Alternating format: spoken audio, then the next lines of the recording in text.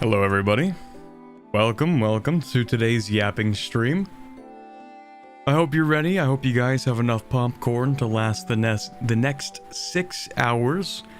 It's gonna be a long one, ladies and gentlemen, because we have a lot to cover today. Also, new stream schedule that I made literally an hour ago. So, yeah, there are streams this week. I just didn't make the stream schedule yesterday. So, anyway, I woke up this morning and I was like, am I really going to do something? Can I be bothered to work today? And then I think about it and I'm like, yeah, I guess I could do something. I guess I could do something today. So we're gonna do like a light, like, you know, 6 or 7 hour long yapping stream, why not? Oh, I didn't make my music loop. There we go. Alright. He's ready for 10 hours of straight yapping. It really is gonna be a long one, because the first stream, this is the second yapping stream, the Yapping Part 2. The Yapping Part 1 was a stream I did like... was that 2 months ago? 2.5 months ago? It was back in May. So June and July has already passed, and now it's August, and we already have one dev diary in August, so that's gonna be great. Let's see, how long ago was that yapping stream? May 21st. So it's been like 2.5 months, kind of. We have a lot to cover today. In fact, aside from telling the shortest imaginable story, we should just get into things, to be honest. Anyway, yeah, I got home like about 10 minutes ago. I got another iced coffee to feed my addiction. However, I decided to change things up and get an iced coffee from somewhere else, like Tim Hortons. Except that was... the iced coffee's $3. $3 iced coffee. Remind me to never do that again. That's a terrible idea. Really not worth it, to be honest. Anyway, I have my source of caffeine. I am ready to yap for several hours. Hey Lambert, how's it going? I hope you're ready for another 7 hours of EU5 yapping, because I'm prepared to get into this. In fact, let's do it. Let's get into the yapping. I have everything set up. I went through, the last time, we went through the first 15 dev diaries, which includes the maps, by the way. So when I say we're at dev diary, what, 15 right now? What I actually mean is that we're not at Tinto Talk 15. It means that we've already gone through the first 15 talks/maps. Because if you go to, like, the next dev diary button up here, then, like, it just brings you to the next one, whether it's a map or whether it's an actual, you know, yapping session. I mean, the maps are also yapping sessions, but you know what I mean. So that's what the numbers mean, pretty much. Hey Ross, thank you very much for the $2 US. Where is Finland in EU5? Just wondering for no reason. You might be in luck, because it's early enough in the game that the Norse settlements in Greenland are not dead yet. 7 hours is ambitious. It really depends on how much I have to get through. Because, like, what do I have queued up here? 1, 2, 3, 4, 5, 6, 7, 8, 9, 10, 11, 12, 13, 14, 15, 16, 17, 18, 19, 20, 21, 22 dev diaries to get through. I don't I think 7 hours is, like, honestly on the shorter end of the spectrum for my streams. Yeah, this could be a long one. 9 hours is more realistic. No, there you go, exactly. That's the spirit. Okay, I don't want to spend too much time in the prelude here because we actually do have a lot to get through, and I would like to probably eventually make and eat dinner, in theory. Right now it's 1 o'clock. But I have no idea when this stream is actually gonna end, so... Will there be harpies? God willing. Ambinar is probably already in the process of making a mod for EU5 as we speak. They just don't want to tell us. They're hiding it from us. Anyway. Tinto Talks number 13. Where the title is EU4, at first thought we were gonna have a nostalgia hour. No, we're gonna have a few hours where I talk about stuff I don't actually understand and try to figure out what these dev diaries mean. Pretty much. Just thinking about when the next Corbett stream would be, I need to hear this goofy ass starting soon music. You don't like the starting soon music? That's unfortunate because it's the only soundtrack I have that I know for sure is copyright free, other than the one I put in videos. So this one track in the background will slowly drive you insane over the next 7 hours. I hope you're ready for that. Because it is on repeat, and it will remain on repeat.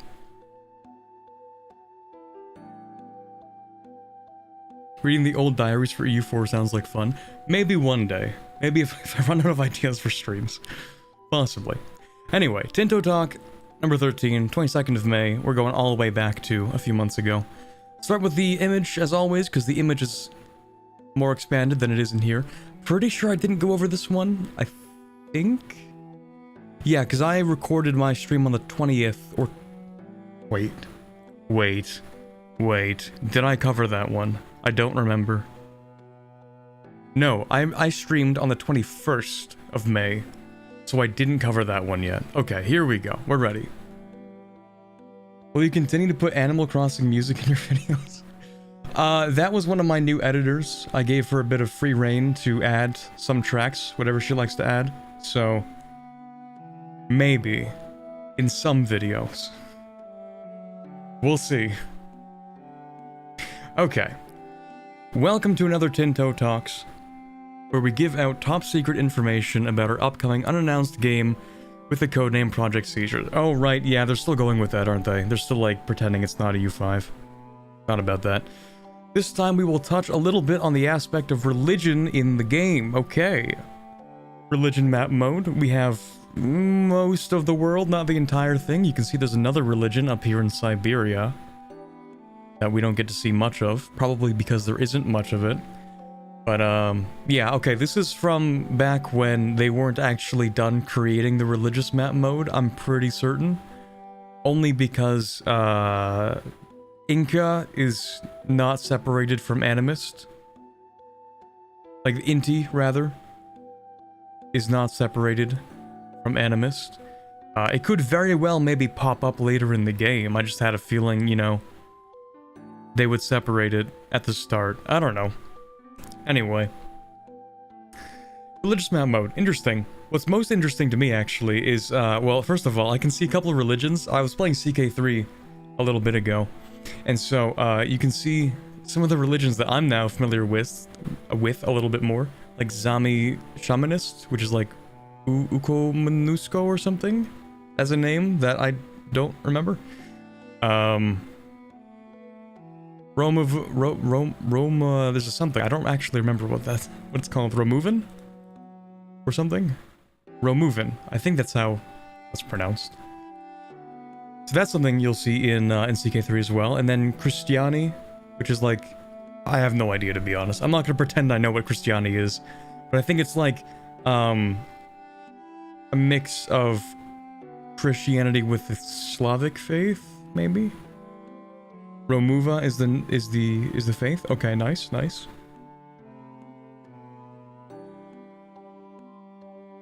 All the impassable terrain in Siberia will feel so fun for everyone but Russia. Yeah, I'm telling you, when EU5 releases, Siberian tribe playthrough will happen at some point.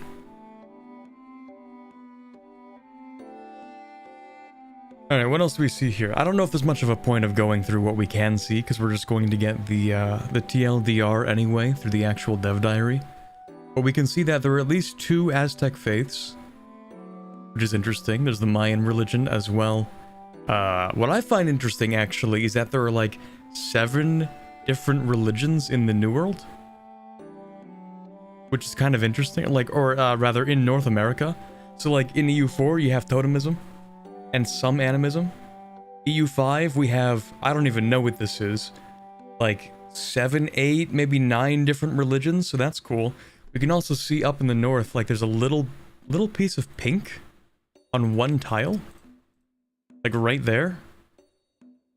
And I don't know what that's supposed to belong to. I don't know if that's like a mistake or if it's intentional or what. But yeah, I'm assuming... What am I assuming? Hold on. I'm assuming every province, every tile in the game must have a religion. Something. So this might be its own religion. This one, I don't know, it kind of looks like animist. It kind of looks like they just put a little pocket of animist up there. I'm thinking that these parts here, sort of like the more desaturated blue, almost looks like Norse. But there's no Norse up here. You see the yellow of Catholicism. I don't know. I'm yapping about the map more than the dev diary, and honestly, we should just go to the dev diary. Shamanist, Tangerist, something else altogether. And then, okay, look at that. Then there's a little bit of purple. Might be impossible for chat to see that, actually. Maybe chat can't see the things that I'm seeing because I'm zoomed in too much. Hold on. Can you guys even see that? Maybe, maybe not. If I zoom out, you guys can see it.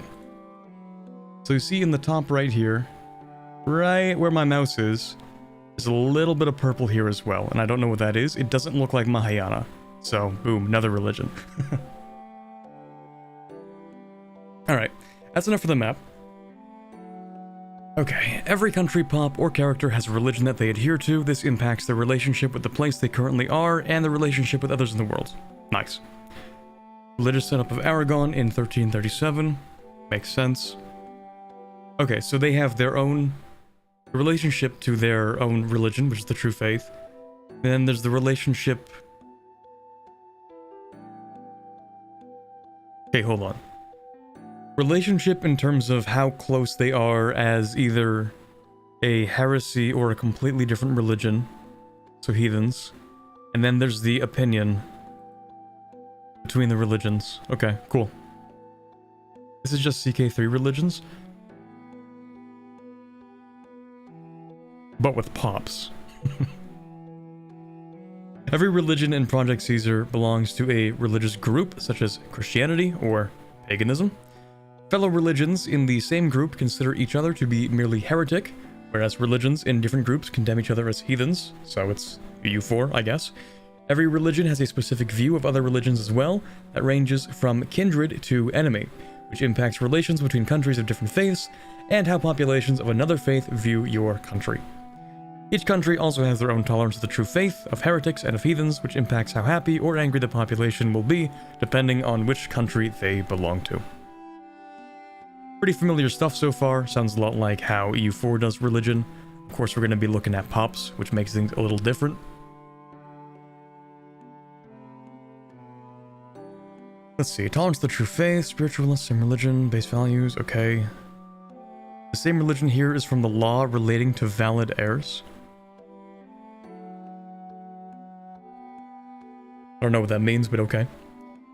The religious unity of your country has a really large impact on the satisfaction of your clergy estate. That, of course, makes sense. Important to know is that in Project Caesar, you just do not send... Hold on, let me try to reread that. You don't just send missionaries to your location and eventually they have changed religion.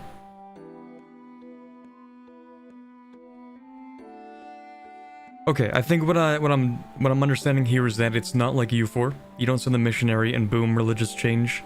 It's more like Imperator Rome, kind of, I'm guessing, where like conversion speed is something that happens over time and it's natural, so you can have it happen in like a ton of different places at the same time.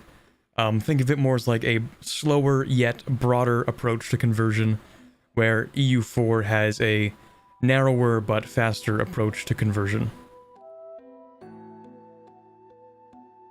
I think that makes sense to look at it kind of the same way that Imperator does conversion, probably.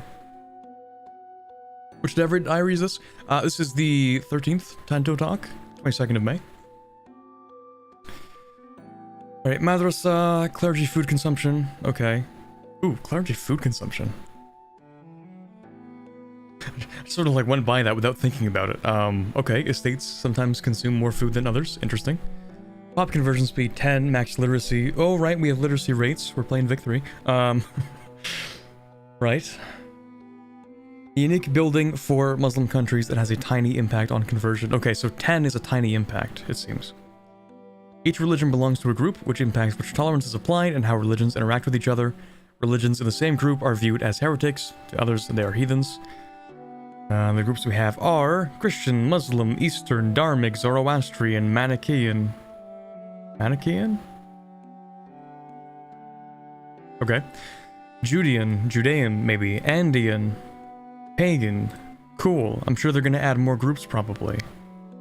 Christian group has Anglicanism, Bogomalism, Christiani, Calvinism, Catholicism, Hasidism, Lollardy, Lutheranism, Miaphysitism, Nestorianism, Orthodoxy, and I'm not even gonna try that one. Cool. So we're having a ton of religions in this game, it seems. Whereas, like in regular, in just EU4, there are like, what, 5 or 6 Christian religions? Catholic, Protestant, Reformed, Anglican, Hussite, Orthodoxy. Oh, there's Coptic, that's a 7th, that counts. 7? I think there are 7. Unless I'm forgetting about one. But it looks like we're gonna have, like, all of them. So instead of 7, we're getting, like... What is that, 12? 12 religions in the Christian group? Nice.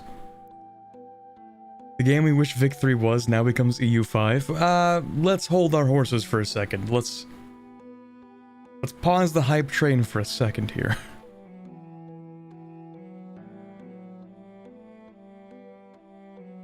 Christianity seems to be the Bosnian church. Yes.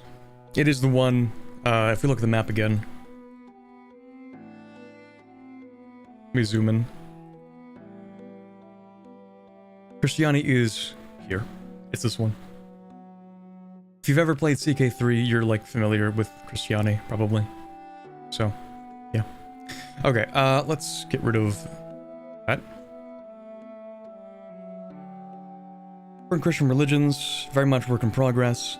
Some games we've made, there are not any major differences between religions, merely being different modifiers, and while some religions in Project Caesar are only a few modifiers, many will have mechanics. Right now we have made unique mechanics for Catholicism, Orthodoxy, Miaphysitism, the various Protestants, Muslims, Buddhists, Shinto, Nahuatl, Hinduism, and the Inti religion. Nice. Each of these will get their own unique later development diary. Now every mechanic or every religion will still have some modifiers that describe them. In many cases, it is things that enable or disable certain mechanics. Some examples include the fact that countries with Jain as their state religion cannot start wars without a casus belli, and that Calvinist countries will never re-roll the dice in a battle as everything is preordained. Super funny. I hope they actually keep that. Now, they talked about Calvin. Okay, yeah, there is Calvinism here. I was about to say, I don't remember reading it, but yeah, nice. Stay tuned for next week. All right, anything that's important. Let's look at, how do I sort by only dev responses? How do I do that? I don't want to look at the memes. Show only dev responses. Nice. Okay. There were a few Norse pops in 1337 and therefore in the setup, but currently is one of those work-in-progress religions with only a few modifiers, as there are others considered a higher priority. Makes sense. There will be future Tinto maps for South America. Okay, so it's not done yet. That makes sense.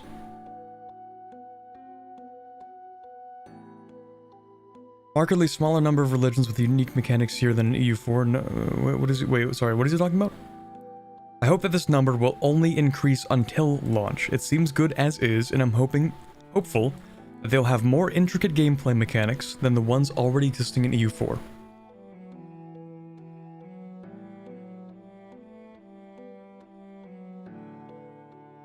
Do I have terrible reading comprehension? I don't quite understand what he's asking, or what he's saying.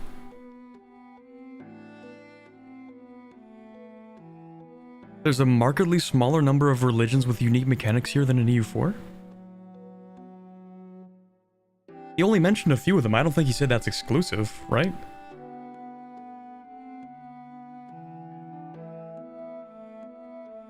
Some examples include... Right now we have unique mechanics. Oh, okay, so he's saying that this list here is a smaller number of unique mechanics compared to EU4. And that, okay, I see what he means. So, okay, so the response is that only Sikhism, Totemism, Fetishism, and Tengri are missing in terms of, like, mechanics that are made right now. So they haven't made these yet, as of when he wrote this. Okay, possibility to merge religions, haven't developed that kind of content. Okay, so that's a no, probably. Some work to be done regarding Islam before considering a final.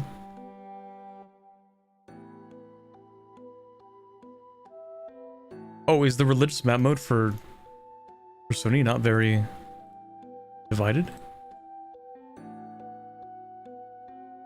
Shiite, Ibadi, Sunni. Okay, so the person's asking if maybe they can add more, what would you call them? Sects? Denominations? One of those words for the Muslim countries? Because maybe there are more than the major three that he wants to see. I don't know. I think that's the criticism. Or the request, I suppose. Let's go back. I'm not going to read too many of these, don't worry. Will we be able to revive dead faiths like Norse or Hellenic paganism? There are Norse pops. Okay, yeah. But he didn't actually say yes or no. There are Norse pops. Okay, cool. Thank you.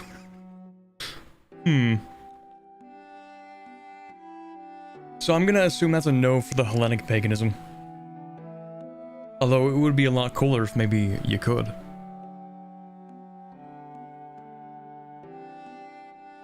Last week dev diary.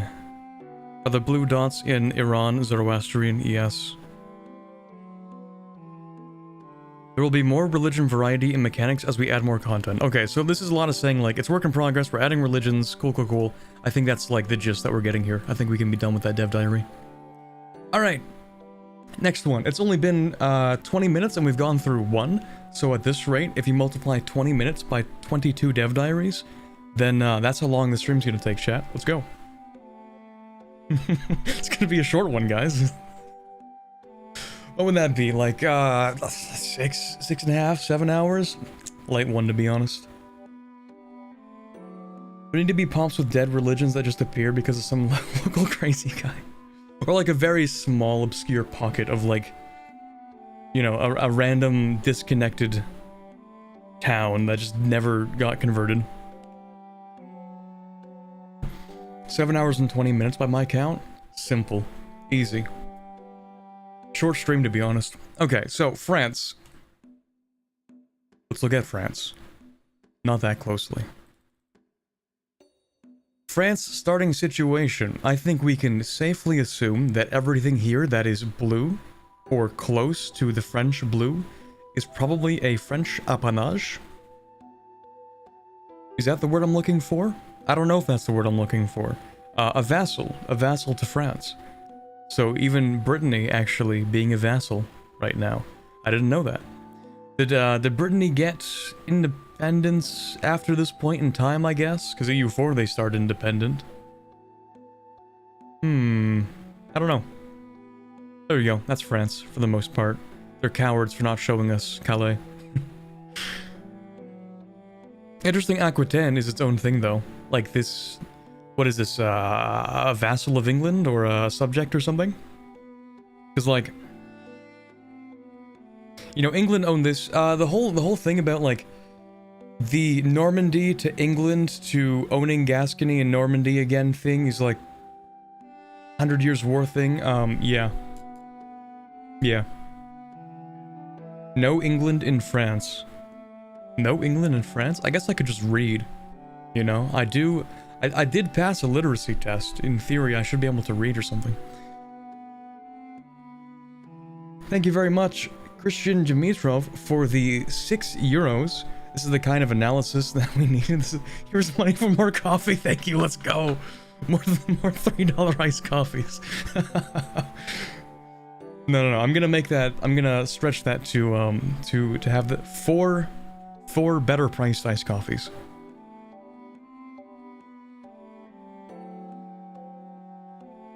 I think Brittany was already a part of France by the 1444 start date, but it just wasn't like that in EU4. Oh, okay.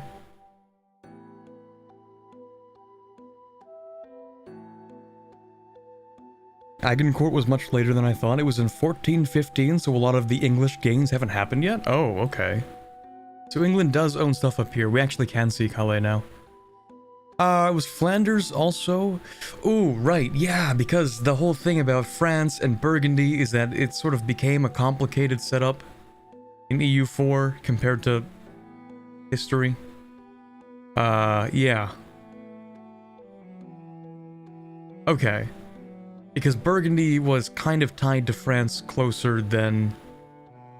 At least I think it was. Closer to France than is depicted in EU4, I'm pretty sure, actually. I think. Although I'm really stretching my knowledge of history at this point. A lot of references, a lot of making stuff up at this point.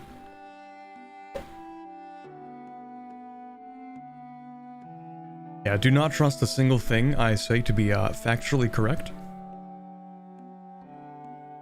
Interesting that they have the Channel Islands as like their own separate territory though, that's funny. I wonder if like both of them are, actually. Each island independent or its own thing. Why so much blue?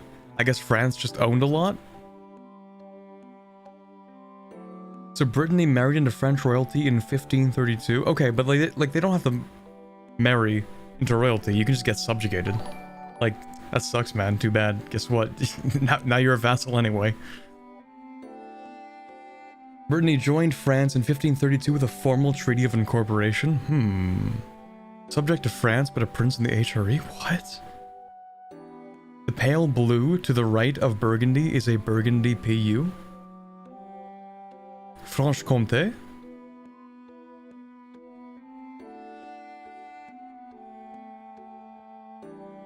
So are all these French subjects? I think all of the ones that are like colored similar to France are French subjects.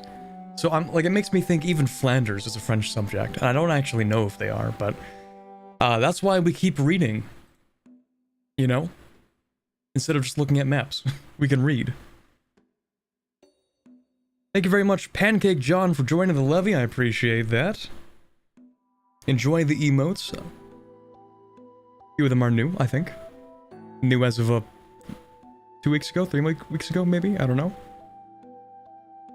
Burgundy was nominally a French vassal, yes, but they were so powerful that they were chosen to be independent in the EU4. Okay. Interesting.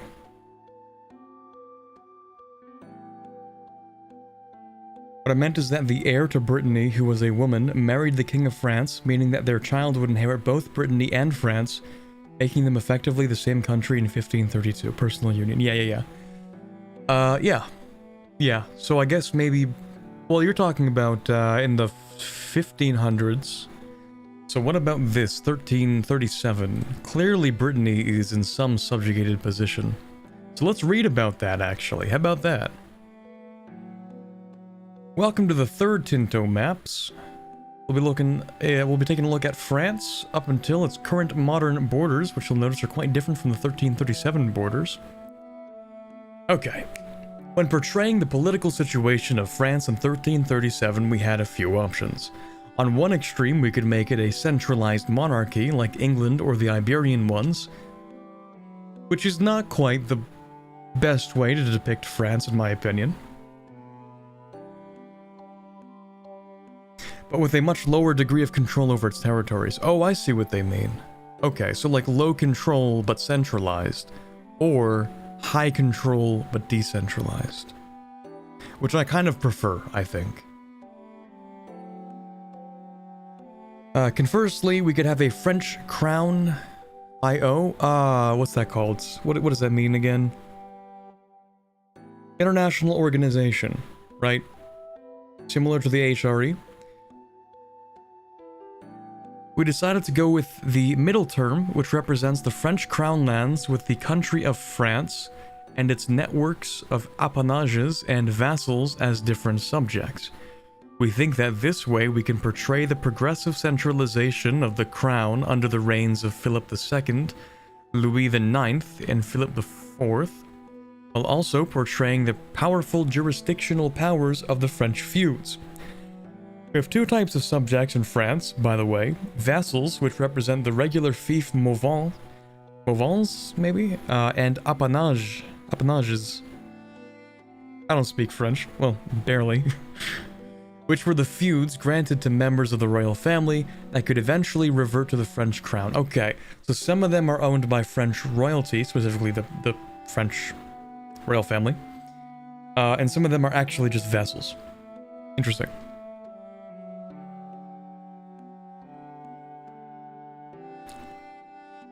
It's like when you're playing CK3 and you have enough people in your dynasty, so you decide to hand out titles to people of your dynasty rather than like random strangers, so that you can get like more dynasty thing. I don't know. I don't play CK3. Maybe that's a terrible strategy, but it's fun to do anyway. You may also notice that there might be a problem incoming related to a couple of English possessions in the mainland.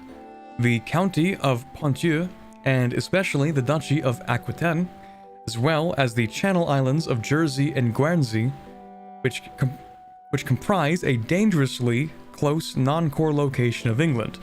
They aren't big enough to be a worthwhile subject country, even if that might be a more accurate representation. So this part, right, I see.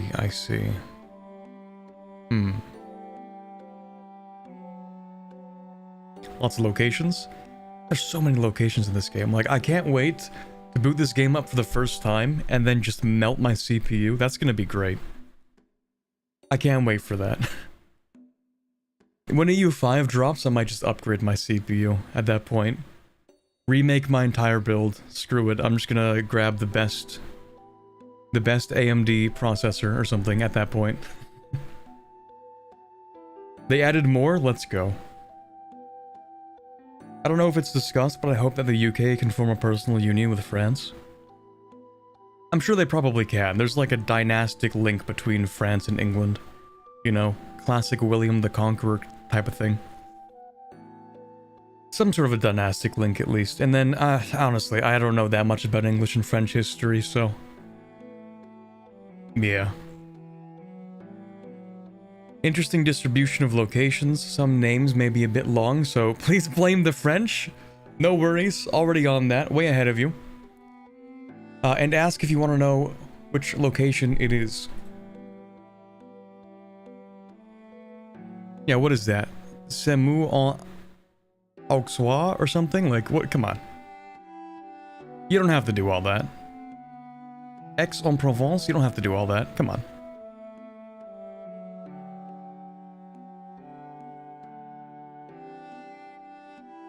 You can do it in EU4, so why not in EU5? Well, it really depends on the mechanics. It's also a different time period, right? EU4, you can just start with the let's have a personal union thing with England, but I don't know. It's kind of early, much earlier, 100 years.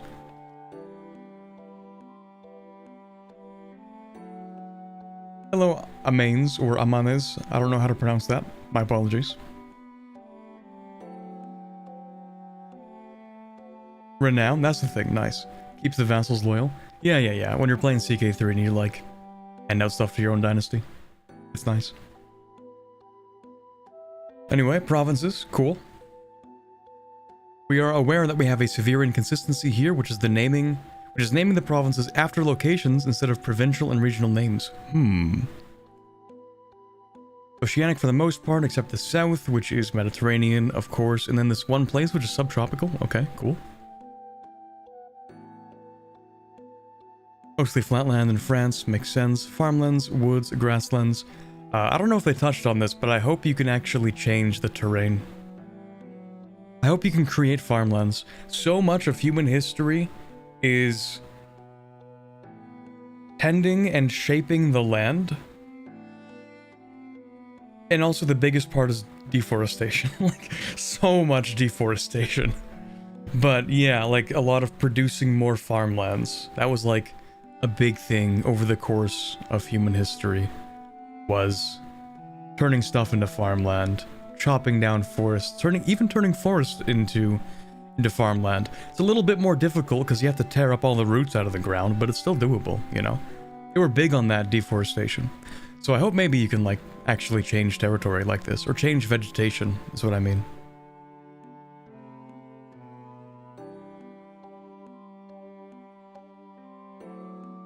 I hope they have urban provinces like Anbanar. I think they mentioned that, didn't they? A territory can either be rural, a city, or a metropolis or something. They're taking a page out of the Imperator book, if I remember correctly.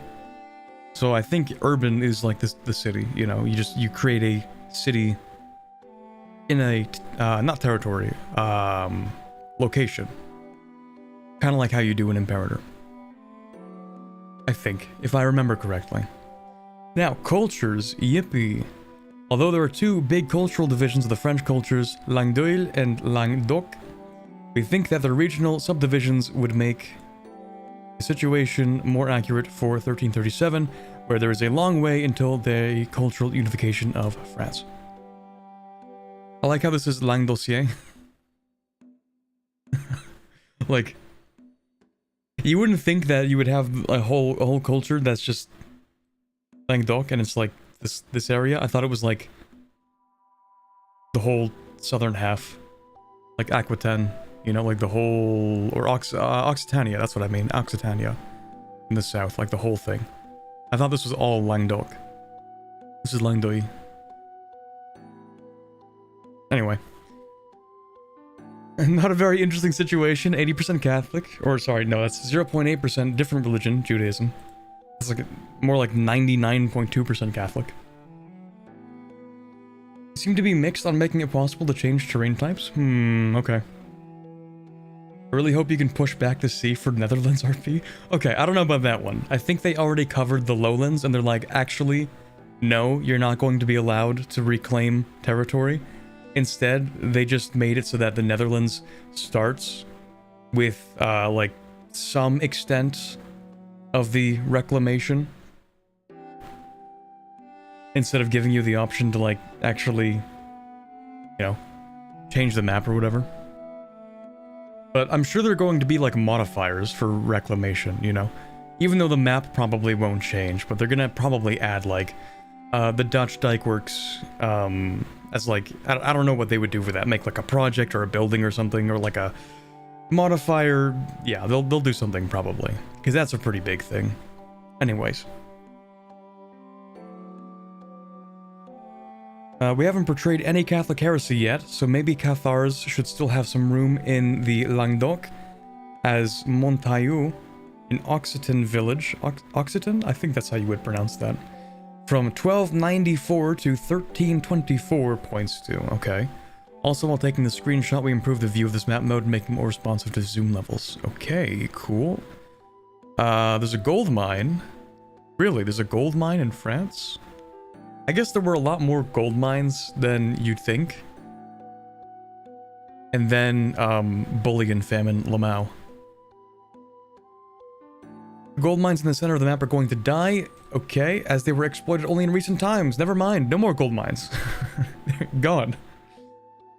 We're getting the bullion famine early. Let's go. Markets. Oof. Absolute total Bordeaux domination in the south. That sucks. But if you're playing France, you can probably fix that easily. Population. Pretty hard to read, but you can see that Paris is already kicking it off with 374,000 people. At least I think that's Paris right here. I think this is Ile-de-France.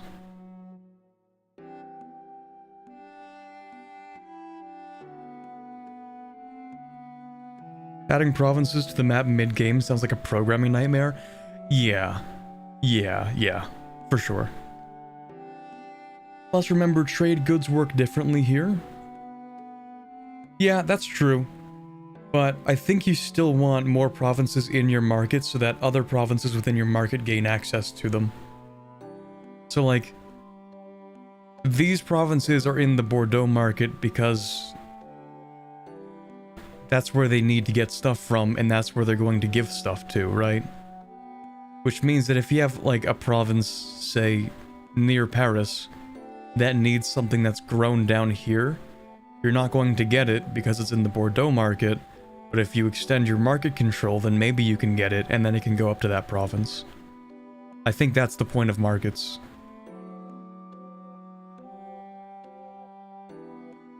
Paris had already replaced the fairs of Champagne as the main trading center of the region, driven by the growth of the crown lands and the royal power in the 13th century.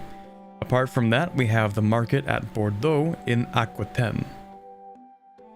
Right, population. Ooh, what is this? Population and also how it looks with colors when you have the country clicked. Paris, centralizing France since Hugh Capet. Oh, I see. That is an interesting map mode. Wait, so this is the actual map mode, is that when you click the population button, it actually is just gray. And gives you pretty exact numbers. But also, if you decide to click on your country, you see like all of the places that have no population, and then boom, the one tile with population in the center. I also like how it groups things up. So you can see in the south here, there are 5.646 million people. So it groups it up to make it like more readable. And then in this upper area, I think that's wait. No, that must be the population of the entire country then, 5.646 million. Because the number's repeated up here. So it's not the south part and this upper part. It's just the entire country. Okay, interesting. That's it for today. Next week we'll move to the northeastern part of Europe as we look at Poland and the Baltic. Okay, based. Show dev responses to see if there's anything interesting.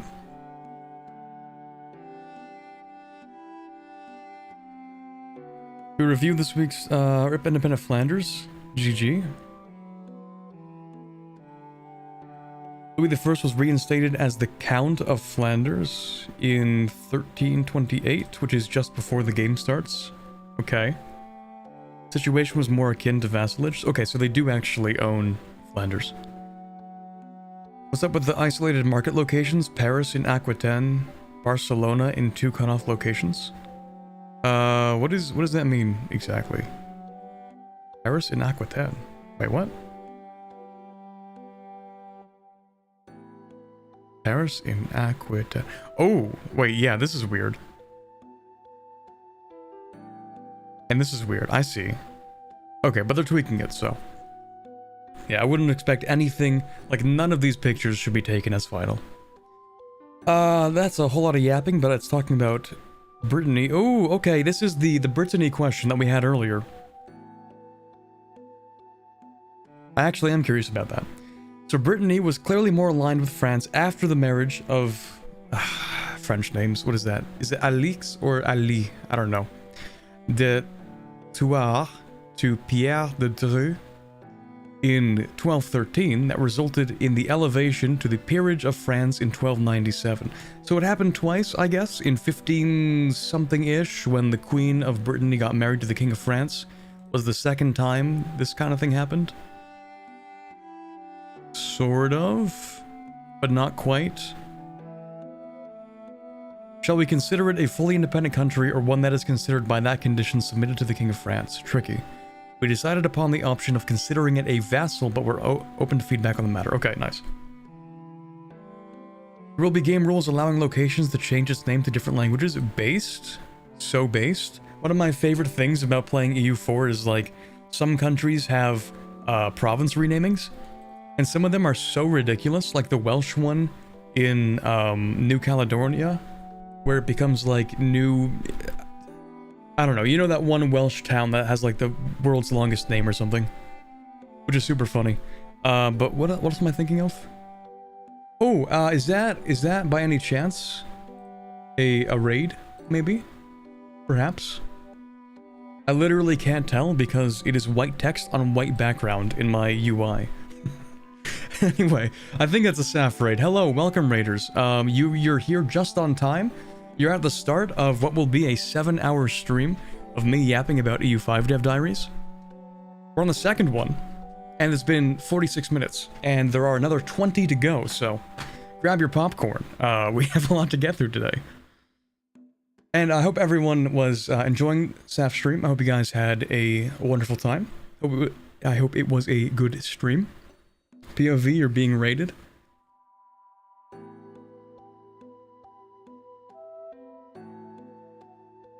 Quick catch up for all the new people coming into chat.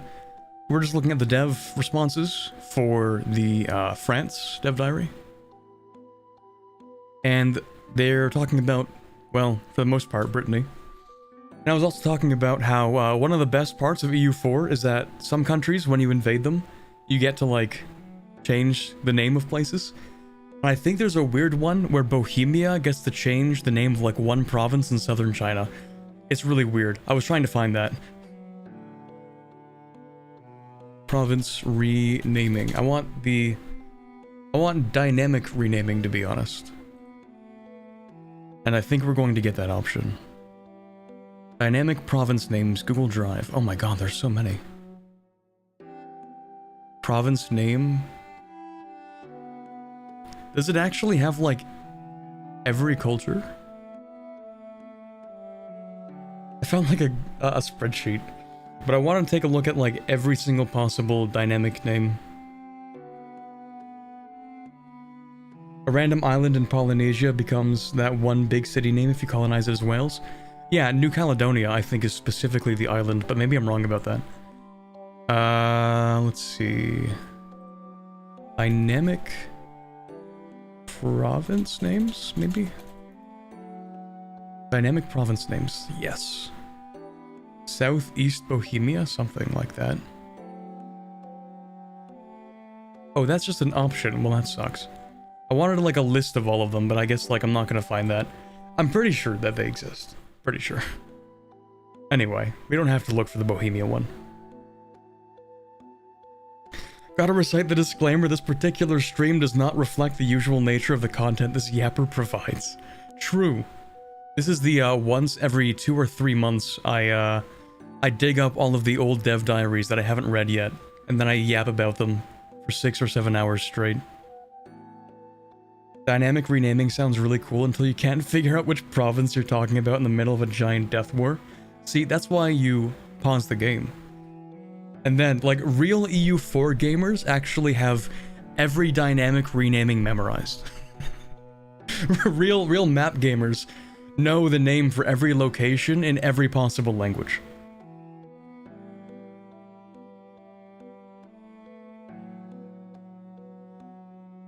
From 4 years ago, here's a map.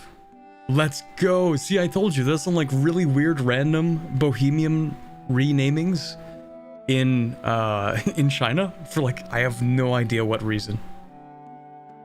I have no idea. Even in Ambanar, especially in Ambanar. Anyway, yeah, funny dynamic renamings. Okay, what was number 3? More generally, would our country name change from Brittany to... Don't ask me to pronounce that. Should we make that cultural transition?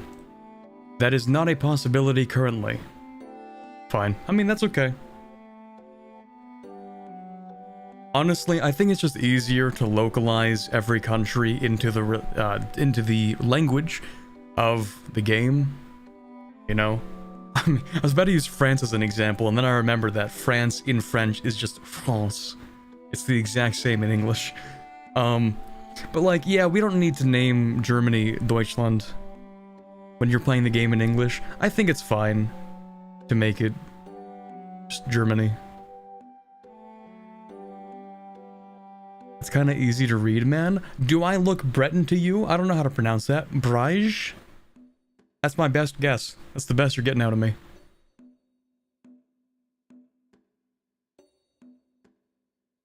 Okay, let's see. What was the fourth one? 1, 2, 3, 4. Making all the western counties wood is somewhat inaccurate. There should be some kind of health terrain for certain more barren parts of northwest Brittany. We'll take it into consideration. Maybe making it sparse instead of woods. Interesting.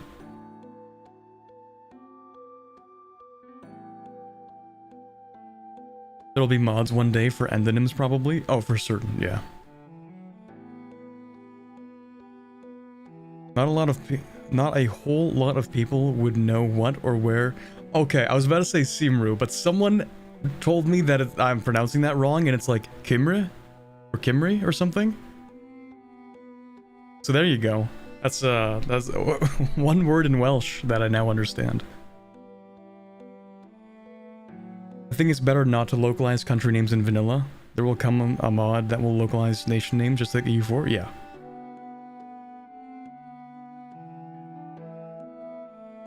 Anyway. Do you accept suggestions for localized names for locations and provinces? Okay, sure. Would English possessions in France be in a PU with England while also being subject to France? Ooh, could they be mutually exclusive? Interesting. I don't think we'll be able to solve this matter considering that France and England couldn't do so in 1337. So real. So English possessions in France are under England. That's the closest approach to how they were governed daily. Makes sense. Cool. Then we come to the Andorra question. Is Andorra going to be a subject of Spain or France? Technically, I think to this day it's still under joint administration. Technically. I don't even know if Andorra has a government. Do they? Or is it just like... Hold on, let me take a look. Does Andorra have a government? Sovereign landlocked county on the Iberian Peninsula, bordered by France and Spain. Yeah, but like...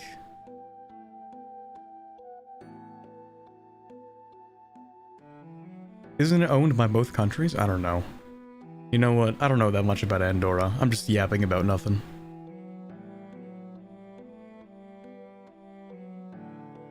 Wait, sorry, what? 10.2 million people visit Andorra annually?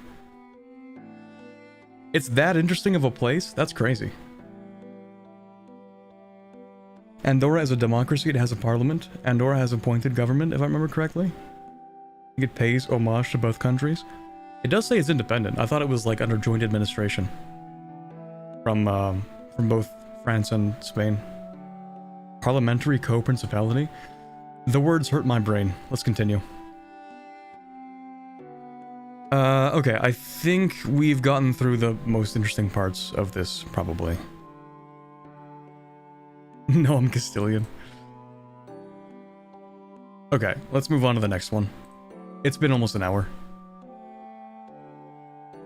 Tinto Talks number 14, 29th of May, 2024. Nice artwork. Very nice. This looks like the, War of the Roses? Nope, that's way too late. That's way later. But definitely very English. This gives me generally British vibes, you know? This is, what is that? The Lancaster? I don't remember which rose this is. One of the English ones. That's actually just the Welsh dragon. Right there, so. This has to be something that's like English. This is the War of the Roses? Wait. Oh, right, I'm stupid. This isn't CK3. This game plays... Way later than 1337. Yeah, this could be the War of the Roses. What am I talking about? Of course it would be War of the Roses. Okay, anyway. Alright. New feature. The core of the system was one of the first things I designed back in the spring of 2020, a feature that could be described as both a narrative and mechanical guide for the game. This is something that has been inspired by the incident system from EU4. The incident system? Chad, am I forgetting what... I play this game, I don't remember what the incident system is.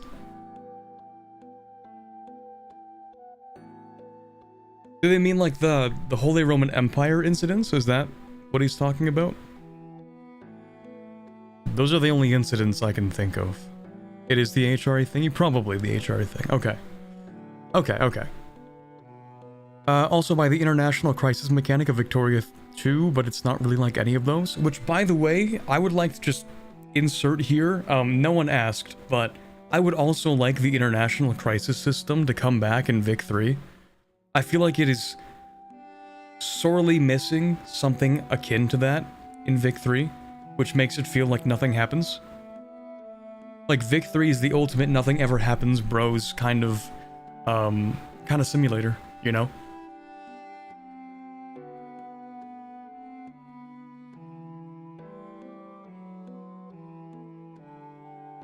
Unrelated to EU5, but would you be interested in ever making a video or doing a stream about the Code Geass total conversion mod for EU4? I honestly, probably not. Probably not. Unless it's like really good. Probably not. Oh, and greetings from Finland. Hey. Okay, if it's Finnish, I don't know if I'm just gonna anglicize it to late, or if it's supposed to be like latte or something. You let me know.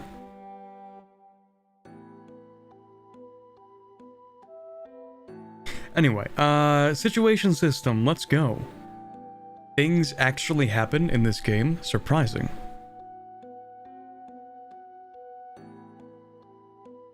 Both is good? Okay, I'll probably just go with late, because... Anglo, I'm sorry. So what is a situation then? Good question. You could describe it as content that involves multiple countries over a period of time. In Project Caesar, we're using this feature to create a historical narrative that creates different experiences, as our goal is to have an immersive and varied experience for the player. A situation can have unique actions, events that trigger, and other types of unique content, and each of them will have its own UI and map mode. If a situation may involve or affect you, it will show with an alert in the new color of purple. Let's take a look at some of the situations we have. The Black Death. Let's go, baby! Can't wait to boot up a fresh game of EU5 and then watch my country burn for the next 30 years. Huge dub.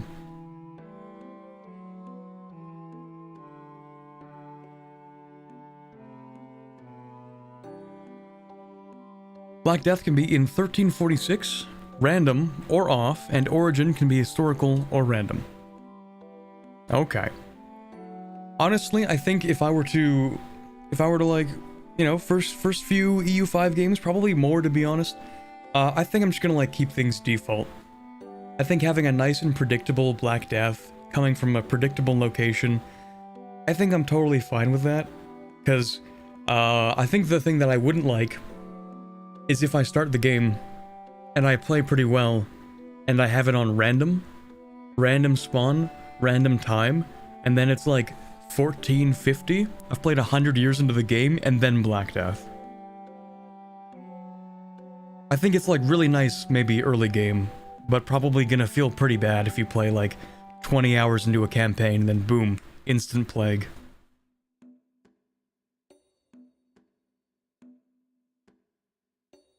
Code Geass and watch along when? I actually did watch all of Code Geass like 2 years ago or something. It is a good show. It is one of my I wouldn't say it's not my top 10, but like it is a good show. It's like pretty up there, I'd say.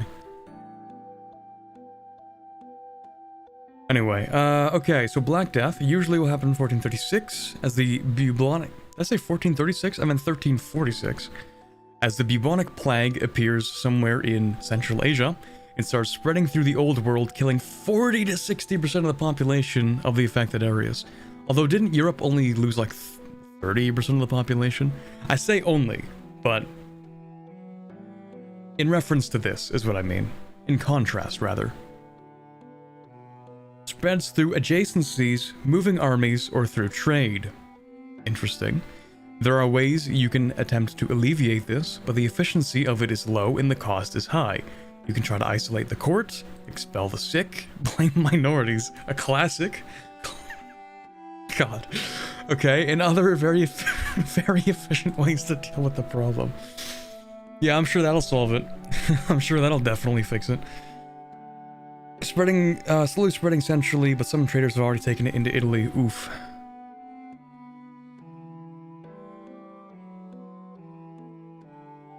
Shouldn't it be less effective if it comes later? I don't know, maybe. You know, the medical advancements between like the 1300s and the late 1500s, I imagine, were not that crazy. I mean, sure, they did do the whole Renaissance, and Renaissance did include a little bit of like biological study. But I think if the Black Death happened in like 1580, it would have been just as devastating. You know what I mean? I don't think it really... In fact, it could have been even more devastating. Because remember, the Black Death came at a time of high population in Europe. Like, high population density. The Black Death, wiping out a third of the population, made it so that, like, population levels took a while to recover. So... the longer you wait, in fact, the worse it might get because of population density. Or maybe it would be just as bad, because I think the population density sort of created a population equilibrium, where after a certain point, you just don't have the farmland.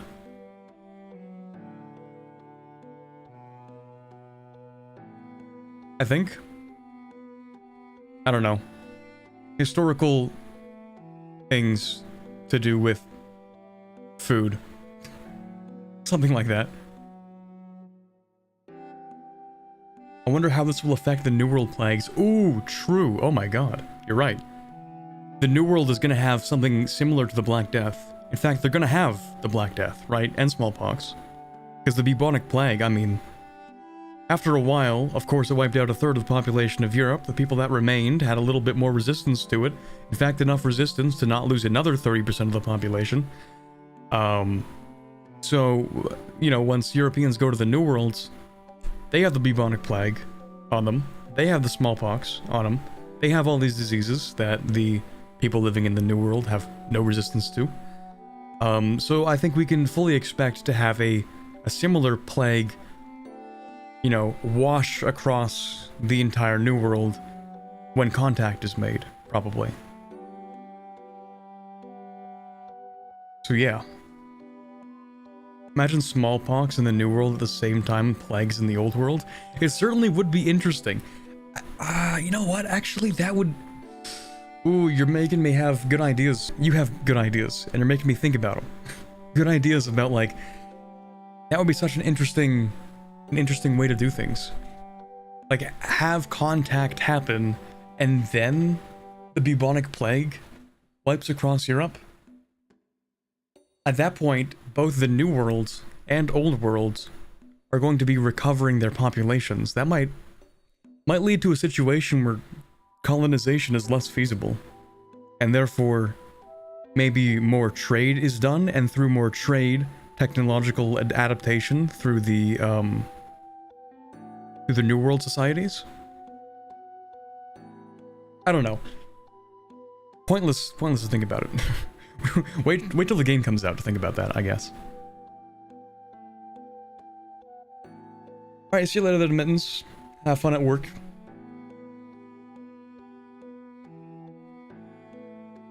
Can't wait to play natives in the New World. Unironically, I think it could be interesting. I don't know if that was meant to be like a joke, as in like nobody actually plays natives in the New World, but as the resident North America player, or resident America's player, I guess also Australia, so all of New World player, I actually will find that interesting, okay? Pandemics will kill trade, true, that's a big part of it. Anyway, we've been talking about the Black Death. This isn't even about the Black Death. Like, this is about, like, situations as a whole. So let's move on. Italian Wars. In the Age of Discovery, this was probably the most important situation for anyone in Western Europe. It is about control over Italy, and it will happen as soon as a French or Iberian major power, or the Emperor, declares war on an Italian power. So this could happen, like... No, it's gonna be in the Age of Discovery, so it can't happen instantly. But as soon as the Age of Discovery happens, it could happen instantly. There will be up to 6 different leagues that will fight over control of Italy. The French League, an Iberian League, the Emperor's League, and up to 3 Italian leagues. The first 2 will dynamically select their leaders based on strength calculations. If one league gets hegemony over Italy, as in owning 60% of the region, either through conquest or diplomacy, then they will win. The Italians can also win by making sure the foreign leagues are destroyed through a special peace deal. Leagues can be abandoned, and anyone owning locations in Italy can join one of them. Interesting. How many Aztec games have you played? At least 3 or 4. I think I've done the Aztec start, maybe not a whole Aztec game, at least 4 or 5 times.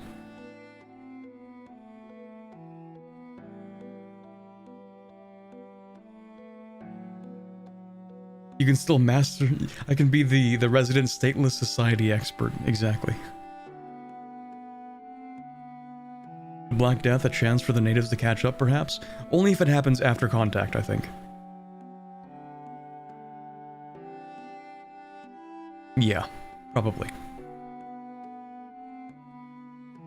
Okay, the situation allows enemies and rivals of foreign league leaders to intervene and assist the defending Italians, and also grants access to unique interactions in order to send aid of any kind, attract cheaper condottieri, and even create a new Italian league. By the way, chat, I actually, I should have asked this earlier. Is everything readable on stream? Should I zoom in? Like, would this be a lot better? Or is it fine as it was?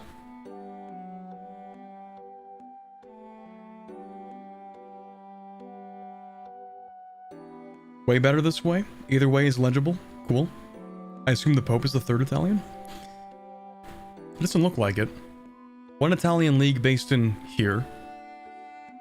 No, wait, these are a lot of capitals. These can't all be leagues. I think it's gotta be the Neapolitan League, right? Or, hold on a second, no. It's the Venetian League. You can see, it's really, really hard to see. But you can zoom in and see that there's a little Venetian flag here. Tiny one. And I think that indicates that they are the leader of a league, the same way that there's the French flag up here, for the French League. This must be the Venetian League. I think that's the pink one. Because Venice is in the pink here, right? It's the little... You can see Venice has this little part as well, and that's pink. So the Venetian League is pink. The Emperor League is... Bohemia? I don't know. Bohemian flag, but they don't seem to be... They don't seem to be interested. I don't know. Maybe I'm wrong about that. I don't see any flag for the Iberian League, so I actually have no idea what's going on.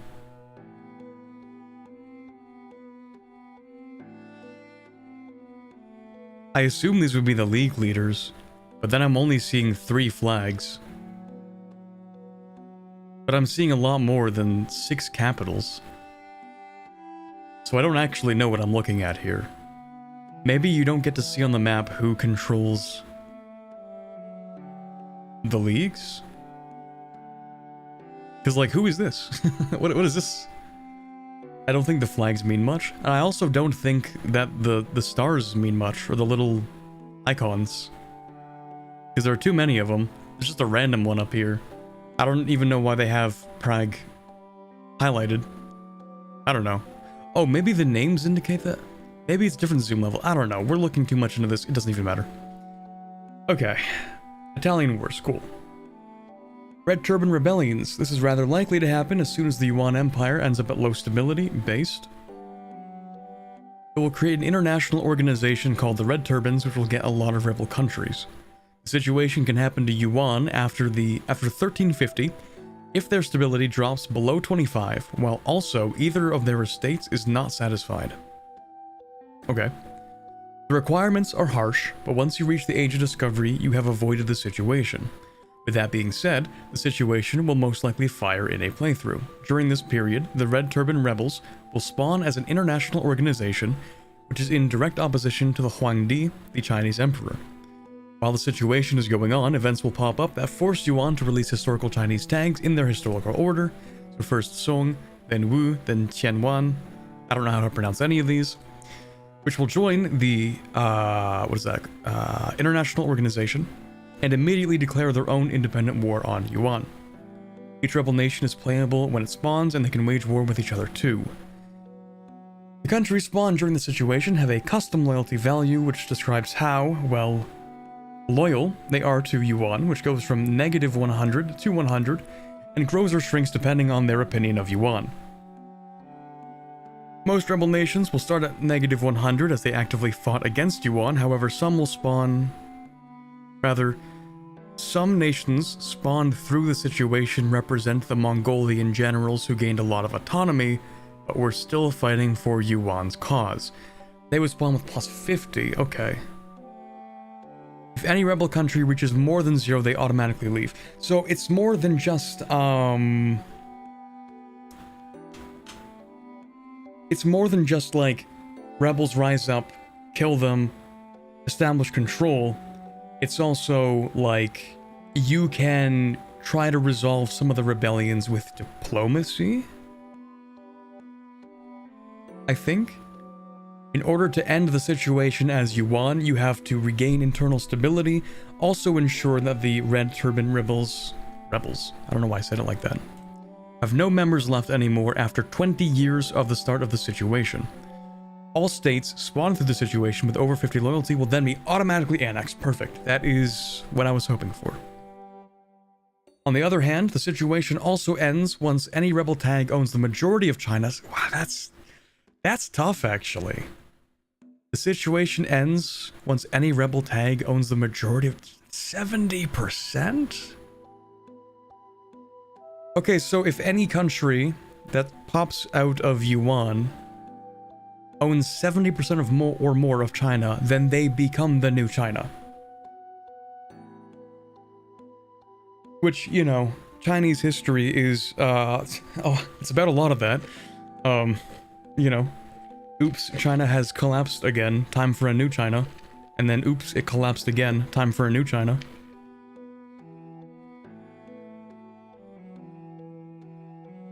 Does it mean that the rebellion is completely avoidable? It says in theory, but in practice, it will probably not be.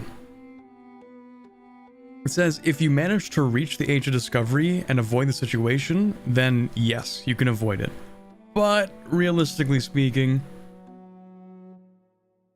it's probably going to happen. You say you like Chinese history, name 2 of their songs. Well, that's one of them, right? That's one song right there. And then, I'm sure if you manage to win as them, then you become the Song Dynasty of China. So that's 2 songs right there.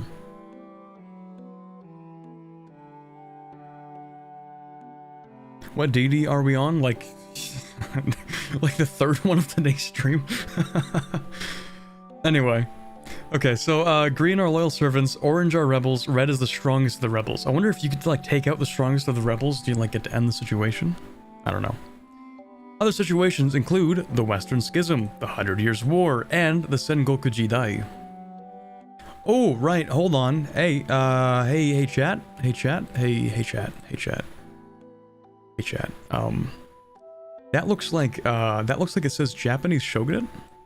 Where are my daimyos? Where are my daimyos, chat?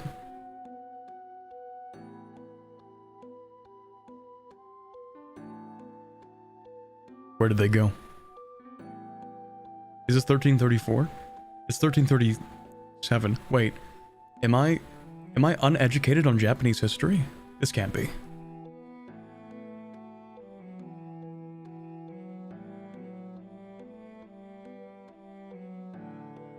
Hold on. Hold on. Wait, Japan was unified before the Sengoku Jidai? That's crazy. I thought it was like disunified and then the Sengoku Jidai was the period of consolidation.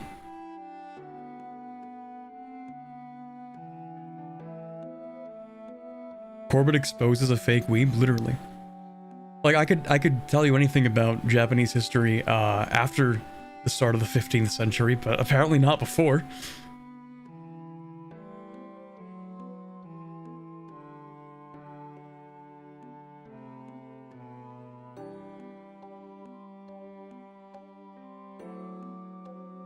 Hold on, okay, so there's a bit of interesting history here. From 1346 to 1358, during the Nanboku-cho period, the Ashikaga shogunate gradually expanded the authority of the Shugo, which is, I don't even know what that is. Shogun, I guess, but not called the shogun? Military governor. Okay. Okay, I'm not gonna read all of Japanese history right now. But, okay, so I just don't know anything about Japanese history. Cool. At that time, Japan was in the North-South court struggle.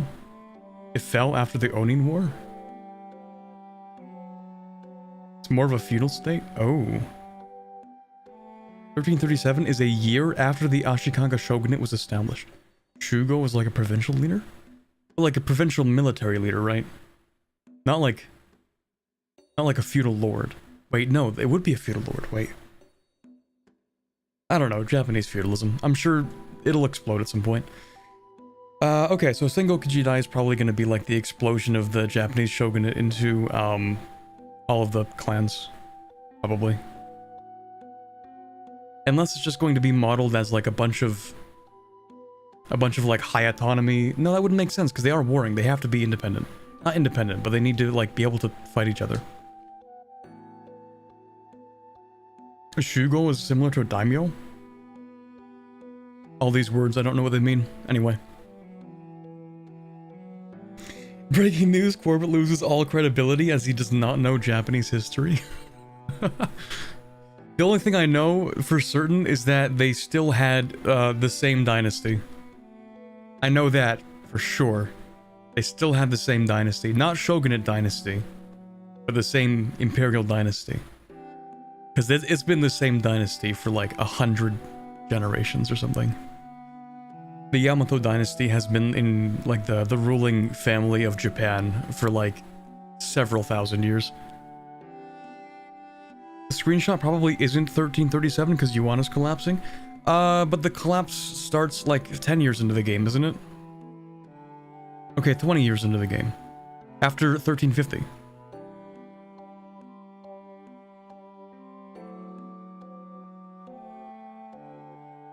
You might have your VTuber license revoked after this. Okay.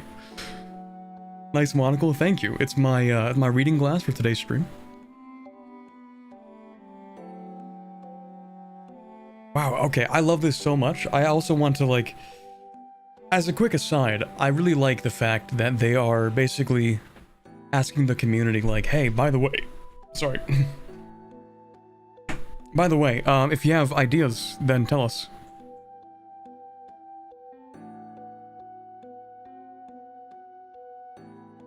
I think that's really cool.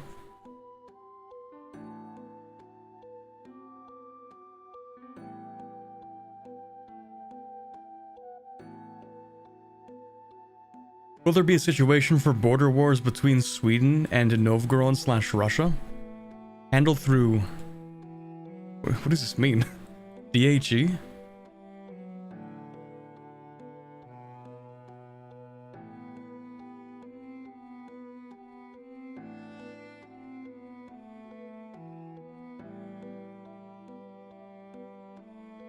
Hold on, I'll think of it. Give me a second.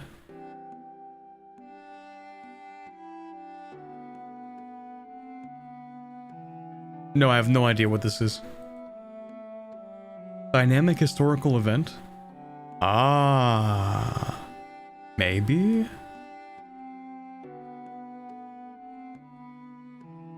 Drawn out horrible events. Draconic Holy Empire. Okay, D Holy Empire. Alright. Also, thank you very much, Braden Clampett, for the... I think, if I have to guess, that's Australian dollars. For the 2 Australian dollars. History with Corbett, trust everything. Yeah, whenever I say something about history, I think it would be best if you just don't look it up. Trust me, bro. It's definitely right. Absolutely true. If I mention anything, just assume that I have done all of my research and that I've actually written 7 papers on the topic. Because I'm never wrong about history. Famously. Basically stuff like the Burgundian inheritance. Okay.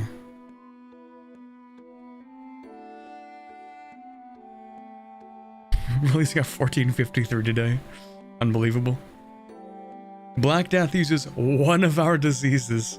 Let's go, baby. Time for absolute death and destruction. Through plagues. I love this. Okay. Could Castile join the Iberian Leagues? If it has a presence in Italy, yes. Cool. Which in theory you would think that it would, right? Because you know there was a whole Spanish Italy, like that was a thing, historically speaking. Real, actually. Oh yeah, my delayed alert thing. Welcome back, Casper.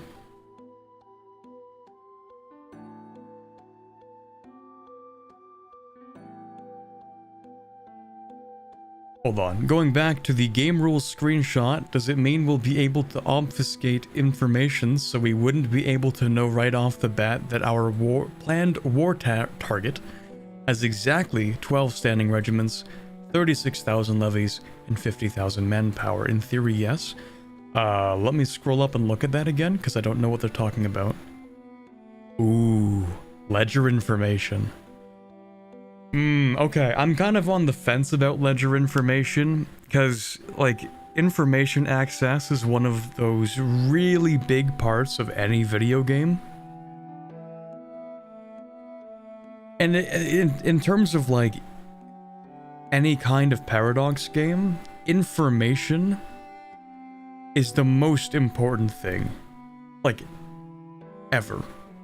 So... most Paradox games just kind of give you all the information that exists. But every now and then, I kind of feel like maybe we shouldn't have everything, you know?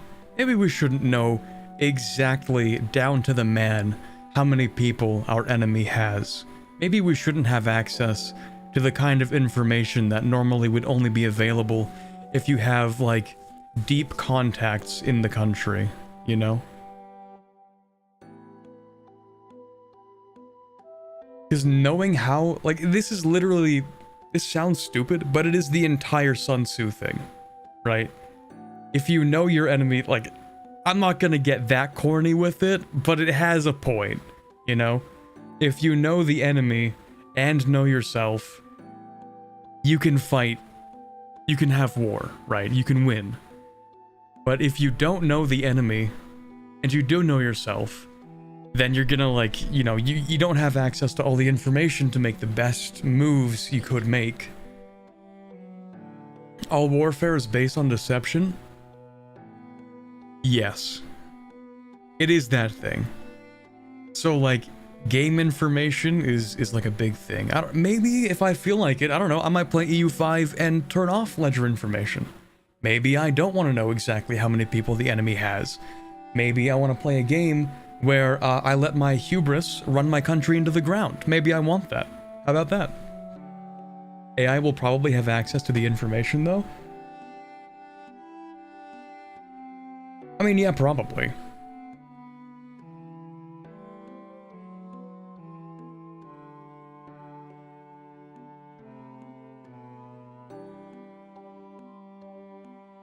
Anyway. Will the Evangelical League use a different system where its religion would fit? Yes, nice. You can just turn it off. Cool. Are all situations adjustable in settings, or are just some?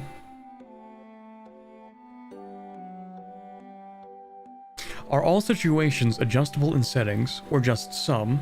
And are the ones that are adjustable all able to be turned off? No. This is 2 questions.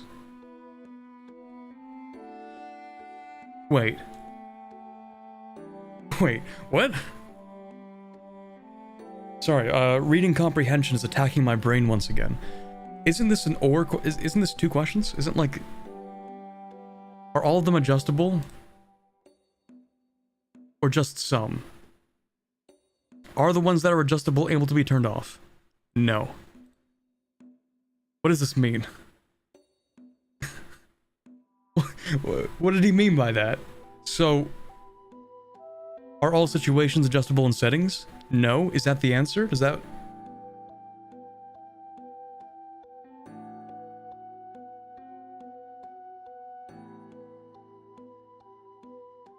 Both? Their answer is no? So not all situations are adjustable in the settings. And the ones that are adjustable cannot be turned off? I think that's the only way to read this. But ahead he said you can turn it off. So we have to piece it together. So in this one he said you can turn off the Black Death, which means some of them can be turned off, but not all of them are adjustable. I think that's what it means.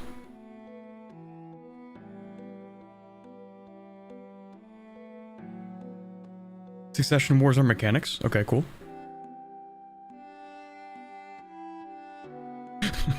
Classic. What about non-historical situations? That's mechanics, okay. 100% moddable, so based, oh my god. Oh my god, if this game turns out to be good, it might actually... Oh, I don't want to hop on the hype train so much. But if it's actually good, like really good on launch, we might have the magnum opus of grand strategy.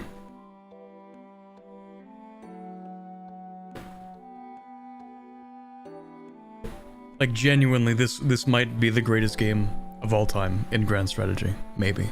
Maybe. It's a really big maybe. Don't quote me on that. Do not bring this clip up when the game releases. It's a maybe. There'll be some in every age, so based. I feel like as they go further into the game, they're going to have to get less and less railroaded and less scripted. Why? Well, because you can count on a few things making sense, but like, if France doesn't exist, then a French Revolution scenario would not make sense.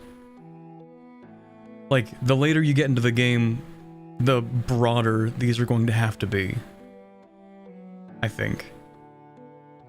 You know, if you're England and you take all of France or something, then there will not be a French Revolution. You'll just have to make a generic revolution. But anyway, I think that's good enough, probably, for this this one dev diary. We can move on. Because it has been... Oh my god. I'm not even spending 20 minutes. It's a whole half hour I'm spending on each dev diary. I'm never gonna finish these. You're yapping a lot today. Buy some iced coffee.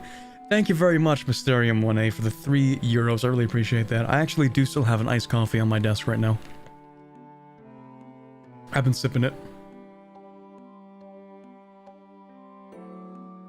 Would it? Even if France doesn't exist, the conditions that brought about the French Revolution can exist? Yeah, but what I'm saying is it wouldn't specifically necessarily be the French Revolution. So we're talking about Sengoku Jidai. That's pretty specific to Japan. We're talking about the Red Turban Rebellion. That's pretty specific to Yuan. But by the year 1800, the world could change so much that, you know, maybe you can have some of the ones that are historical towards the end of the game, but they're probably just not going to fire as reliably, or they might not make as much sense.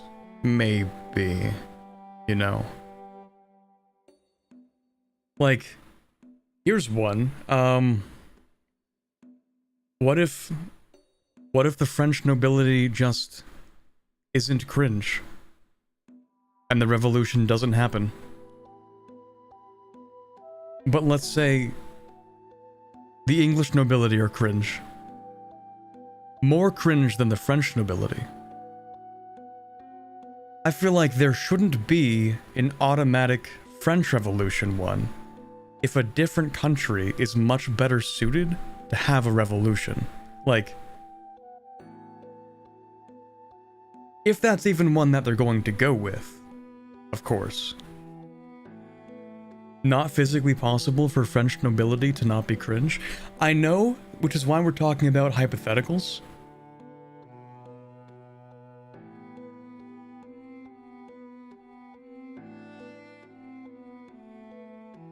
I think they should make it so that it can fire in any country that best fits the requirements. Exactly. Exactly. Which is why I said, you know, the historical ones are probably not going to exist so much in the late game. Probably. Thank you very much again, Braden Clampett, for the $2 See you later, Corbett. I have to go back to work. Cursed. Alright, well, I appreciate you spending some time here. And also for the super chats, of course. Actually, there's a little pop-up message on your super chat. There's a 5, and I assume that means it's the 5th super chat, so thank you very much for 5 super chats so far. I appreciate that. Since French nobility's cringe came about a centralization of power, then high absolutism will probably be the cause, huh? Yeah, and I mean, that is reflected in EU4. If you have a certain amount of absolutism, the revolution is more likely to spawn in your country. High absolutism, revolution likely to spawn. And again, I know nobody plays until revolutions in EU4, right? No one plays that long, but let's try and dig up knowledge from like the 2 times anyone's actually played that long. But revolutionary provinces, they spread in countries with the highest absolutism. It's based on the absolutism of the country, right? So yeah, it's probably going to be high degree of absolutism, high degree of centralization. It's going to spawn a revolution in some country. I think it's going to be similar to EU4 in that regard, because the EU4 revolution is dynamic. It can spawn in any country with, I think, enough absolutism. Except China. Specifically, it cannot spawn in China. Or China itself cannot become revolutionary in EU4. If they have the mandate. Which is kind of funky, but oh well. Napoleon without French Revolution? Should there even necessarily be a Napoleon? We're talking about 500 years of simulated history. There may be no Napoleon. What if France never owns Corsica? Maybe there won't be a Napoleon. The French Revolution was inspired from the American one, so it wouldn't make sense in any case. I mean, inspired, sure, but I think the conditions which led to the French Revolution probably would have created a revolution even if the Americans didn't have a revolution. Inspired, probably. That would make a lot of sense, of course. However, the conditions were still there. They could have had a revolution, even if the Americans didn't have a revolution. And in fact, I would say probably the conditions in France were the more influential factors than, oh look, the Americans did a revolution. You know? Anyway. Technically we're still talking about like the last dev diary, and I've moved to the next one anyway. Okay. Tinto maps number 4, 31st of May, 2024, Poland, Ruthenia, Baltics. Here we go. Livonian Order, Teutonic Order, bunch of tags never heard of before. Poland with their subjects, Duchy of Lithuania, not the Grand Duchy, still just regular Duchy, the cringe version. You know, when you think about it, it's kind of crazy how large Lithuania became in history. Like, Lithuania was like this area, and then they're like, yeah, I'm gonna take this. And then they just yoink. Galicia Volhynia, that's the Gold Horde. And that's Novgorod, and I think this is everything we care about.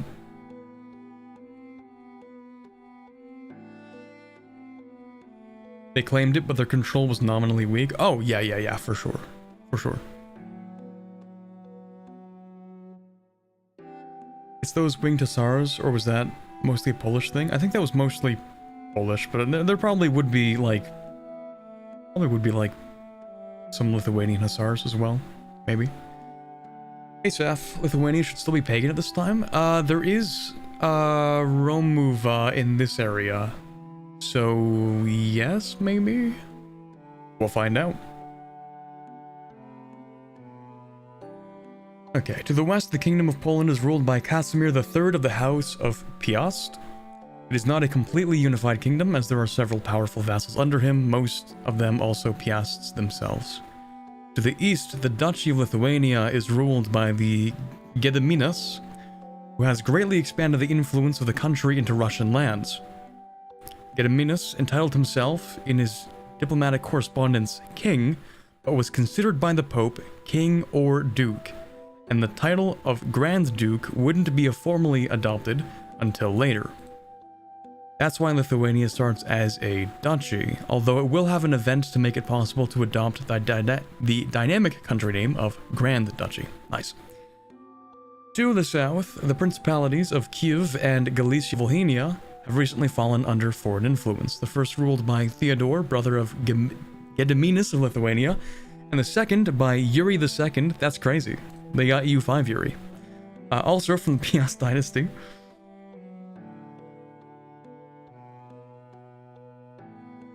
Before the wedding with Edviga, assuming that's how that's pronounced.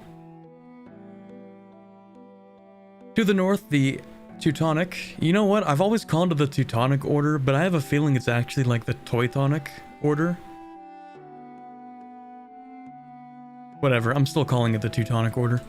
And the Livonian orders, which conquered the lands of Prussia and Livonia a century ago, are at war against Poland and Lithuania after a long-established rivalry. Also, a side note, we will talk about Moldavia in the Tinto maps devoted to the Carpathian region, as it is currently in a placeholder spot. Okay.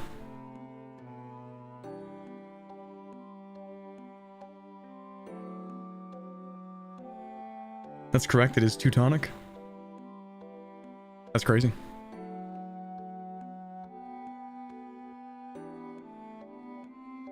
New map mode, diplomatic one, let's go. So they start at war, Poland, Lithuania, respective vassals. I have a feeling it looks like it's gonna be one-sided just because, you know, Lithuania is big, Poland is big, but honestly, I feel like these two are gonna get kicked. I don't think Lithuania actually has enough control over their conquests in the east to levy a large enough army for like these conquests to matter when it comes to war with these two.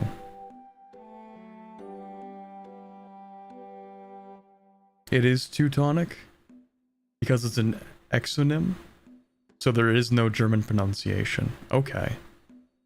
In German, they were just called as, they were known as der Deutsche Orden, or the German Order. Nice. Bohemia at this time was pretty strong. True.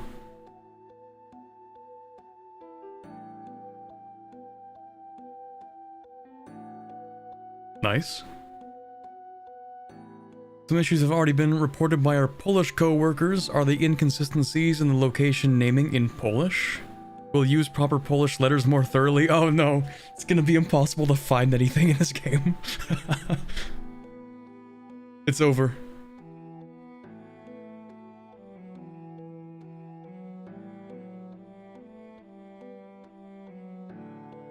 Okay, nice. The lagoons are missing. No lagooners. Tragic. Terrain, continental, makes sense. Flatland, some marsh, mostly flatland. Forest, woods, farmlands, grasslands. Nice.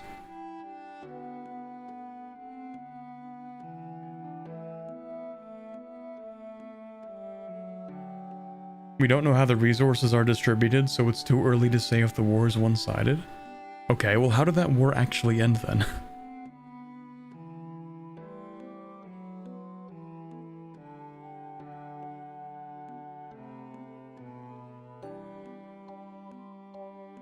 Polish Bohemian War, 13, no, that's 1345. No, I want a previous war. I want the 1337 one.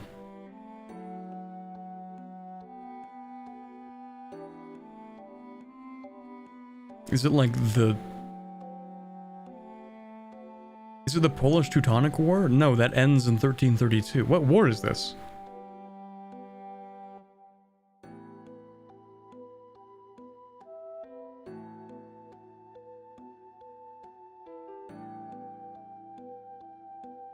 Hold on.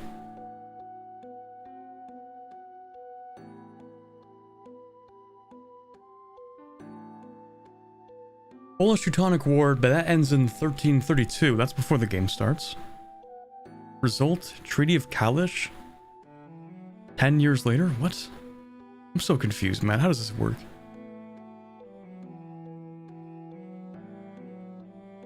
Is there another war after that?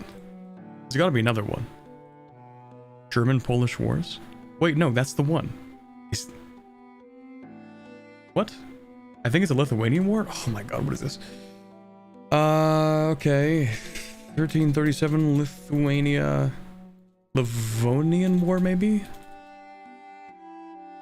Livonian War. Nope, that's 1558. What does this mean? I don't know. I don't know what war this is.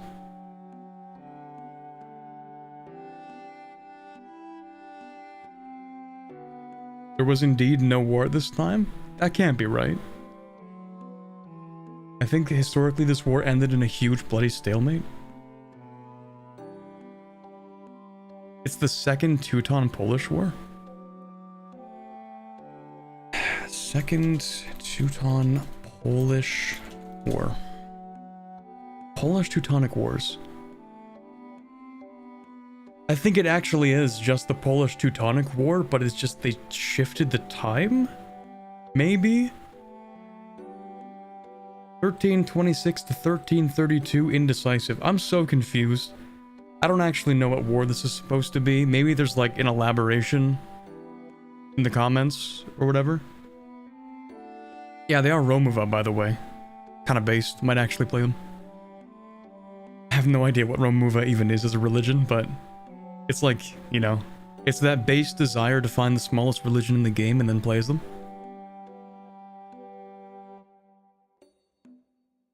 The war only formally ended in 1343, but they actually stopped fighting before then.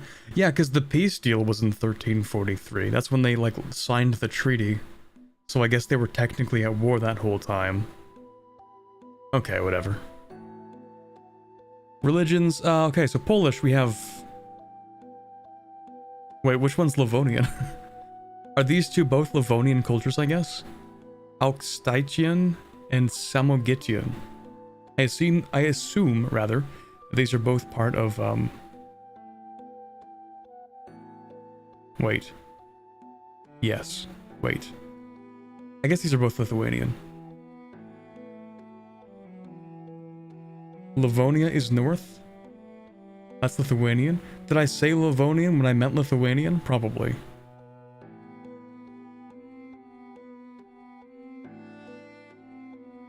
Samogitians are the Lithuanians that we know? Okay. Interesting. Apart from the Catholic Orthodox divide, you can also see the Romuva religion, which was a hot topic in 1337. Shall the dukes convert or stay pagan? We're gonna stay pagan because that's goated. Red stripes to the north are the other animist populations. Also disregard the Sunni religion to the southeast, as we have to review all the pops on the Pontic steppes as well. Okay. Oh yeah, a little bit of animist. Interesting. Setup.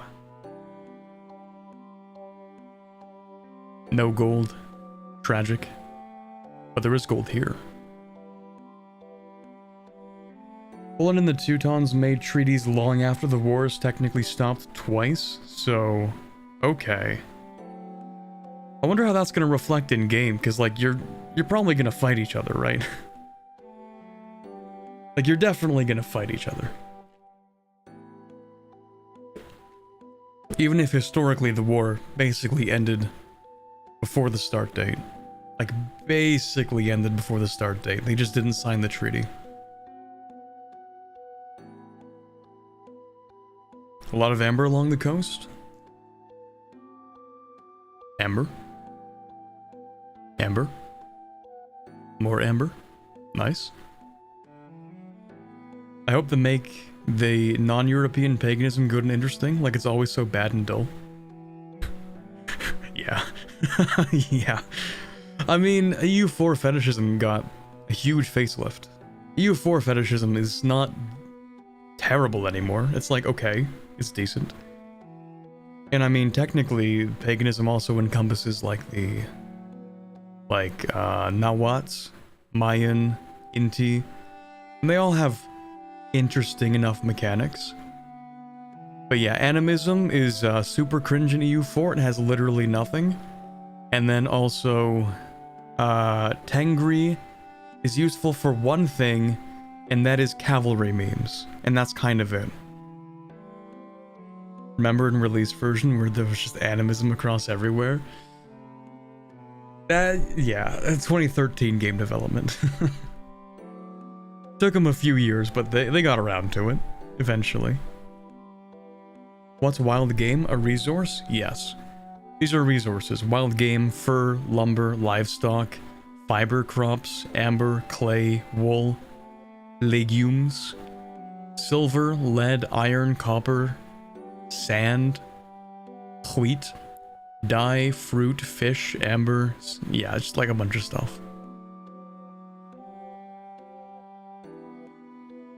Do you think they will continue the DLC policy in EU5? I think if they were continuing the same DLC policy in EU5, there would be 2 religions in North America instead of 11. They are going to make DLCs for EU5. We know this already. They can't simply release EU5 and then not give it DLCs. We know that there will be DLCs.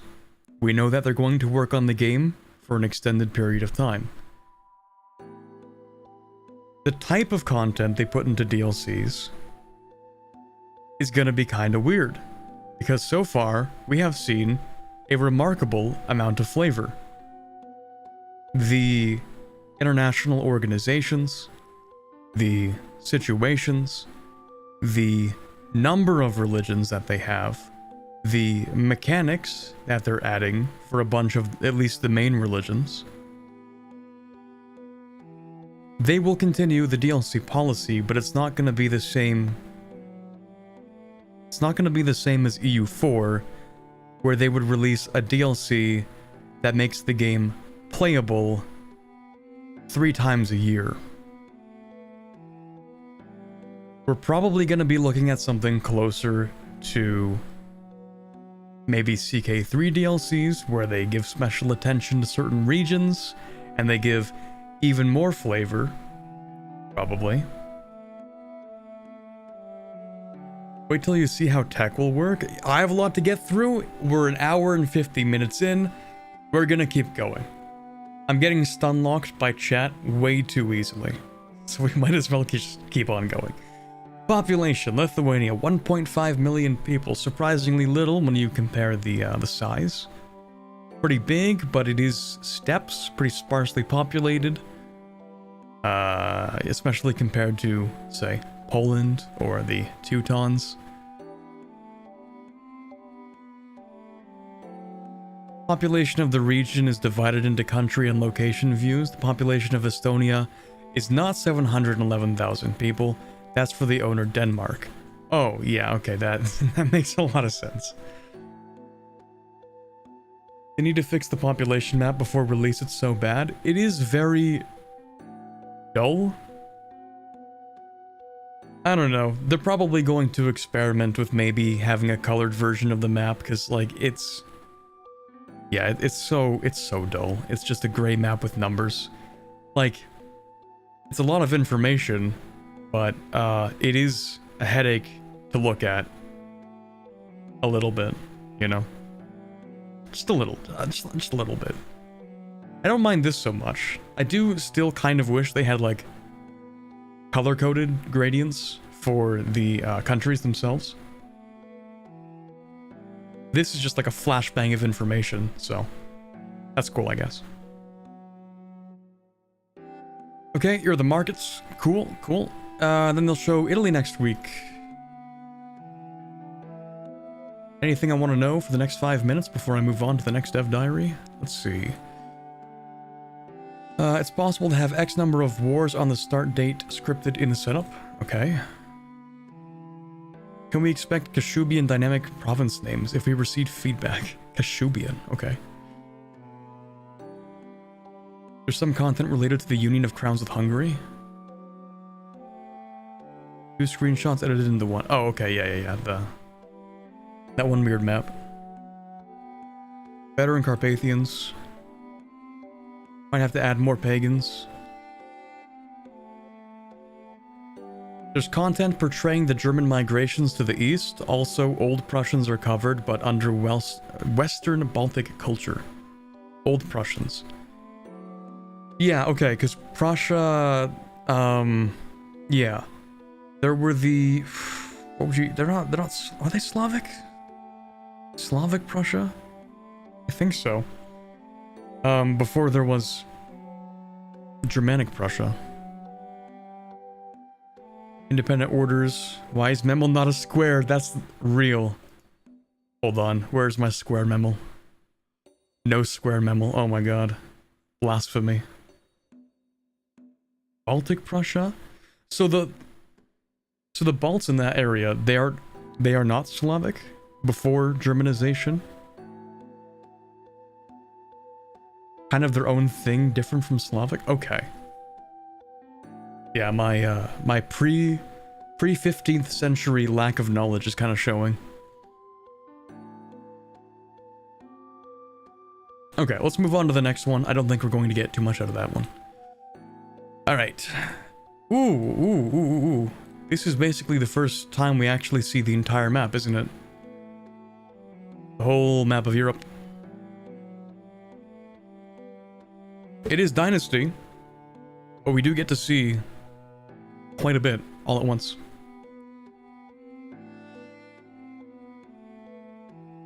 There are Baltic people closer related to Lithuanians and Pomeranians than Poles.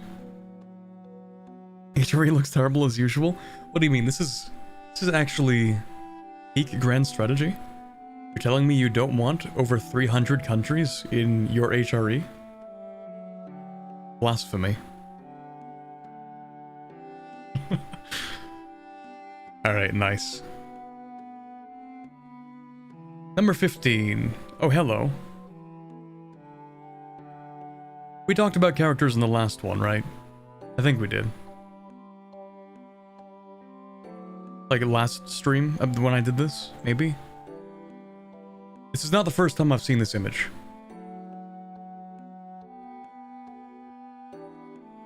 One thing that many have asked for is a more in-depth dynastical gameplay. Oh boy, we're getting Habsburg Joe, aren't we? While not copying the Crusader Kings mechanics, a character in Project Caesar is a bit more alive than in, let's say, EU4. A character is born, lives, and eventually dies. Well, that also happens in EU4, I guess. Every character has administrative, diplomatic, and military attributes ranging from 0 to 100. Let's go, 100 monarch points per month. Of course, these attributes will not add any sort of mana, but will impact how well the character will perform certain roles. One example is that the diplomatic ability of an admiral impacts the morale of the navy he leads. Fair enough. Newborn characters start with 0, but that grows until they are adults depending on which childhood trait they have. You can also assign your ruler's children and grandchildren a specific education. It really is just like they're putting, screw it. What if we put every Paradox game into one? What if we do that? What if we get Vic 3 economy, CK3 characters and dynasties, and EU4 country level management, and we slap it all together in one game? What's next? We have the front system from Hoi 4? Okay, cool. Alright. This is a trait that, when on the air of a player, increases the chance of hunting accidents by 200%. Based. Characters ruling a country will gain up to 3 traits. They are gained while ruling a country. Characters that are generals or admirals will also get traits after combat. This sounds a lot like EU4, very familiar. There are also unique traits for characters that are redacted or other secret thing. Thanks for that. Characters also have a culture they come from, a religion they follow, and they keep track of where they were born and where they are currently living. They belong to an estate, which for most characters tends to be the nobles. Many characters will have a father and or mother. For some historical characters at the start of the game, this will not necessarily be true. The number of spouses a character can have depends on religions and laws. The number of children they get depends more on the fertility of the parents. So what can you do with characters? Well, it's not Crusader Kings, so the characters themselves are not as important, and there are no specific events like in Imperator either. In this game, characters are tools to be used for the greater good. If that means marrying off your daughter to secure an alliance with France, then that's what you have to do. This is medieval realpolitik or something like that. You can arrange marriages in your country, send less useful characters into convents, ennoble great people, and much more. Speaking of marriages, royal marriages in Project Caesar are not just sending a diplomat.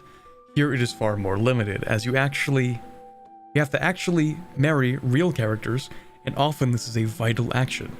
If you can't arrange a royal marriage with a country of enough prestige that has a young consort, you may be forced to marry a local noble from your country, or even worse, a lowborn. Marrying a lowborn in my country? I don't think so.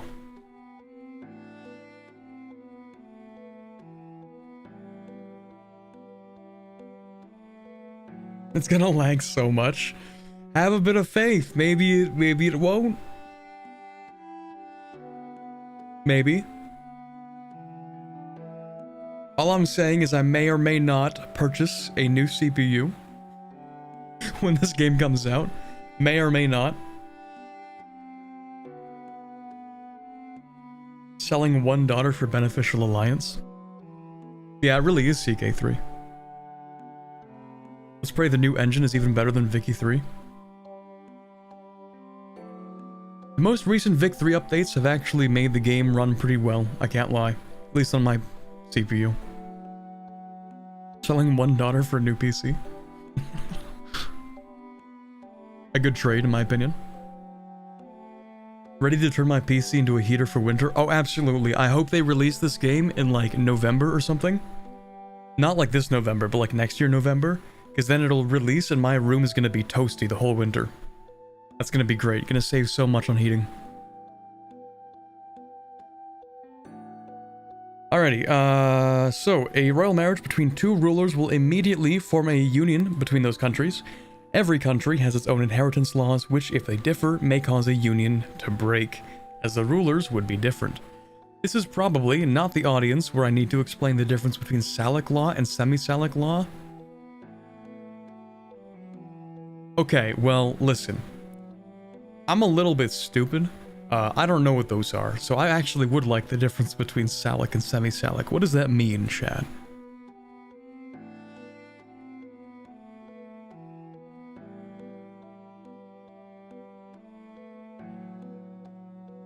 The ancient Frankish civil law code compiled in 500 AD by the first Frankish king, written in late Latin.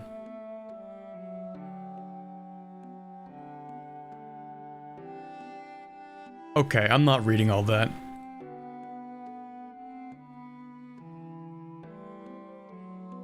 Salic, male only, no exceptions. Semi-Salic, it can pass to a grandson through a daughter. Oh. Okay. Dynasties are important as they impact diplomacy in direct and indirect ways, as some inheritance laws prefer their own dynasty, and having the same dynasty can improve opinions between countries. As in almost all previous grand strategy games, the game will keep track of who has ruled that country before, just so you can go back and admire them, okay? We've tried to get in as much history as possible here, even if my heathen content designers refuse to have Odin as the original king of Sweden. Okay, cool. Cool.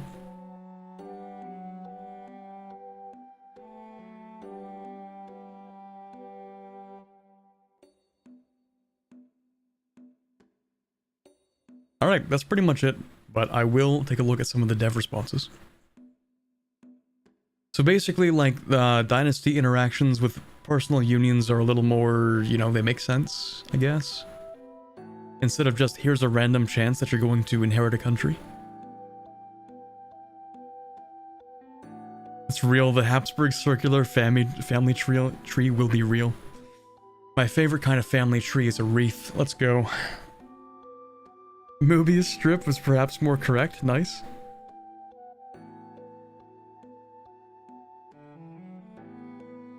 Flavor and impact on diplomacy. I hope the family tree doesn't get buggy in the late game like in CK3 with hundreds of kids. Yeah, it would not be good, would it? What does that mean? You're the guy making the game, what does it mean? Like, oh yeah, that would suck, wouldn't it? So is it buggy or is it not buggy? Like, okay. This guy's talking like, like he's hoping the dev will fix it like, bro, that's you. He doesn't know. Okay, fair enough, I guess. It's just kind of funny.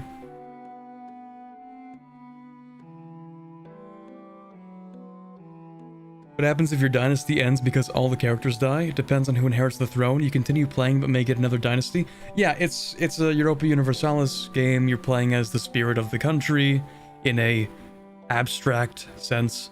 So it doesn't matter what dynasty you have other than whatever you want to do with that country. You know, this isn't CK3. Not having a dynasty is not going to end your game. It's like EU4 in that way.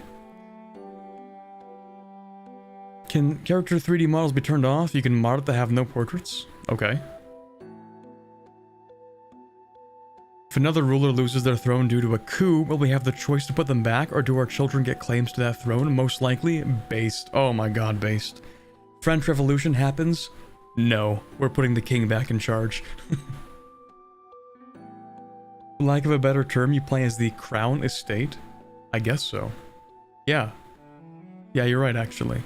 You play as the whatever ruling party rules the government. So if the ruling party changes, then you adopt whatever ruling party. Like whoever's in power, you're playing as them. And if that person gets ousted, you play as the next person in power. Kind of.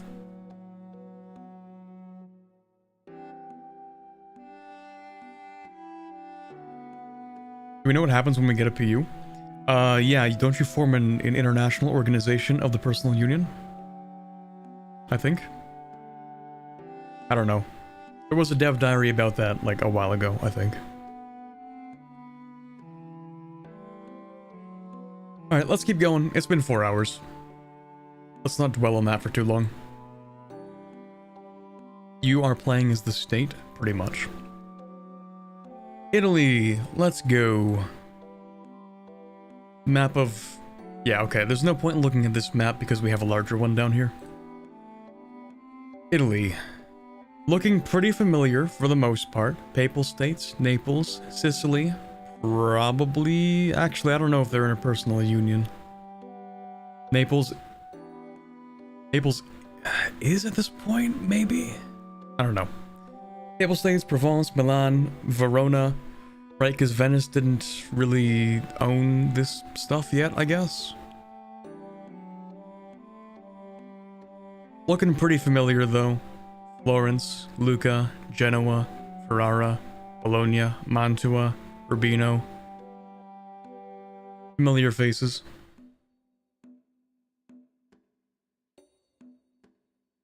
Similar to HRE, same big players but more fractured. Yep. Well, that's the whole map, pretty much. Tiny Croatia. Situation of Italy in 1337 is quite interesting. The main power in the peninsula is Naples, ruled by King Robert I, who is also ruler of Provence, and a few minor countries in northern Italy. His efforts towards the domination of Italy also made him the leader of the Guelph faction in Italy, which backs the Pope. Speaking of him, the seat of the Curia is at Avignon, Right, okay. There was that one wacky time in history they did that.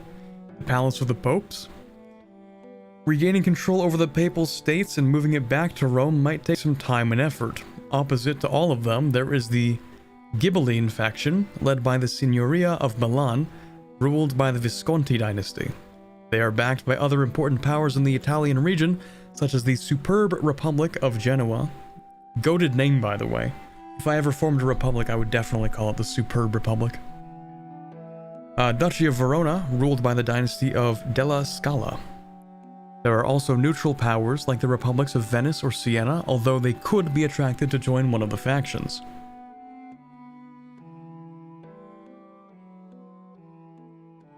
Where was I? Okay.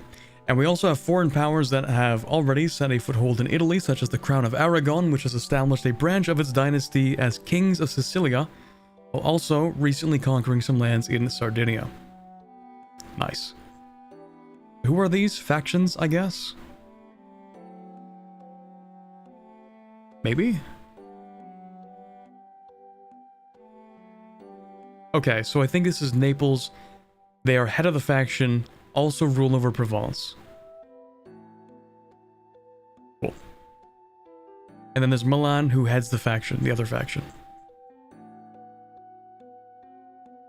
Yeah, the Ghibelline faction. Okay, nice.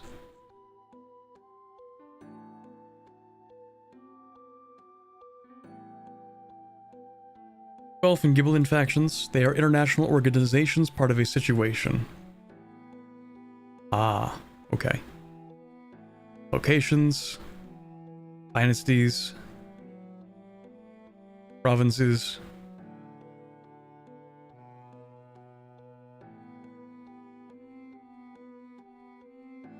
Okay, cool.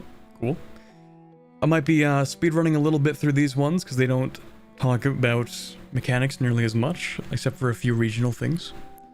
Factions, international organizations, within situations, cool. Cultures. Umbrian, Tuscan, Emilian, Neapolitan, Sicilian. I assume that these dashes are going to be Greco. Greek and Albanian people in the south, yep. Religions, Catholic, makes sense. I don't know what the dashes are though. More than 90% Catholic.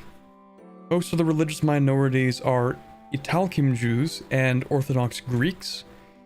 Considering implementing Waldensians, although adding more diverging Catholic heresies / confessions is a bit of a low priority. Okay. Might catch your eye, the Christiani of Bosnia. Yep. Raw goods. Not a lot to see here. A lot of wine, as you would expect in Italy. Some silk. Cool. Silk. Silk? When did the Byzantines steal silk again?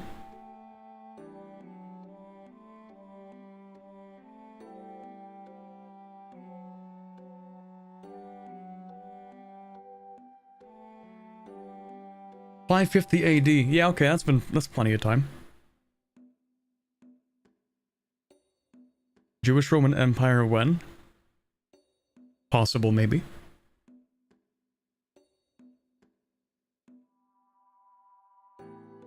Rich region with plenty of interesting raw materials. Alum. I don't even know what alum is. Okay, cool. I honestly hope expansion is very limited, as in unifying Italy should be considered a flurry level achievement. I mean, I kind of share the same sentiment, where the idea is like, I do want more limited expansion in EU5, just because, I feel like it would be more interesting that way, rather than the objective being, let's conquer the world. Instead, maybe it's like, let's conquer Europe. Maybe you'll have enough time for that. I don't know. Alum is a type of chemical compound, usually a hydrated double sulfate salt of aluminum with the general... Okay, I'm not reading all that. Such that X is a monovalent cation?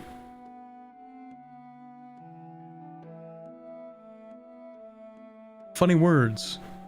I don't know what they mean. They didn't make pasta resource literally unplayable. True. I hope we get to build buildings that create pasta, and then we can sell pasta. That would be goated. Aluminum salt? Oh, okay. Markets. Population. Italy did have like a pretty sizable population. A pretty sizable urban population as well. More specifically.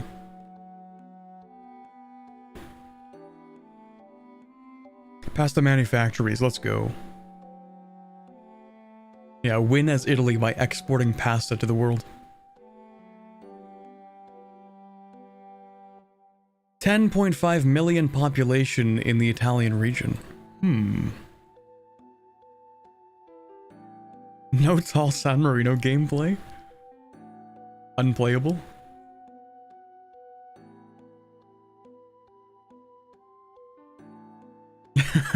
No, sorry. 120 dislikes.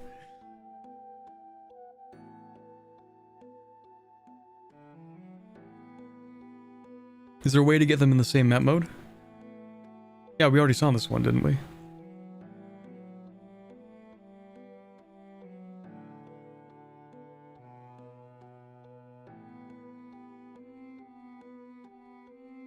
Okay, we're not going to delve too much into the maps. We should move on, to be honest.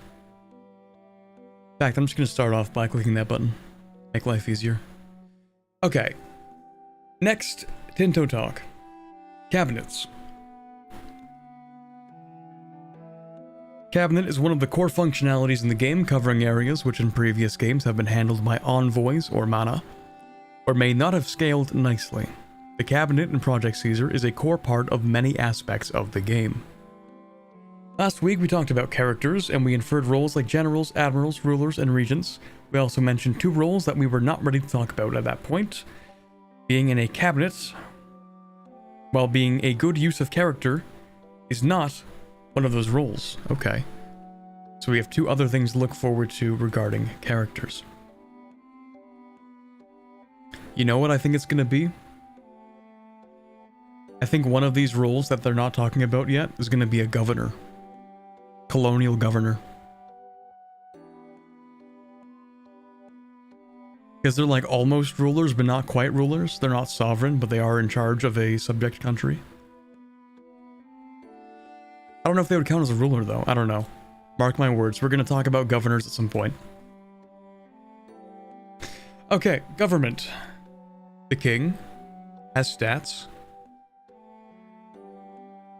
Estates, parliament, cabinet, politics, values. Ooh, this might be a complicated menu. Can you trust Sir Robert? Probably a reference, I imagine.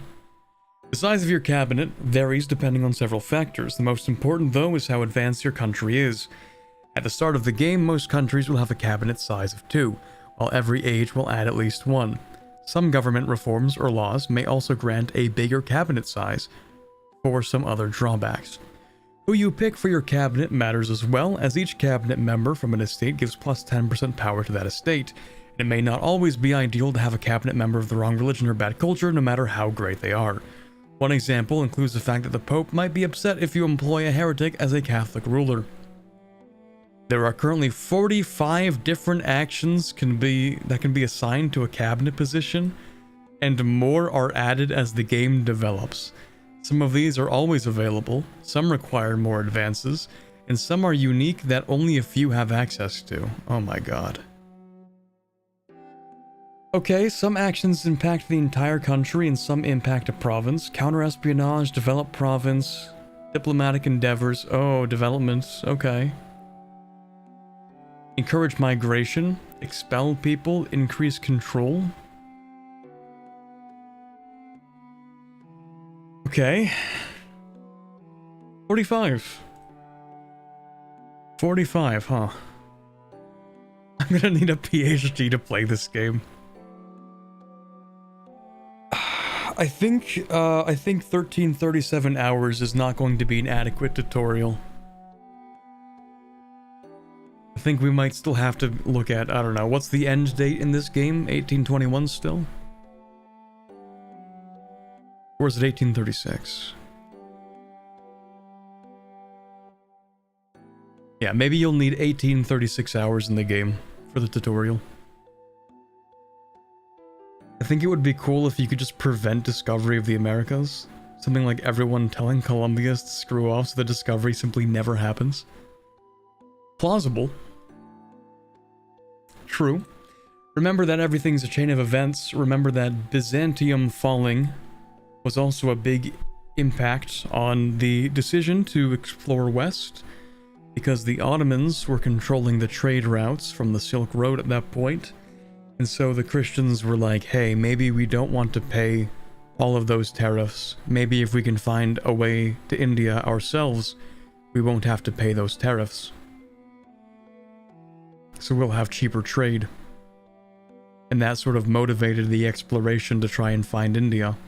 Because of course the exploration, or, you know, finding the New World, they weren't even looking for the New World, they were looking for India. They were looking for a way to get to India. And that has motivations behind it, so.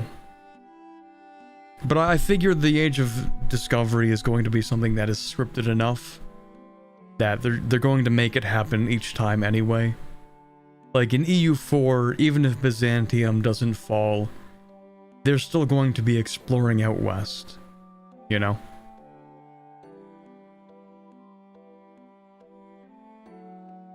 This game is way too complex, even for multiplayer. Each player would pause for an hour every few minutes, nothing would ever happen. Never underestimate people's ability to simplify mechanics in a way that they only concentrate on the things that really matter at a top level.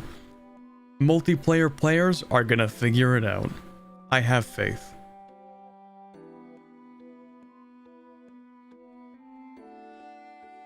People also thought that Asia was way bigger, so it really wasn't that weird. Scottish and Norwegian fishermen knew about it for hundreds of years prior to Columbus. Yes, but not a whole lot came of that. Yes, so people in Iceland vaguely knew about Vinland, because not only is Vinland Saga an excellent show, but it is also an actual book, I'm pretty sure. Like an actual saga written.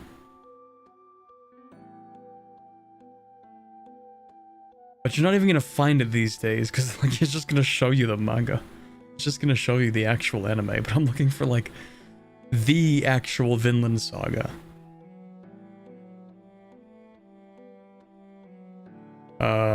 Where would I even find that?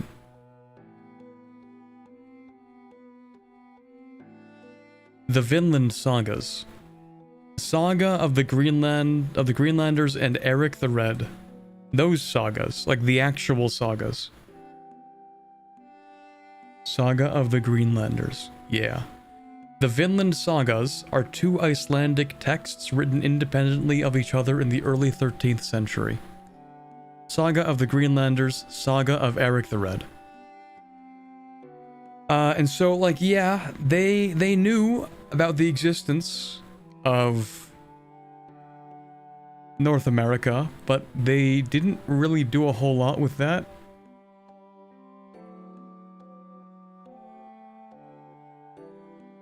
Like, it's a cool little fact, right? It's like, hey, did you know that actually the Scandinavians knew about North America? And the only response to that is like, that's great. But it didn't mean a whole lot. Like, they still had Columbus go out and do the whole thing, and then when he got back, that's when it actually mattered. So, yeah.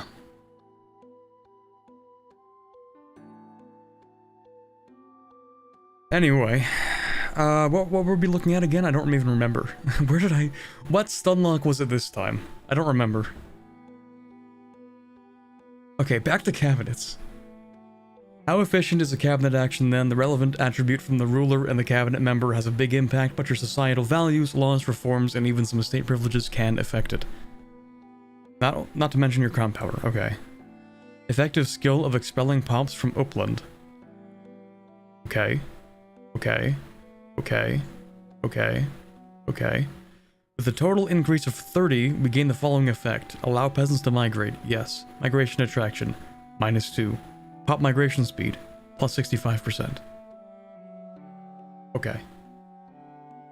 If you want people to leave Stockholm, winter is not enough.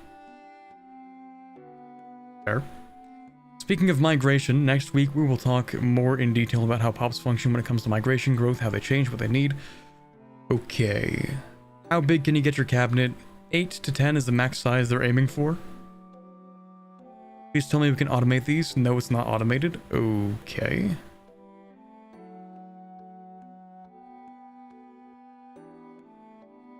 I hope there will be an option to execute all cabinet. Not planned, but sometimes you feel like off with their hands. No hard cap. Can we expel people from certain areas or invite migration from specific areas, or is it blanket? They're per province, okay. If you get the effects of certain tasks immediately, what's to stop someone from grabbing the modifier, completing what they want to do, and then switching to something else? Not all of them are instant. Many take a while to be effective.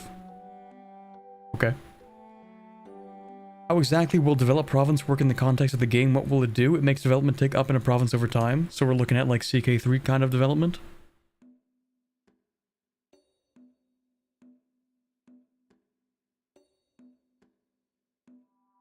Does English constitutional monarchy get an extra cabinet member? The what? Oh wait, is he talking about...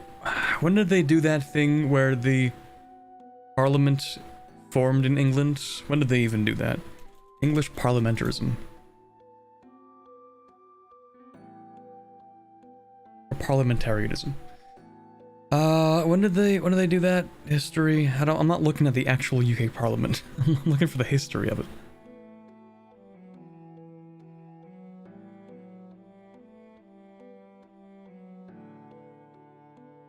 First House of Lords, is that the one? Yeah. January 1510. So he's like, what are you talking about? What English Parliament?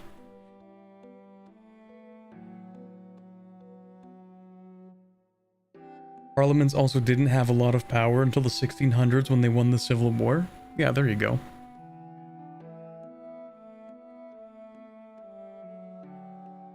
How do we pick cabinet members? Any eligible character? Okay.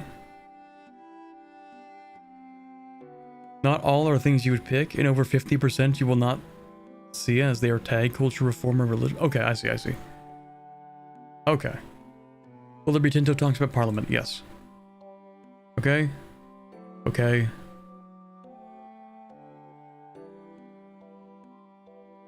I thought the bigger screenshot would hold lots for you to analyze and find out from.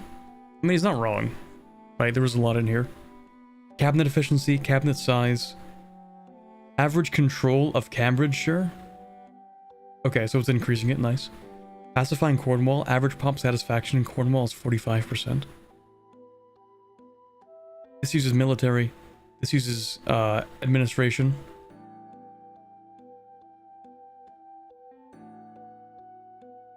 Okay, let's move to the next one, actually. Man, I'm going through these. I'm going through these, chat. We only have like 15 left. 1, 2, 3, 4, 5, 6, 7, 8, 9, 10, 11, 12, 13, 14. Literally 15 of these left. Chat, it's been 2.5 hours. We've gone through 7. We're cruising. just another 4. Just another, maybe 5 hours.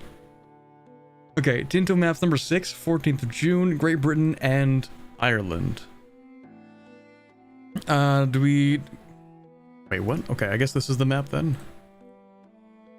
Hardly. Because we don't actually get to see the whole map. What is this? What is this? Okay, fine. Oh, we do down there, maybe. Okay, righty. This week you get a double whammy, mostly because it's really hard to show Britain on its own in a screenshot.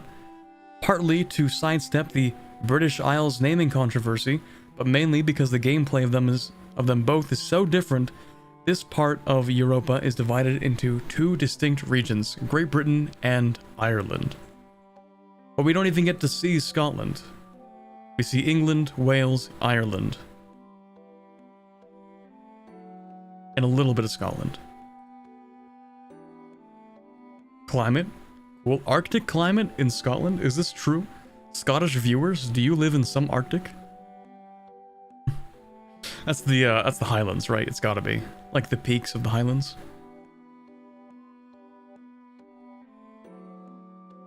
I figure they're probably unpassable. Maybe? I don't know.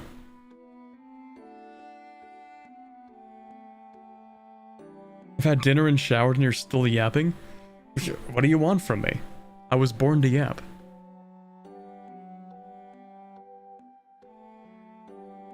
Topography, isles are dominated by green and pleasant flatlands and low rolling hills, peripheries punctuated by rocky mountains and craggy highlands. We would like to add some more impassable locations in northern England and the Scottish borders to make maneuvers a little more interesting and strategic. I would like suggestions from people more familiar with the Pennines. Pennines? I don't know. Vegetation, the great moors, bogs, and fens are represented by sparse vegetation. Meanwhile, much of the land is still wooded.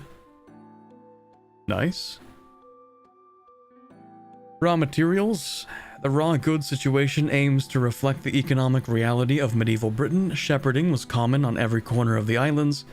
A lot of the wool produced was sold to the industrial hub of the Low Countries to be manufactured into cloth, which was in turn sold back to British markets. So low-level industrial good production, not even industrial, just manufacturing, low-level manufacturing. You get the wool goes to the cities manufacture, not even necessarily cities, like just small towns would do this as well. You would have someone who would, weave it into clothing and then they would sell it. Or you would have people make their own clothing as well.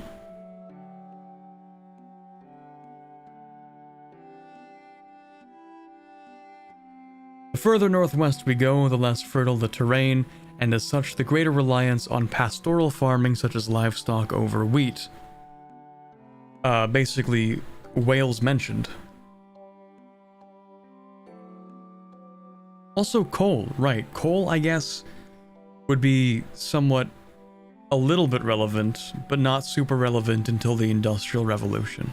People still used coal occasionally to, burn for fuel, just not as widespread, because it was just kind of simpler to go out back and chop down a few trees and use that as your firewood, rather than have someone deliver coal to you. So, coal was still kind of used every now and then some people would make charcoal as well. You would have charcoal burners. Instead of just using, like, raw wood, you would have charcoal or, no, it was definitely more charcoal than coal, I think. For a while. Okay, wait, so a lot of wool was produced and sold to the industrial hub of the Low Countries, so like the Netherlands, to be manufactured into cloth, which was then sold back into British markets. You gotta fix that. That's a terrible way to organize your economy. Selling your raw resources to a different place, they manufacture it, and then you buy the stuff back. That's not sound financial policy. Well, it could be, but not the greatest.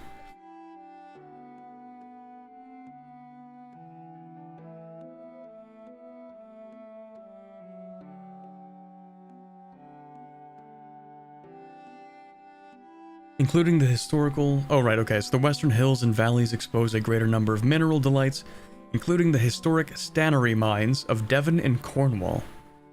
I guess stannery is, silver? Or tin, maybe? Well, I see both silver and tin. I don't know where Devon is. If I had to guess, Devon would be,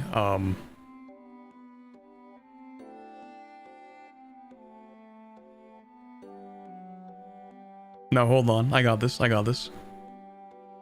Devon. Um, uh, here, maybe? Bottom left of England? Oh, it's like here? Or here? I don't know. Under Wales? So here. I mean, Cornwall's here. I know, this is Cornwall.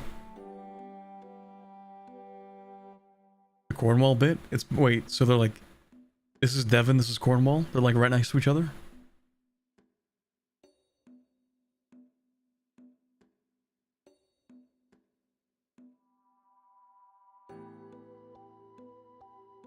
Where the silver is? Okay, nice. As you can see, the starting markets are London and Dublin. Aside from London, we could have chosen almost any town from Aberdeen to Bristol. We chose Dublin as it was the main trade center in Ireland, and also because it handsomely splits the Isles to the east and west of the Pennines. Pennines? Maybe? Well, I know Hebrides are pronounced like Hebrides, so maybe it's the Pennines. Demonstrating the impact that terrain can have on dynamic market interaction. Nice. Except for the Isle of Man. They're both shades of red because they are colored after the market center's top overlord country. Market control is a viable playstyle, and we like to think of it as a form of map painting for countries not focused on traditional conquest routes. Pennines? Pennines? Pennines. Pennines. Culture. We've decided to go with a monolithic English culture. We could have forced the introduction of a... Introduction? Let me try that again. We could have forced the introduction of a second Northumbrian or even a third Mercian culture, but typically they were not really considered separate peoples. The English, though diverse in origin and with a variety of dialects, had already begun to coalesce in the face of the Viking invasions hundreds of years before. Scotland, conversely, is a real porridge of cultures. The Lowland Scots, who speak a dialect of Northumbrian English that later developed into the Scots language, dominate their kingdom from their wealthy burghs, and are gradually encroaching onto the pastoral lands of the Gaelic Highlanders. The Norse Gaelic clansmen watch from the Western Isles, with some old settlements remaining around Galloway. The far north, ironically called Sutherland, retains some Norse presence. Let's go. Norse? Goated? That's Norwegian. Norse Gaelic. Maybe it's the blue stripes here.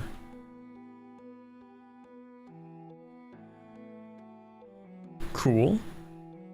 Oh, a bit of Anglo-Irish culture. Interesting.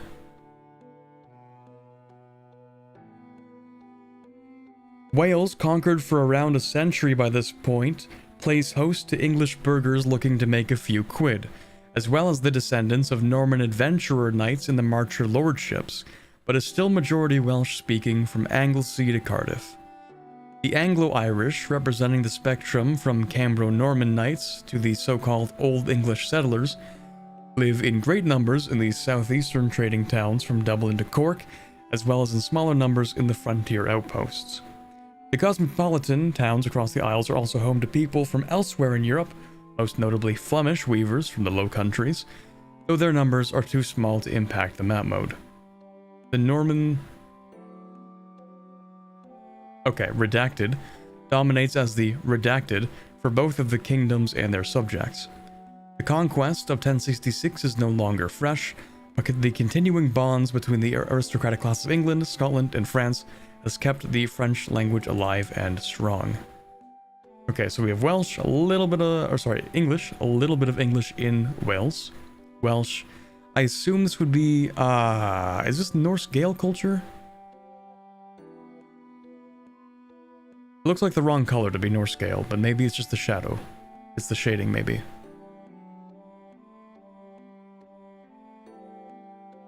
Anglo-Irish, a little bit in southeastern Ireland. Highlander, Highland, Scots, Norwegian, Norse Gael, Norse. Cool.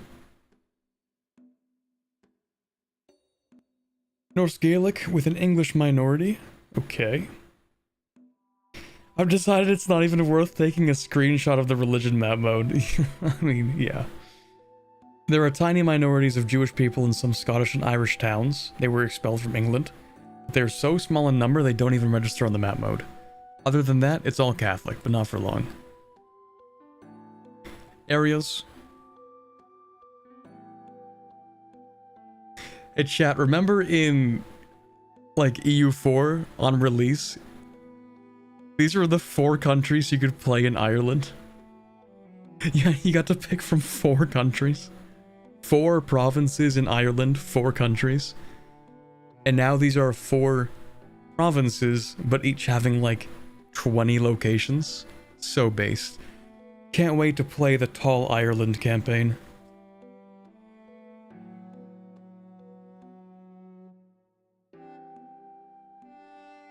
Wait, no, these are areas. Areas that have provinces that have locations. So based.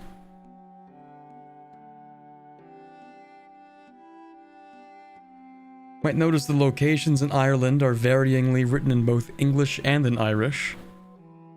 This is because we have the new system up and running where we can name locations by the primary culture of the country they're owned by. Exceedingly based. This means that, for example, London might be called Londres if it were owned or ruled by Catalan country. Okay. One of my favorite parts of grand strategy games.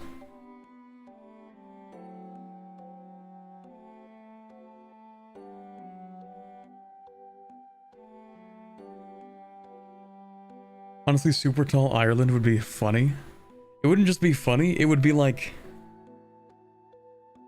It would be like, we should play Super Tall Ireland, but also, like, colonize the New World. I think that would be based. You know what would be an interesting playthrough? Tall Ireland, where you... I don't know, how many years are in this game? 500?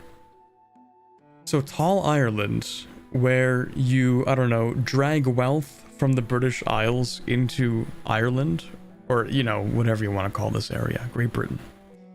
You drag it into Ireland, and then you also have colonies. Tall Pagan Ireland? I don't think we can play as Pagan, unless you're considering Norse Pagan, which I guess it kind of is, actually. But there's, like, one Norse province. I think the location density in Ireland might honestly be higher than in Germany. I guess we're gonna find out. Didn't you do that in Antebellum? Yeah, there is... Yeah, you can do that. Kind of. Yeah, kind of. But in this way, it's more literal, because you can actually just exploit natural resources in the Isles, drag them back to Ireland, and manufacture them into goods that you sell back to the Isles.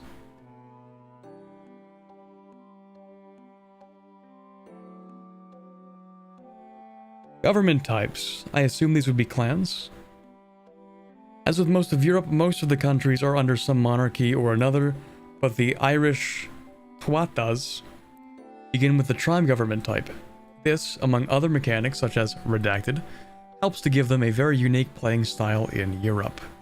Interesting. Interesting. Some monarchies, mostly tribes. We're gonna do a CK3 tutorial with this one.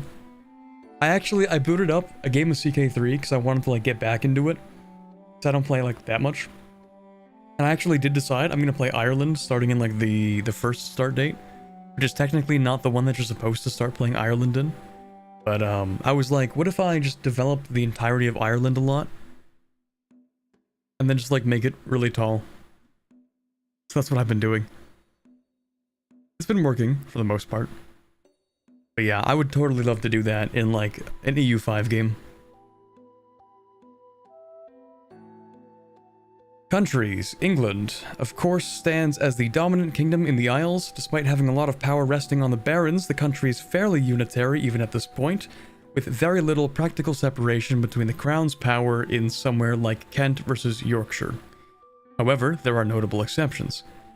The powerful Burgess's estate in the city of London enjoys ancient freedoms from royal power, while the king peers in from the crown's seat of power in neighboring Westminster.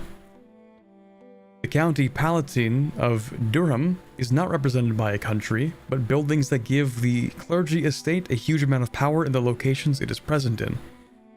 This also ties into political gameplay as a redacted. The newly created country, or duchy of Cornwall, the only duchy in England at that time.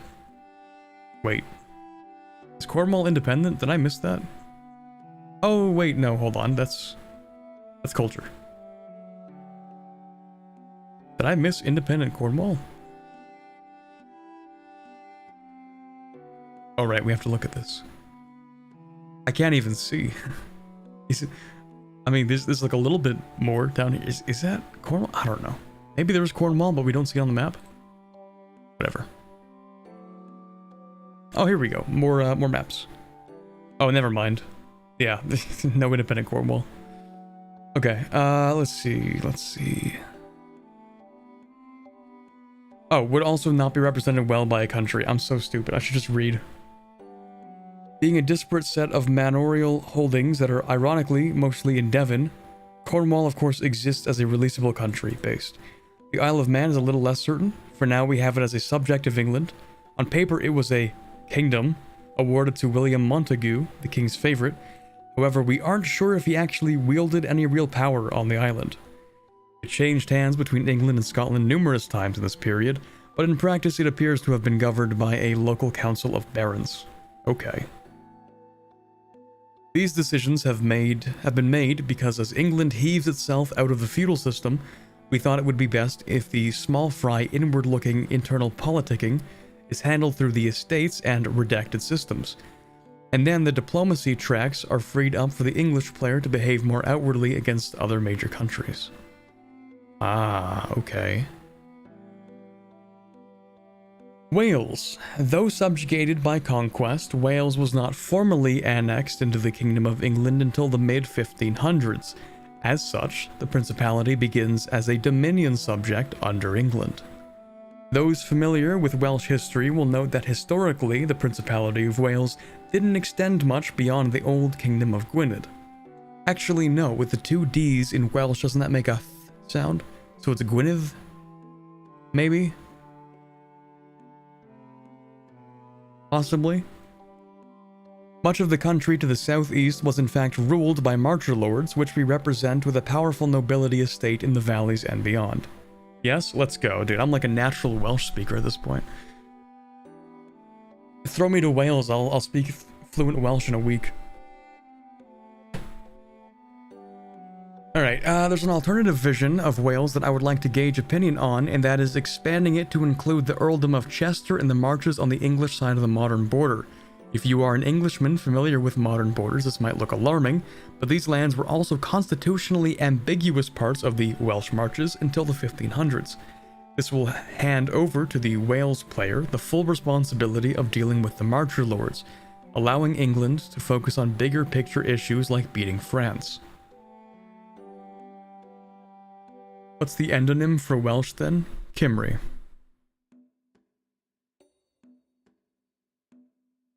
Assuming I know what an endonym is. An endonym is like the one made by the language, right? Big whales, let's go. Yeah, anything for big whales.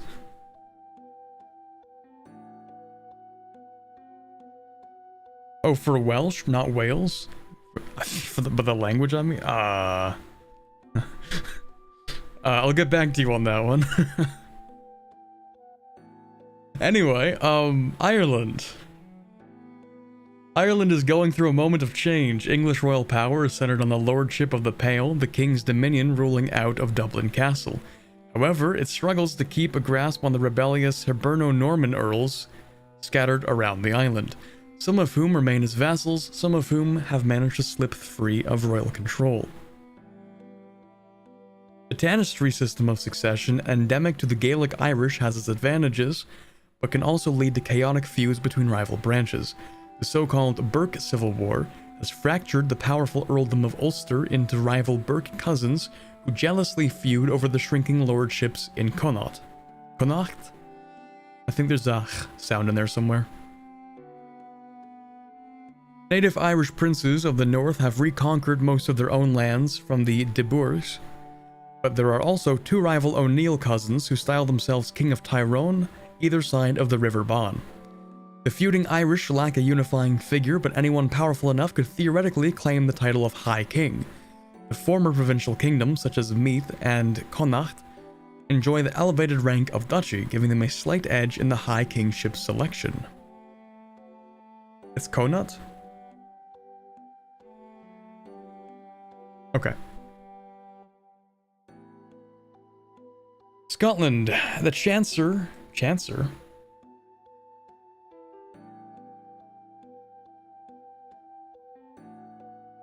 That broke my brain for a second, sorry. The Chancellor, I don't know if that's supposed to mean Chancellor or Chancellor, because I don't know if Chancellor is a thing. Maybe it is. Maybe he did mean Chancellor. Anyway, Edward Balliol continues his attempt for the Scottish throne with England's tacit permission. It's hard to determine the exact lands held by Balliol in 1337, but we know his disinherited loyalists hold the castle of Perth, while his English allies had sieged large tracts of the lowlands from Bruce. Balliol has also bought the loyalty of the MacDonalds, let's go, and the other Hebridean galley lords by granting them remote land on the west coast of the mainland. Right, this stuff. Meanwhile, Scotland's canny regent Sir Andrew de Moray launches his decisive counterattack as his true king, David II de Bruce, waits in exile in France. Interesting.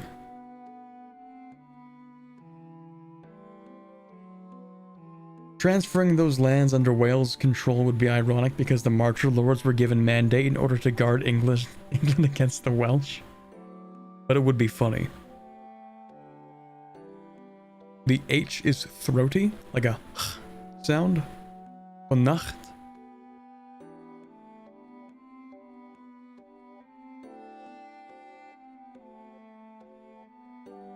So Balliol is like the name of the...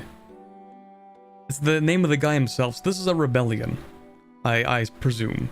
A rebellion that starts at war with Scotland. Which also brings up an interesting point about rebellions. In EU4, this would be probably not shown as a civil war, and instead shown as a rebellion, as in occupied provinces. Moray's Murray? Okay. We haven't seen anything about rebellions yet, other than actual countries popping out, like the Red Turban Rebellion. Looks like Stellaris rebellions. Bold to assume I have played more than 100 hours of Stellaris. I don't know what Stellaris rebellions look like. Looks more like a Vicky or Hoi 4 civil war. Would just be like EU4 representation. Like Ajam, Albania, Gotland. Oh, I see what you mean. Okay, I see what you mean. Because it's the start of the game is what you mean. So they're deciding to set it up like that. Okay. Dynasties. We know about Plantagenet, Balliol, and Bruce, so I've zoomed in on Ireland to show the ruling dynasties of the various chieftains and earls.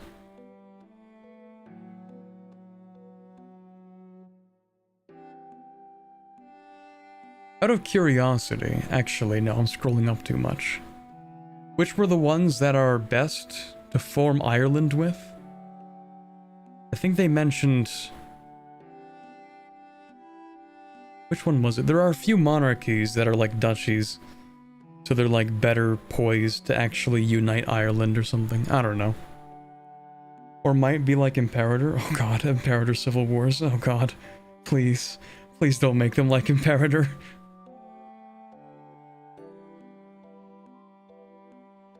One with a level 3 fort, of course. True. Time to play Desmond.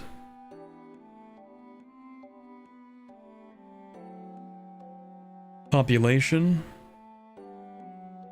Yeah, that's a lot of people in England.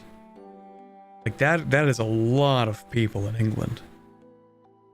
So what's the population of Ireland then? Is that 4,000 people in this one place? That's not a lot. That's really not a lot. Like, think about that. 4,000 people. What are you gonna do with 4,000 people? Raise an army of 20? Like, what are you gonna do with 4,000 people in your country? That's barely a town. That isn't even a town. That is like a couple of hamlets. What are you gonna do? Raise an army when you have 4,000 people? No. What are you gonna raise the entire population as an army? You're not fighting anyone.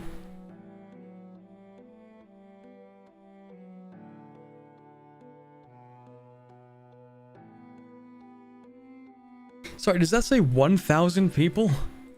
Hold on a second. Wait a minute. New challenge chat. Play as this country. –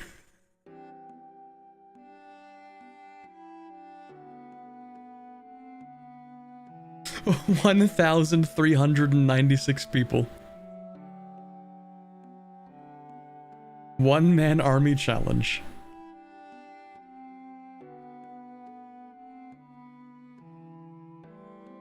I've been there, it's literally all rocks. 0 people, all rocks. Some HRE princes could have less than 1,000 people at this point in time. So based. Yeah, we should decentralize the entire world into groups of exactly 1,000 people. First of all, with mercenaries and debt, anything is possible, so not that down bad. And how exactly are you going to pay for those mercenaries? Raise taxes from 1,000 people?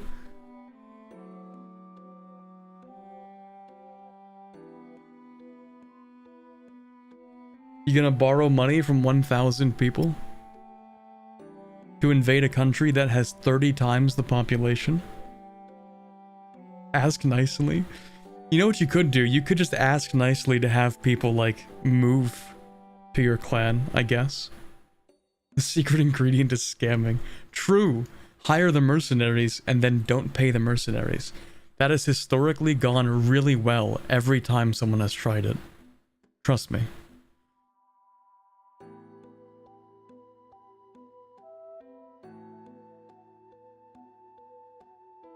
That's enough for Ireland? Okay, we can read a few of these, a few dev responses.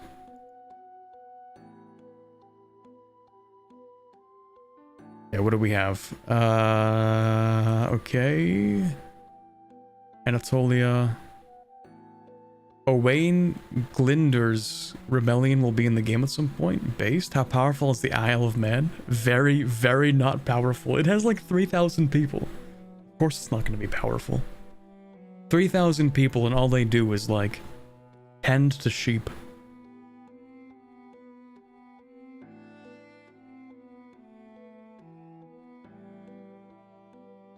Every single location in Britain has a Welsh language variant. Giga-based. Okay. That has to be one of my runs. We're making all of Britain. We're making the whole area Welsh.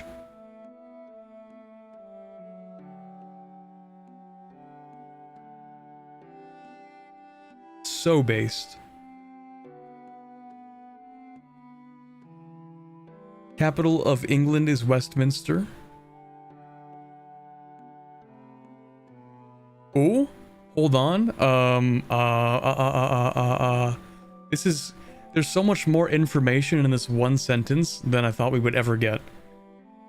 So we can't really revive extinct languages or cultures such as Cumbric, Britain, or Pictish, but Hen Oglev is a formable for Welsh culture.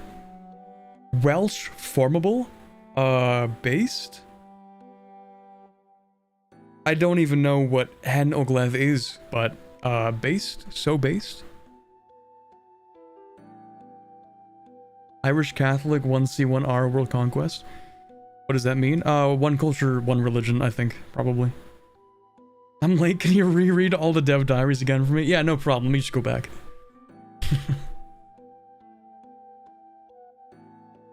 So what is Hen Oglev?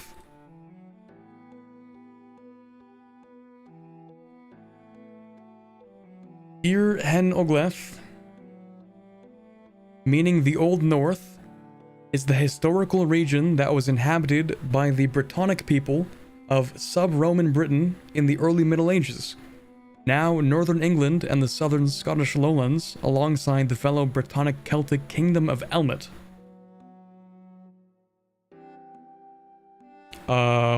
Based?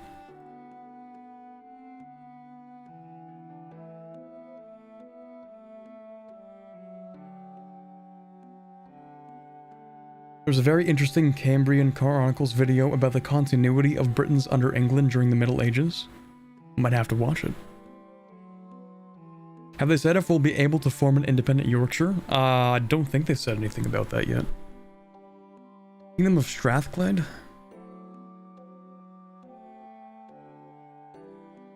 For EU5, it would be impossible to do one culture. Yeah, I mean, well, we don't know until the game's out. You don't even know what the pacing is really going to feel like until the game comes out. And then we're not actually going to know what's possible until years after the game comes out. As people like refine all their strategies to push the boundaries of the game and see if a one culture, one faith actually is possible. It might be a 500-hour long campaign, but somebody's going to do it. Somebody's going to try to do it, and I think someone's going to figure it out. If it is actually impossible to do a world conquest, then that would be very funny, but someone's going to figure it out.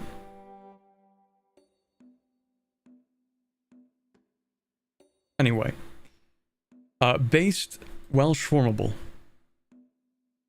When a civil war combatant wins the civil war, they become the original country. I mean, that is basically Imperator Civil Wars, but it's also Hoi 4 Civil Wars.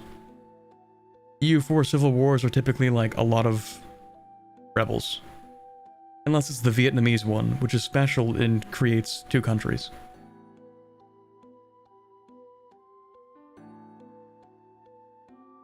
England's primary culture is English. England's redacted is the Norman French redacted. Thanks for that. Can't believe you redacted Project Caesar. I need this job. The difference in dialects between northern and southern dialects of English are not as pronounced as the different French dialects. The changes producing Middle English also served as a bit of a unifying force, which didn't happen in France, okay? The Manx are represented by Gaelic-speaking Norse Gaels, dominant culture on man, cool. I hope we get like a man formable. Not for any particular reason, it would just be funny. Since CK3 1066 Ireland is feudal, how did they revert back to being tribal in 1337? CK3 isn't canon. Oh my god, they're messing with the lore in my Paradox games.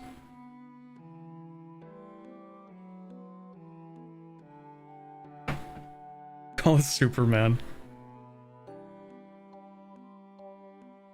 I hate to be that guy, but is there any chance we could get a change to Prydain? I'd much rather the Emperor of Prydain than the Duke of Hen Oglev. Doesn't sound very formidable. Prydain could probably be the Welsh version of Great Britain formable. It's so based. It's so based. Every single it just gets more based. Every single one. Like, yeah, we might have a Welsh version of the Great Britain formable. So based.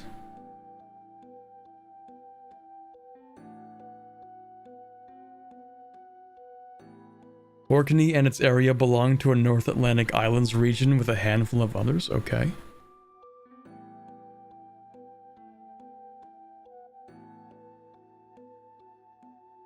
Minor proposal, change the Empire of Root to something Empire. For example, instead of Empire of Ottomans, it's Ottoman Empire. Instead of Empires Persia, it's Persian Empire. It does sound better. Like, how many empires in history actually were called the Empire of something? Like, most empires, you just refer to it as adjective empire. Roman Empire, Byzantine Empire, Russian Empire, German Empire, French Empire, Spanish Empire. It's like the most common thing. Yeah. Oh, wait, they already do this. I'm yapping about nothing. Never mind. Empire of... okay. Empire of Japan. That's true. That is... But even then, I still hear, like, the Japanese Empire. Like, that's...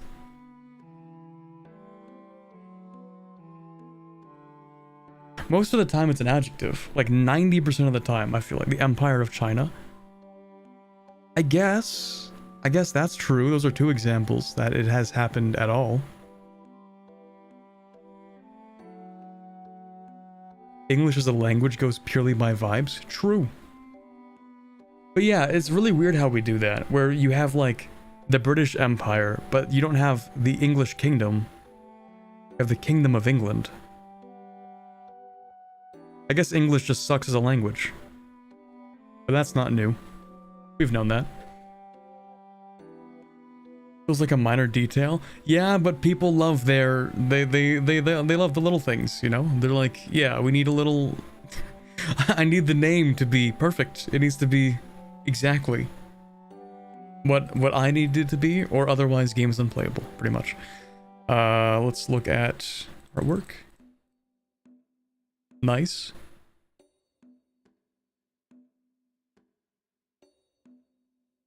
That's a quirk of the English language. Empire of X is a more Latin thing.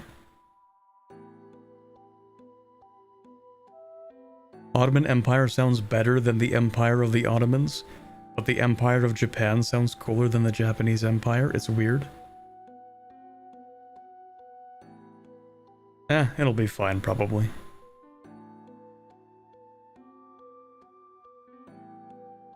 Okay. Oh boy. Okay, let's go. Ledger, huge. Today we will delve into the depths and mechanics of how the population system actually works. Let's go. Finally. Top information. As a recap, we have 6 different social classes. Nobility, clergy, and burghers are viewed as upper class. Peasants, tribesmen, and slaves make up the other 3. Every location is a population. Each combination of social class, culture, and religion creates a unique pop in the game.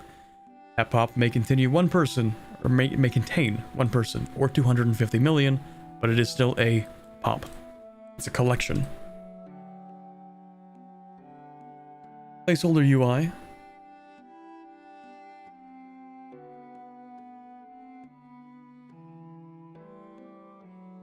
Cool. This gives me very CK3, not CK3, Vic3 has a similar new UI for looking at your entire population. That's cool. It's a lot of numbers. I love numbers. Design copied from an old game I made a decade or 2 ago. And that's how it is with people who have been like making games for a long time, huh? Decade or 2 ago. Oh yeah, you know, just like either half or my entire lifespan of life. That's cool. Love pie charts. Let's go. I love charts. I like numbers. I like charts. I like spreadsheets. I like graphs, etc. Okay, each location has a population capacity, which depends on quite a lot of factors. The core of it is vegetation, topography, and climate, while the amount of buildings and development increases it as well. If your population is higher than the current capacity, then there is a very large impact on its migration, attraction, and population growth. While there are no restrictions on how many peasants, slaves, or tribesmen there can be in a single location, the amount of upper-class pops there can be is limited, and depends on what infrastructure there exists for that type of pop. Right, if you have too many nobility, then the wealth of the nobility is kind of spread out, and eventually some are so poor then you can't even really consider them nobility. So that kind of makes sense.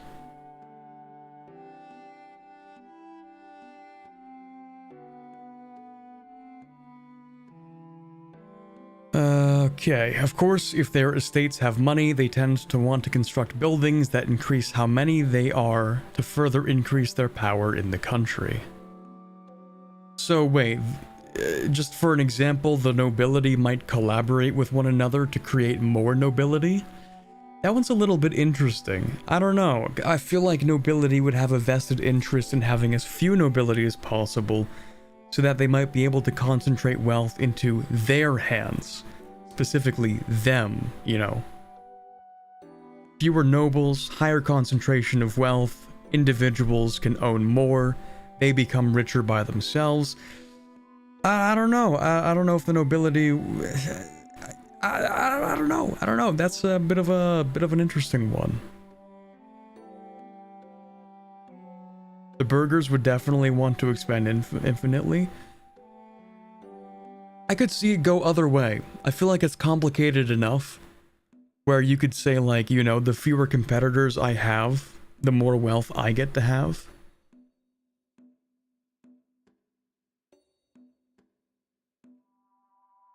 Yeah, I think that's a bit of a complicated topic.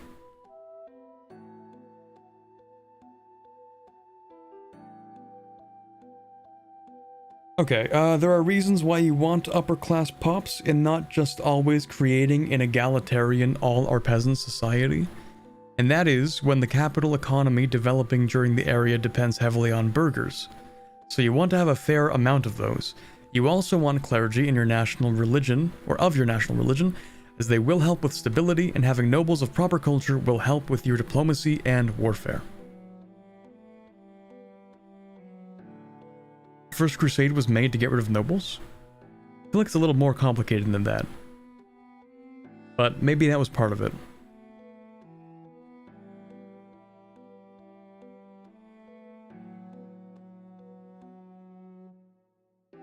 Maximum burghers in Kalmar. Town, 200. 1 brewery. 1 blacksmith. 1 weaponsmith. Raised levies decreases the maximum number of burghers. Yeah, if you raise levies from the burghers, I don't know. Would you want to raise levies from the burghers? How many levies would the burghers even have? The burghers don't really operate within. I guess it depends per country, but they not quite the same system as like the nobility. You know. How many levies could you even raise from the burghers? Probably not a lot. Promotion and demotion. If there can be pops of a certain class type or social class, pops will promote to become that class over time. While there is a base value, promoting to some classes like nobles will just be a fraction of that each month. If you wish to speed this up in your country, you can use a cabinet member. There are many factors that impact how quickly pops can be promoted. Some are affecting your entire country, some others are more local, like during devastation or a lack of control.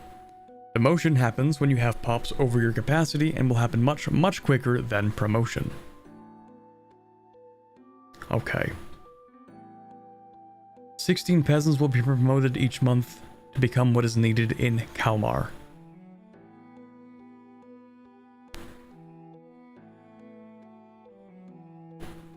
Imperator mechanics? Yeah, I mean, kind of. Desired ratio and all that. If only peasants... Sorry. How did I immediately read that incorrectly? Only peasants and tribesmen grow organically on their own, but all types of pops can die off from negative growth. Overpopulation, lack of food, war exhaustion, and devastation have a significant negative impact on population growth, while having access to free land and lots of food increases the growth. Not to forget, the population can die directly from diseases and warfare as well. Okay, cool.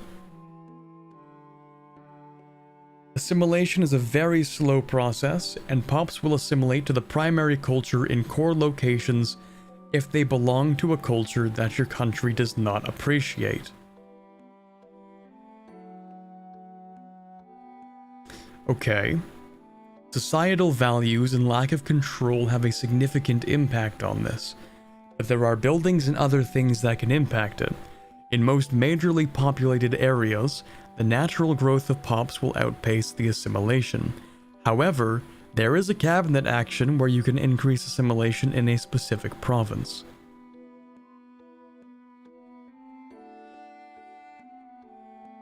Sadly, this is a slow process in this location. 3 pops will assimilate next month. Okay.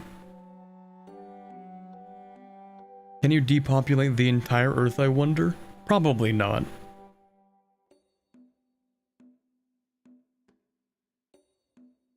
Probably.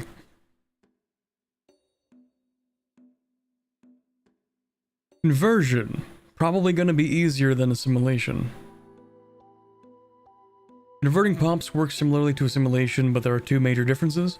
First of all, there are mechanics and systems that sometimes change the religion of pops from what your country may desire.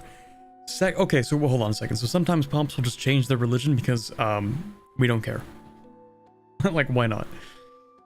I mean, it makes sense, you know. Some pops will be like, yeah, I'm just gonna do my own thing, actually, even if they used to be part of the state religion. The amount of population that convert each month depends on what type of building you have, your societal values, laws you can enact, or the privileges given to the clergy. If your clergy is very powerful as well, conversion is quicker. The battleground for testing this mechanic is probably going to be Spain, given the history of the Reconquista.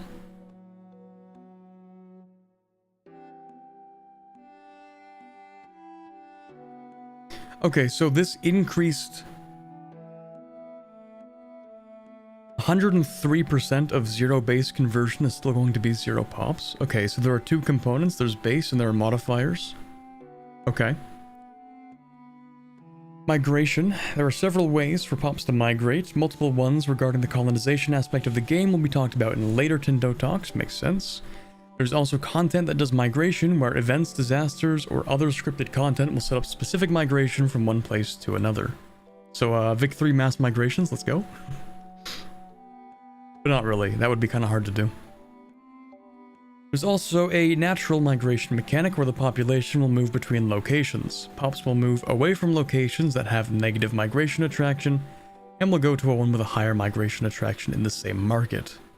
Kind of similar to Imperator Rome, but not quite. Kind of. Upper class pops are usually allowed to migrate, while not many countries allow their peasants to move freedom. Serfdom, let's go, baby. You are not leaving this plot of land. We're keeping you here. Serfdom was kind of weird, actually, because, like, how exactly does that work? If, like, the serfs have too many children, then the land gets split up. And then you have fewer and fewer plots of land, like less farmland, for each family to work. How does that even work? I guess that's why serfdom kind of sucked. That and a lot of different reasons. Mostly to do with, like, industrialization and cities. And, yeah, mostly cities. Because if you have serfdom, then people can't really, like, migrate to cities. More workers, more yield. But, like, yeah, okay, so the serfs don't have land. They rent, they don't even, first of all, I don't think they even rent the land from the landlord. They don't rent it, necessarily. It is, not a contract they can go out of. They can't, like, leave the contract. Serfdom was like, you were born on this land, you will die on this land. And you will work this land for the Lord.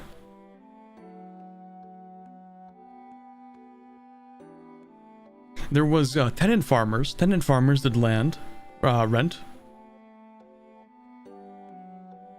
I take serfdom over slavery any day. There's very little differentiating between them, you know.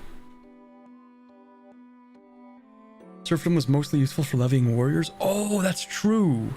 That's true. Because, like, if you kept on, like, having more and more people on the same plot of land, because, you know, the serfs, they're gonna have kids. It's like the 1400s, they're gonna have, like, 8 kids.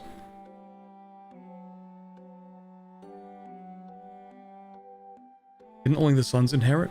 The main point is, like, as the population increases in a specific region, eventually there will be less and less farmland per person to work, and thus less, I guess eventually less yield per person as well, and hard capping the population. But you can fix that by just taking levies. So it's like, oh, you have too many sons? That's okay. We'll just, like, have a few join the army, and then they'll die, so that the sons that do inherit... Okay, whatever. I don't think you're thinking this right. There was more land than work. Okay, yeah, there was more land than workers, but, like, eventually, given enough time, that wouldn't be the case. Like, given several generations. Send the marriageable men to the colonies. Yeah, true. More workers now can work more land? True, and then eventually, there was no more land to work in a specific area. Like, eventually, you just get the whole... Like, you do the whole thing. Or, but did you know people die? Okay, yeah, but population, as an aggregate, increases.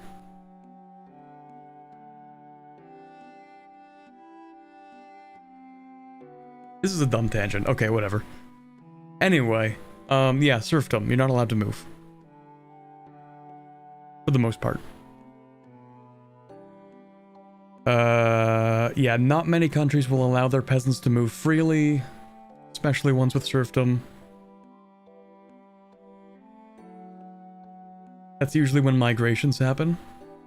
Yeah, but see, that's the thing about serfdom, is when they're like, you know, you're not allowed to migrate. That's the whole thing. You, peasant, you are supposed to work this land for the landlord. You're not allowed to leave. Anyway. Yeah, technology will improve yield per person. Allows for specialization in other fields. That is how urbanization happened. Technology improvements. Slightly fewer people had to work on farming. Those people could work in cities. That was also a big thing with industrialization, is if you had serfdom, you couldn't do industrialization. Or not as easily, at least, because people weren't allowed to move to cities unless given permission. Which they didn't often get that much. Anyway, weird tangent. We're 3 hours in. Let's keep going.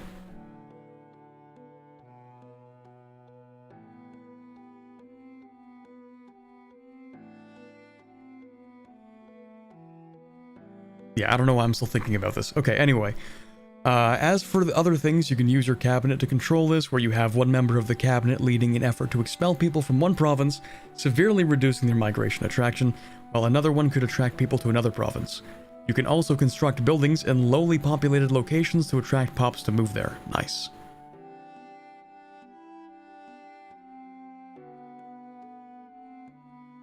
Population increases to the limits. Available resources, those being food, water, and free space, modified by the effects of disease.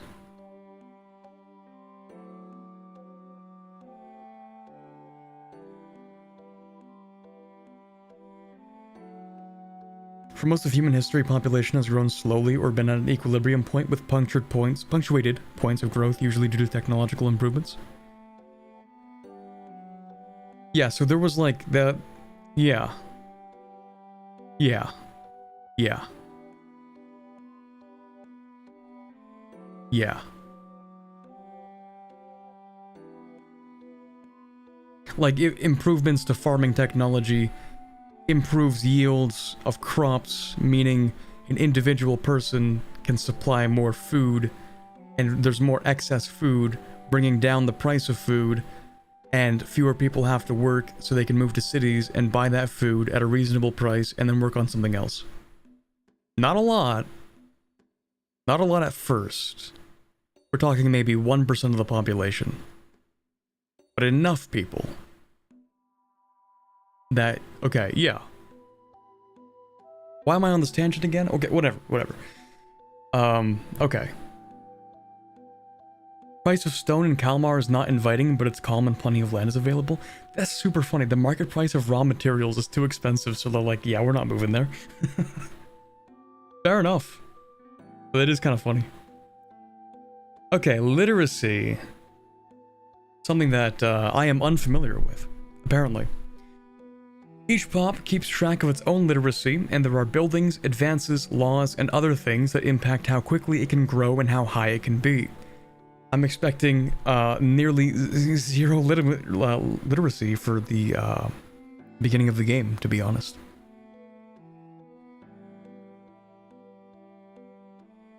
The average literacy of a country has an impact on the research speed of that country, and the literacy of a pop has some impact on its satisfaction. However, there is also an immediate impact on the location of the average literacy of all of the same social class. Amongst other things, the average literacy of the nobles in a location has an impact on how quickly control can increase here, and the average literacy of slaves in a location increases the unrest of the location.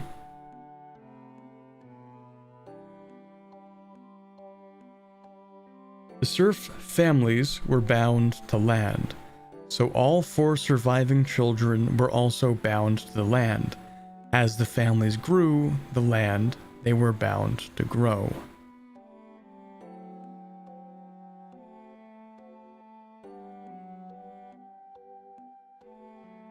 Or sorry, as the families... I didn't read that. I didn't read that the way I was supposed to. As the families grew, the land they were bound to grew.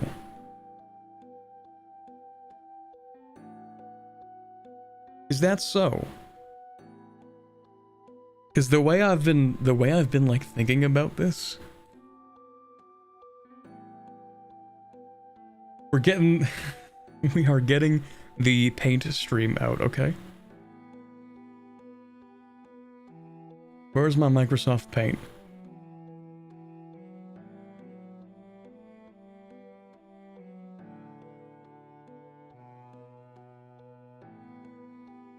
We're getting the paint stream, okay? So the way I was thinking about this is that, like,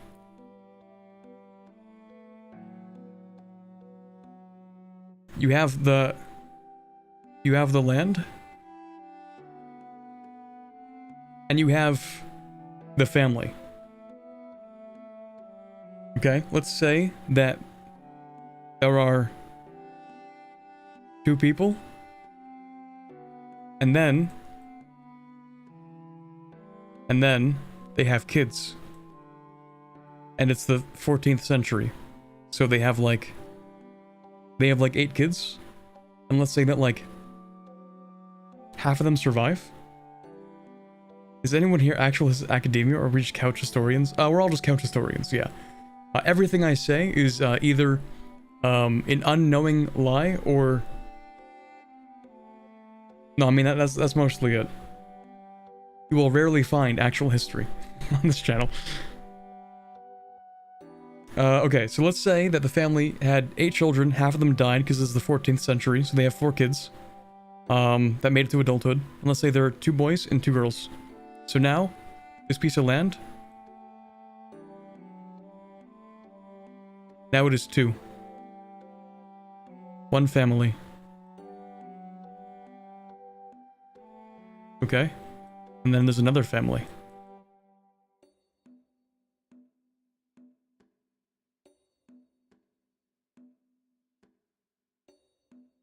And then let's say they do the same thing.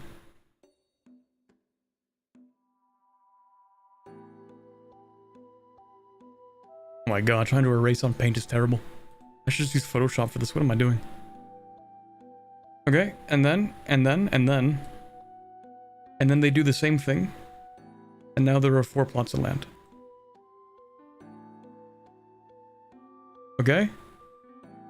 And then there's a family on each. And then let's say that they keep doing it.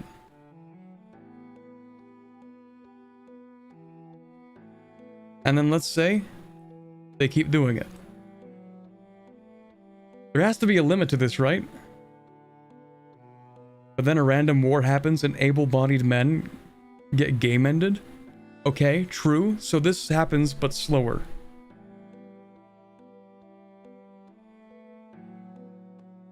But this does happen, right?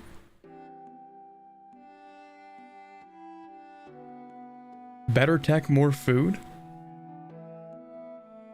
But if there weren't better tech, then this would eventually, inevitably happen, right? Like, surely this would happen. People left to cities, but we're talking about serfdom.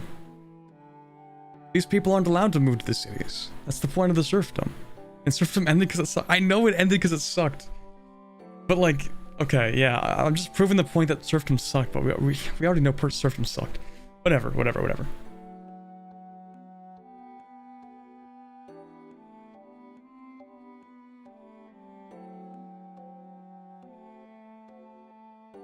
The Lord could forbid marriage to control his population? Oh my god, yeah, I guess they could.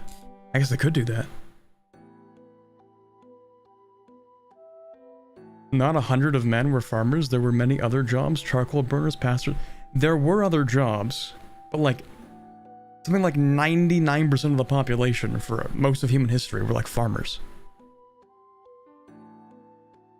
Like, there were charcoal burners, but they weren't making up like 5% of the population. People living in cities weren't even making up 5% of the population by that point, were they? It was like 1%.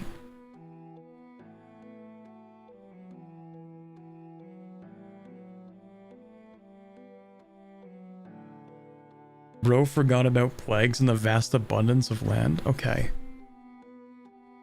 I guess they figured it out. I guess they managed to make it work. You couldn't get married without the Lord's approval and serfdom. That is super funny, actually. Imagine being some guy living under serfdom, and your lord is like, actually, sorry, you're not allowed to get play. What does that make you, like a vol cell in that case? A serf cell? The king has forced you to remain celibate.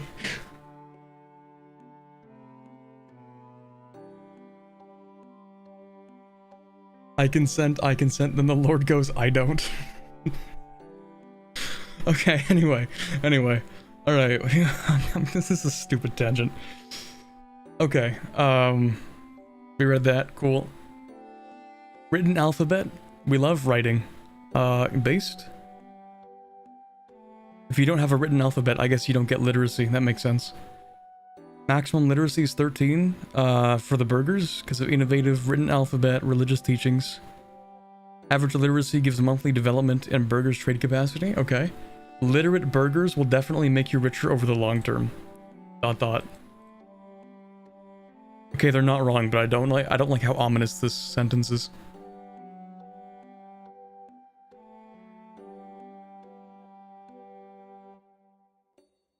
Wasn't the church a landlord in their own right? It gets complicated. Yeah, that's where it gets complicated. Population needs. Each pop has its own need for goods. Let's go. We're gonna have standard of living and migration in EU5. So goated. If they can't get all of those goods, their satisfaction will be lower. The goods that a pop requires depend on their social class, their culture, their religion, and where they live.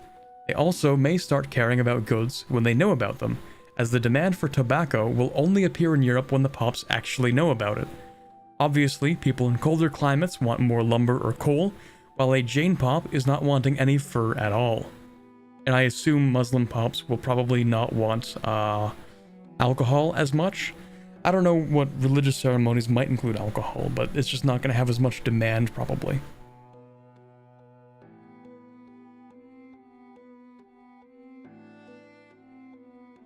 The highest secular form of landlord churches were the prince archbishops. Cool.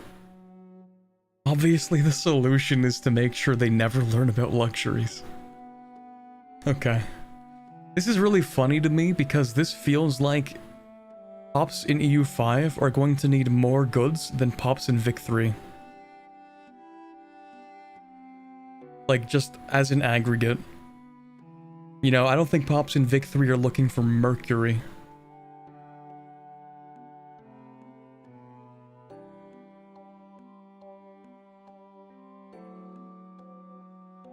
Or amber. Or masonry, even. I'm not entirely sure why these burgers want mercury. It's tasty. Can't have anything without people trying to, like, judge you these days. Holy. Unbelievable. Alright, satisfaction. The population needs impact. Population needs impact their satisfaction in two ways. If they can't get the goods they want, it's a penalty to their satisfaction. However, the price of goods also affects their satisfaction. If the prices are high, then satisfaction drops. But if you can get the goods they require cheaper in the market they live in, their satisfaction will increase. But their literacy impacts how much they understand the price impact. Satisfaction also depends heavily on the status of their culture in the country, the religion they belong to, and how satisfied their estate currently is. There are other ways to make pops more satisfied, like certain buildings, or how good old methods of stationing, or the good old method of stationing armies. Okay, yeah. Pops with low satisfaction will join and start supporting a rebel faction.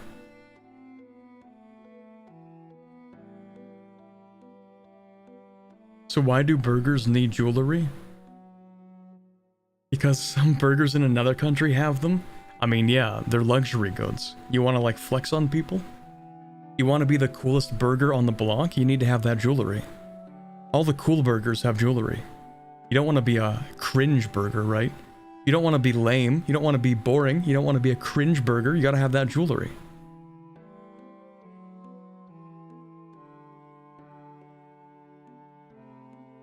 Mercury is used to refine gold.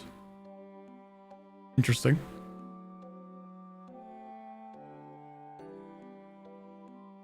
Alright, satisfaction. Let's look at this. Alright. 75 due to a base of 5.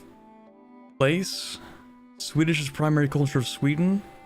Swedish tolerance of Catholicism. Oh, that's actually kind of relevant, because what if your state religion?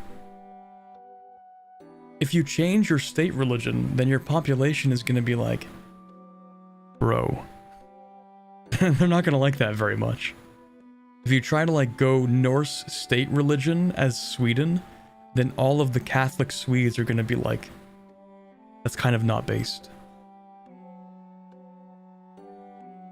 The very basic concept of luxury is scarcity. Luxury is luxury only if a very small number of people have access to it.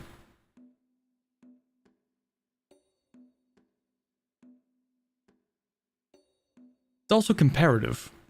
A luxury in one place is a standard in another. Having access to a computer is not a luxury where I live, because everyone has them, everyone has a cell phone. But in some places, having access to a computer would be a luxury.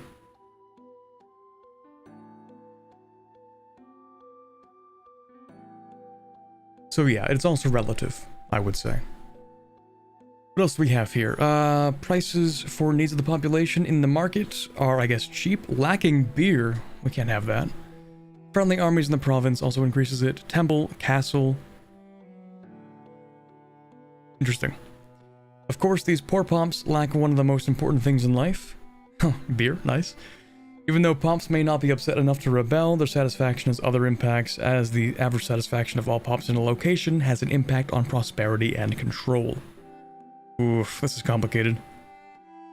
So satisfaction impacts control and prosperity and institution growth.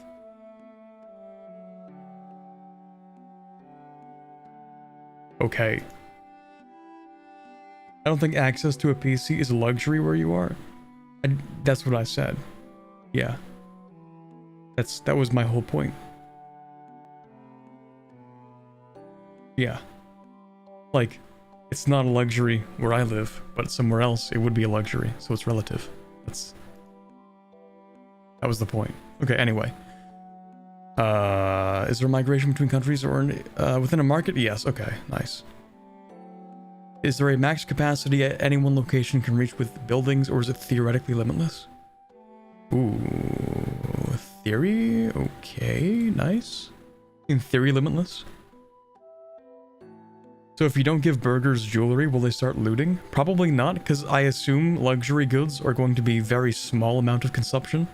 It will probably have a small impact on the satisfaction of pops, but it might depend on the class.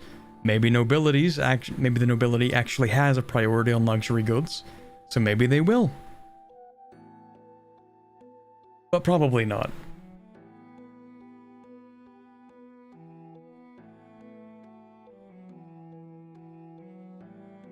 Okay, so nobles only have, like, replacement birthrights, I guess. That's the abstraction.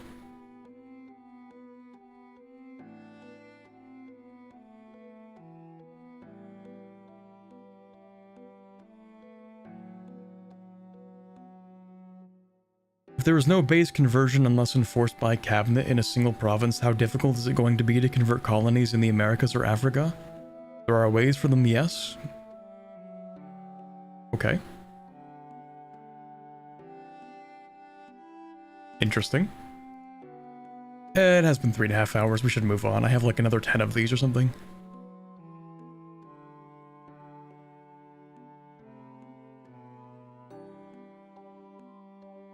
Fun fact, switching to pagan religion 300 years later isn't a very optimal move. in before all the North Sweden is OP EU5 guide videos.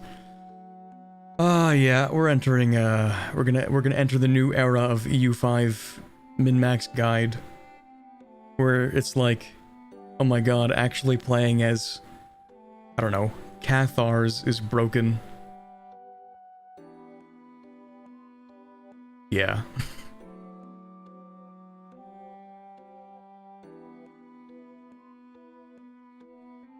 Anatolia, Ottomans, Germianids, Sarahanids, Karasids, Kandarids, Karamanids,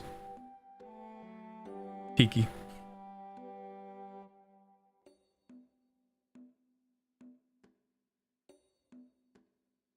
Can't wait for the Red Hawk. Can't wait for Red Hawk to finish EU5 A to Z in 2084. Let's go. Alright, one more map thing. A beautifully divided Anatolia. The disintegration of the Sultanate of Rum in the 13th century caused by the Mongol invasion led to multiple Turkish beyliks grabbing power over their area. Probably the strongest in 1337 is the Ottoman one, founded by the Turkoman leader Osman Gazi. But there are other strong contenders such as the Aretinids, the Germianids, or the Karamanids, which will be fighting for hegemony over the region. You might also notice that the Byzantine Empire / Eastern Roman Empire / Basileia Romaion / insert favorite naming still holds a few positions in Anatolia, the most notable being the city of Philadelphia. I don't know why, that's just really funny to me. I thought Philadelphia was like a unique name when they named it in America, but never mind.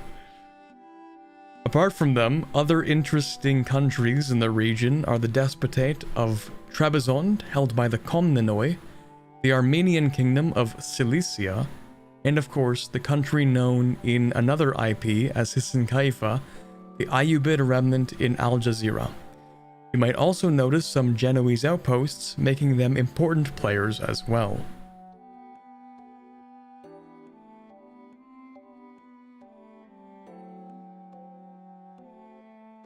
There will 100% be an Always Sunny achievement.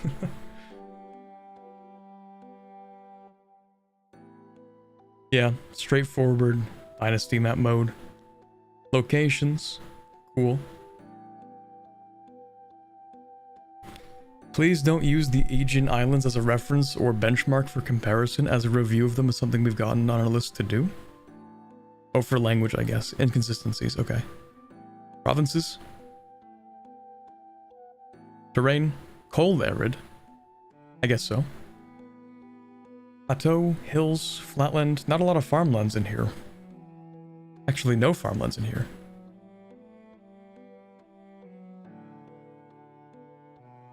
Literally zero. Maybe one? Seems like zero.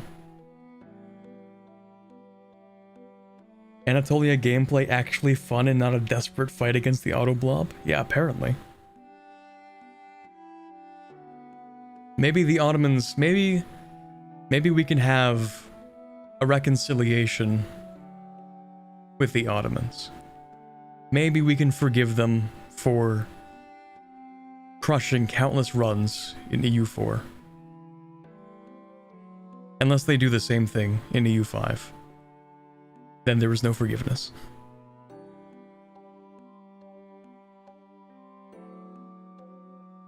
Anatolian Plateau is high and dry, which usually doesn't mean hot.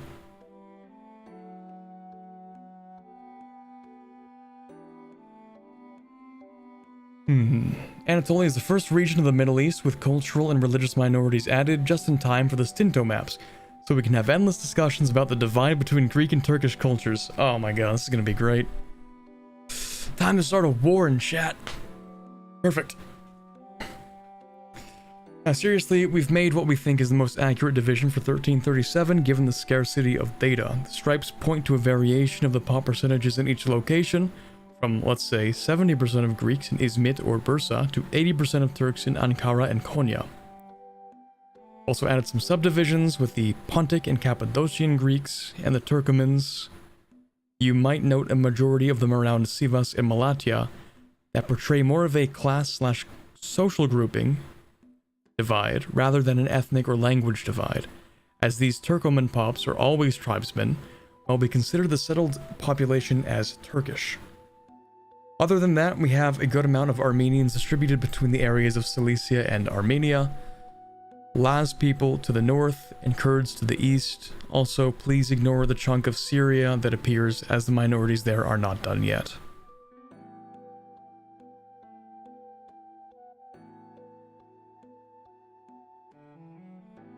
Yeah, the comments of this stream are going to be interesting. Let's go.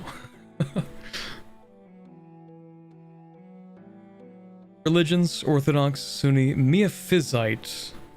I'm interested in Miaphysite and Nestorian.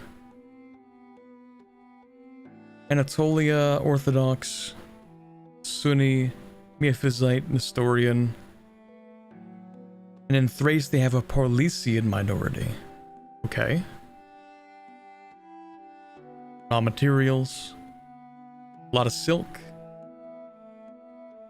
A lot of livestock, a lot of lumber. Fish. Nice.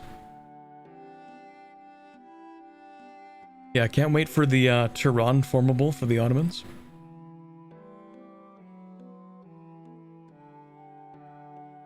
Population.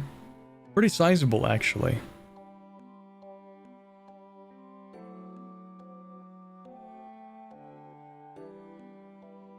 I've also heard about a 66,000 Aiba challenge. That's not the real challenge. The real challenge is going to be the 1,000 pops in Ireland. That's going to be... I'm going to at least try that run. I don't think it'll be possible, but I'll try it. Okay, we'll most likely be uploading the French feedback results by the end of next week. Cool. Oh, there's another thing that popped up. What was that? Oh, okay, never mind.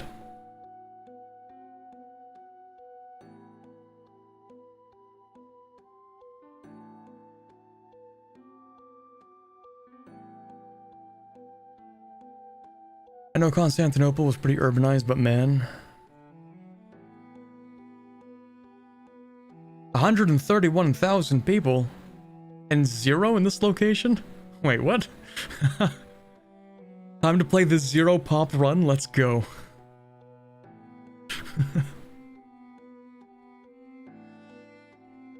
Literally 0, huh. 131,000 in Constantinople. I mean, it was a big city. Big place. How many Kurdish cultures? 1. Their aim is to have religions present in 1337. Fair. Everyone's currently at peace. Cool. They'd like to have a Yazidi religion represented, but it's not implemented right now. Okay.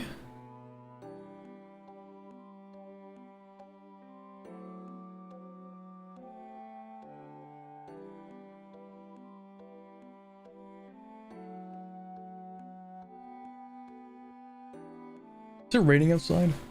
Oh yeah, it's pouring outside. That's what that sound is. You have a win rate? Not yet, because the game is too early in development for that. Okay. The aim is that the Ottomans will be the regional winners and eventually kill the Byzantines.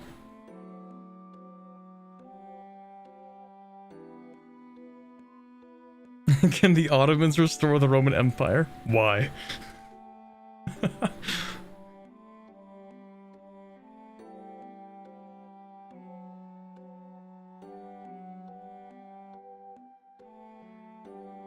Turkish Beyliks will have different succession laws. Okay. Alright, we don't have to get too deep into individual areas. We have another 1, 2, 3, 4, 5, 6, 7, 8, 9, 10, 11, 12. 12 more of these to go, chat. We are not even halfway done. Oh my god. Okay, we gotta lock in. I am never finishing this stream. I'm gonna starve to death at this desk. Okay, alright. 26th of June.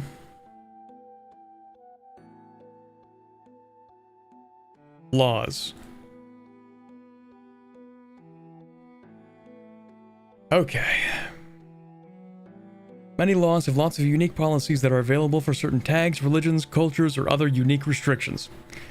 Currently, most countries start with about 12 to 15 laws that they have policies on from the start, and there are about 40 more laws that will appear over the ages. Cool. Drink some water? Okay, fine, I'll drink some water. I had a whole iced coffee, but I feel like it's gonna run out, like the caffeine. It's gonna be completely gone by the time I finish this stream.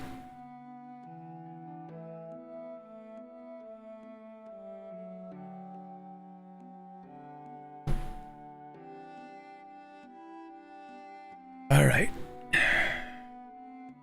You're gonna go to sleep? Nah. Get back here. You're staying for the whole stream. We're all in this together, chat.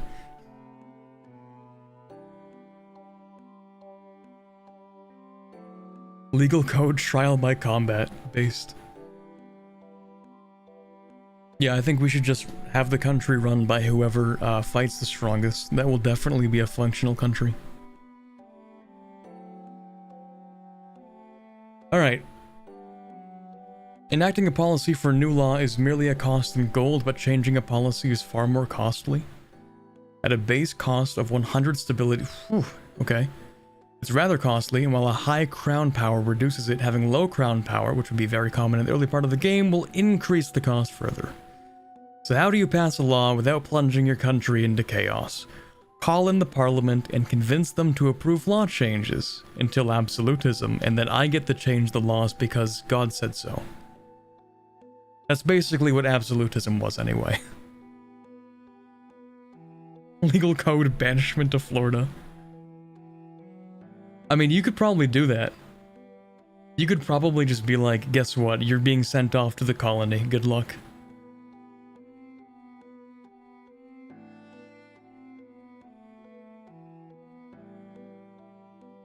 Alright, time to take into account, or also take into account, is that while you immediately will lose the benefits of the previous policy, enacting a new policy will take time. Okay. Depending on your administrative efficiency, it can take several years until you actually reap the full benefits of a 1% tax efficiency, just like in real life. Oh, perfect. This really is my my perfect historical simulator.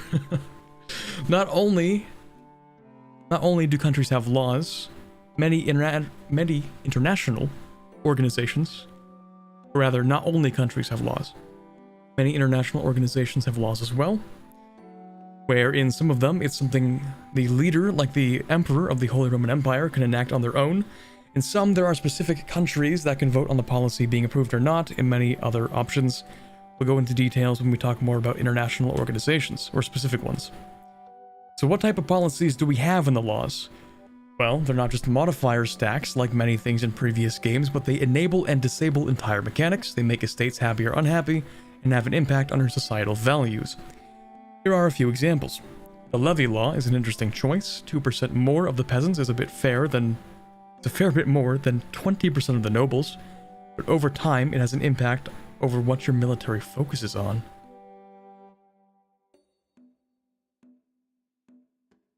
Please wait 5 to 7 business years for the changes to take effect. Seriously. Yeah, this game is really gonna be like, we're in it for the long haul, you know? I often... pretty often make my complaints about like, okay, when I record an EU4 video, I'm looking at like 8 to 12 hours, and I'm only playing into like a quarter of the game.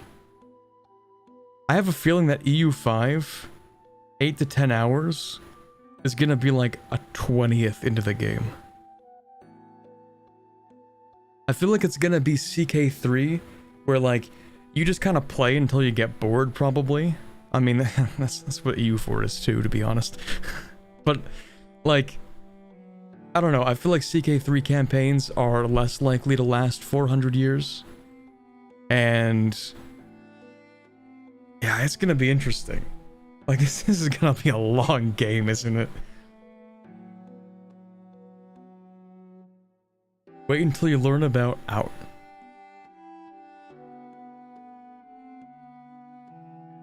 No, that's a lie. No, no. I don't believe you. Hourly ticks? They can't have hourly ticks in this game. It's 500 years. They don't have hourly ticks. That's cap. I'm calling cap on that. That's not real. I'm being gaslit by chat, because that's not a real thing. Alright, levy law is important. 2% of the peasants is more than 20% of the nobles, but over time impacts what the military focuses on. Inclusive levies. Monthly progress to decentralization. Okay, non-cultural levy size. Okay. Monthly progress to quality from noble levies. Okay. Monthly progress to quantity. Peasant levy size. It's real? Nope. Nope. Wrong. Fake. Can't believe chat would try to gaslight me like this. Unbelievable. You think you'd be able to trust somebody.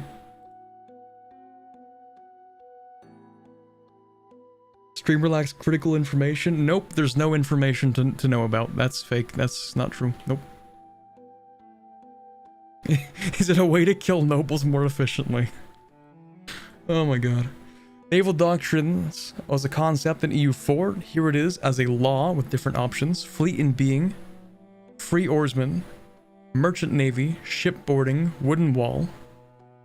Best for England, right? True. Legal code has many different options depending on who you play, but as England you definitely have the most important, or have the important choice. Civil law. Monthly progress to centralization. Admin efficiency. I wonder what the advantages of centralization and decentralization are. How does that work? Decentralization, maybe it's less efficient at giving you power, but it develops things faster. Maybe the goal is to start with decentralization, which leads to development, and then you centralize that power and wield it as diplomatic power outwards. Maybe decentralization is better for economic growth, but maybe centralization is easier for wielding resources for war. Maybe.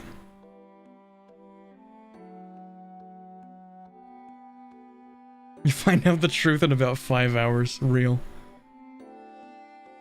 We've all read the dev diaries. We're here to watch you read information we already know. See, that's exactly why it's the perfect cover for chat to gaslight me into thinking something like hour ticks would exist in this game. Because I don't know if you're lying or not, but I think you are, because there's no shot that's real.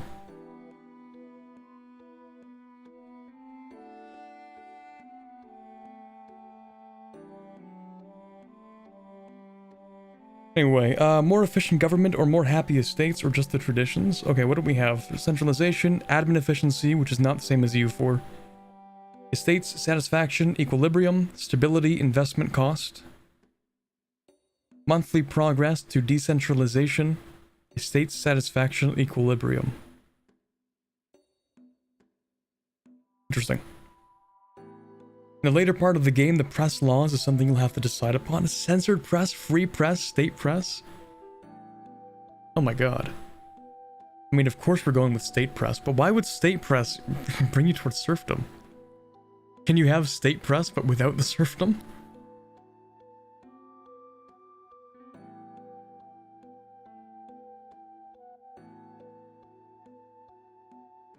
Tough choice, isn't it? If you go with free press, the burghers might start building these in different towns and cities, local newspapers. Oh my god, there's so much going on in this game, chat. I'm getting a headache, and I don't even have the game in front of me yet. I can't even play the game, and it's already giving me a headache.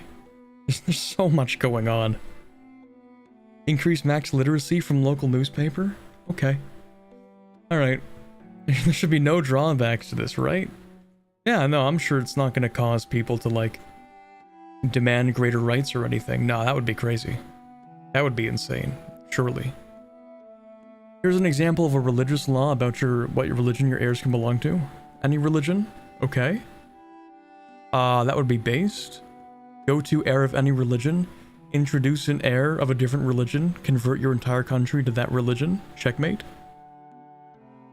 Same religion, same religious group. Ooh, yeah, the clergy aren't going to like this. Speaking of heirs, the succession law mechanic is not technically a law, but uses another mechanic, primarily because we always want to ensure that it's valid and enforcing a country to always have one. This special law is very much dependent on government type. We have a lot of unique ones, like the Papal Conclave, where the Pope dies, the cardinals gather to debate who will be the new Pope. This can be quick, but sometimes it may take several years. We have different election methods for the republics, and of course the old classic Salic and semi-Salic laws as some of the options for the monarchies. Okay. Salic. Through siblings of ruler. Allow children. Allow male. Current ruler ignored. Allowed estates, nobility. Score for male plus 100. Score per years of age. Okay. So the oldest inherits. Oldest male child inherits. And could be a sibling. I think that's what that means. You can modify all of them. Goated.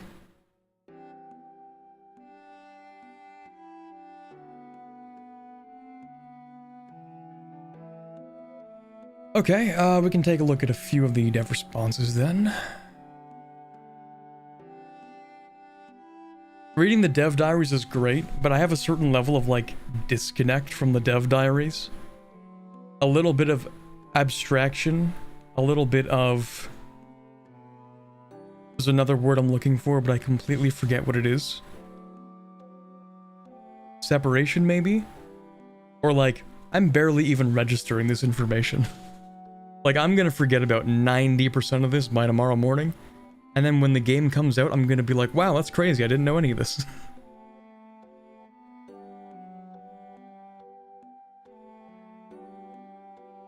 So basically, smooth brain, very smooth, no wrinkles, and all this information is just sliding off of it. It's not getting captured by the wrinkles at all, because there are none. It's like, have you ever seen like a koala brain? No wrinkles, no bumps, no ridges, just smooth. Okay, so switching between government types is made through laws? Or are there different ways? Different ways, okay. Well, yeah, I imagine it's gonna be hard to convince a monarchy to just become a republic. Probably. Weird thing to have seen randomly? Okay. What do you mean? Like, koalas are like famous for having smooth brains. Because they're so dumb.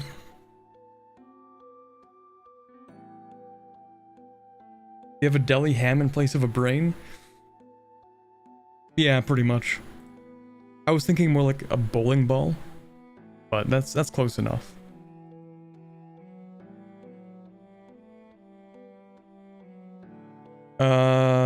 Can't tell us about succession laws yet. Cool. EU4 style mission system or Hoi 4 style focus? Dude, we are not going with the Hoi 4 style focus system. We are not doing this. Imagine that, but for 500 years of gameplay. Oh my god, we are not doing that.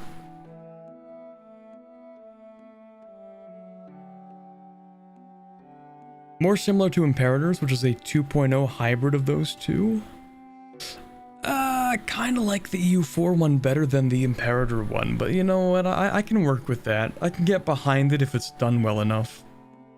But this game definitely feels a lot more like it takes more of its inspiration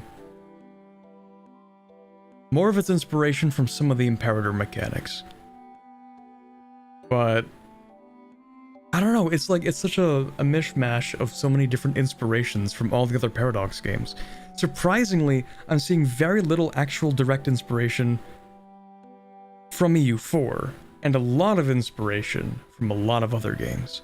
I guess the law system is gonna be, we're really diverging from EU4, maybe even getting a few things back from EU3 or even earlier Europa Universalis games.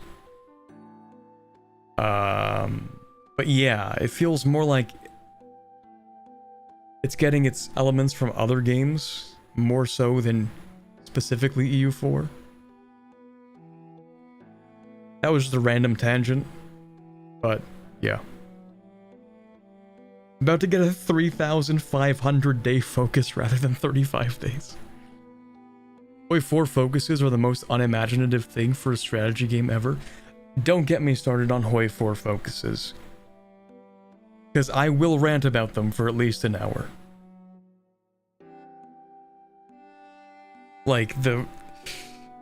No. I have to stop myself, because if I start on Hoi 4 focuses, I won't be able to stop myself. Let's move on. Will we have more naval laws related to cultures like doctrines in EU4? Yes, many unique per tag and or culture.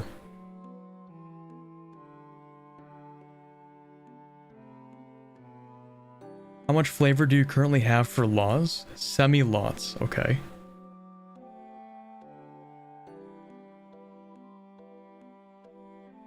The appanages of France can become the king of France. Would it merge with the appanage and the France proper? Would it merge the appanage and France proper? The appanage goes back to being a part of France? That makes sense. Like, if an appanage becomes king of France, then they just absorb the appanage and the entirety of the French tag under the French banner. You might not inherit the French laws. Maybe you keep your laws that you had as an appanage, but I think territorially this makes sense.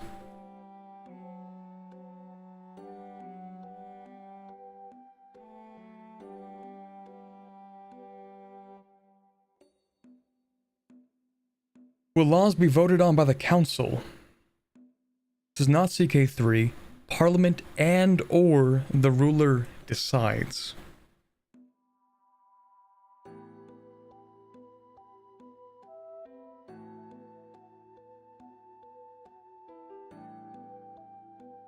A little concerned how the noble levies law will affect the gameplay due to the fact that noble pops won't grow naturally. I think this person does not quite, or maybe didn't catch the part in the previous ones, in the previous dev diary, which is that if there aren't enough nobles, then pops will become nobles. Like, if you send nobles to die, peasants will take their place. There's a certain number of maximum nobles. People will have social mobility. They will become nobles to replace the nobles that died in combat.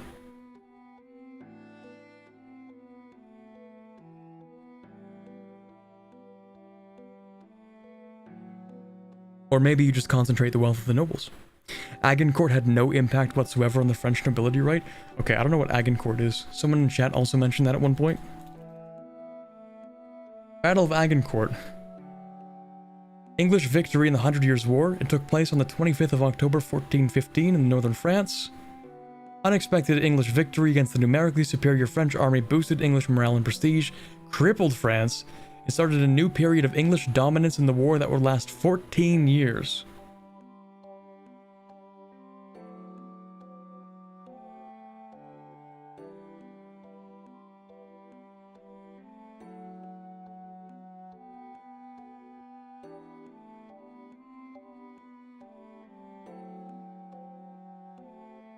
Casualties, 6,000 killed, most of whom were French nobility. In some regions, an entire generation of landed nobility was annihilated. Oh no. Okay. Okay, so what was the result of that then?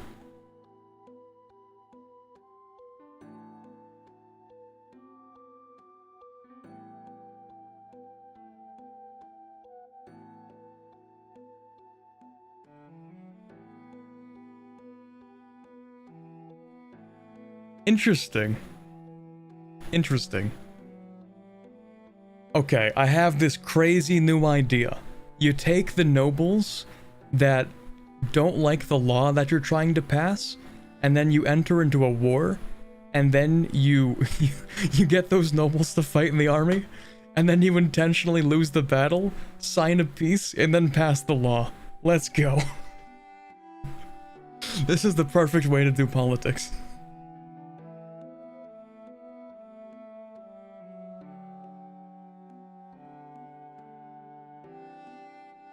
I assume at the start of the game, all laws that are available will have been preset depending on the historical status. All preset with historical. New laws have a gold cost. Okay. Multiple types of subjects based. Well, they already mentioned that appanages are different from vassals. Only historical religions will exist. Can a rebellion be dedicated to changing a country's laws? Yes, in theory. Scotland uses common law with the option to change to civil law. Okay. Alright, we can move on. We have 9 more of these to go, chat. Wait. 1, 2, 3, 4, 5, 6, 7, 8, 9. Oh, 10, 11. That's crazy. 11 of these to go, chat. Alright, next one. Russia.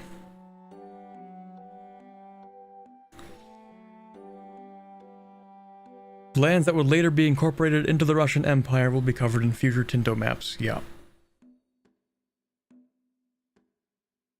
Map. Novgorod, big perm, huge. Population, 25 probably. All of these are tributary states of the Golden Horde, including Muscovy. Of course, we have the early history of Russia with the princedom? I think it's a princedom of Muscovy under the thumb of the Golden Horde to start off with. Where Finland? Finland kind of doesn't exist. No, like genuinely, there's nothing here. A little bit owned by Sweden. Grand Principality? Maybe not at this point, just a little principality. Oh, okay, fine. One Grand Principality, fine. A little Grand Principality. Uncolonized? I think this is uncolonized. Probably.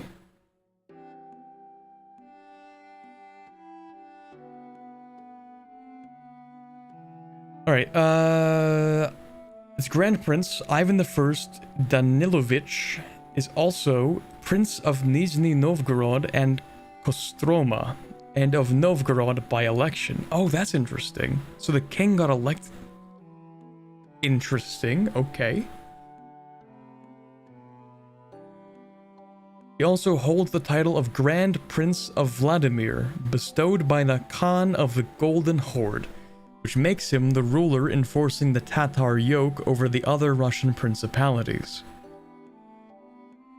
which is in the game represented through an international organization. Okay. The other main power in the region is the Grand Republic of Novgorod, with a completely different institutional structure that allows them to pick their rulers. Their power comes from being the main trading power between the Baltic Sea and the Russian region, and it is the overlord of the 2 border countries, the Principality of Pskov and the County of Orshak, a buffer country in Karelia as agreed with Sweden after a recent war. Okay. Several lands to the north and the east are not owned by any country. Ah, so we can see colonizable territory through this map mode. Very cool, very nice.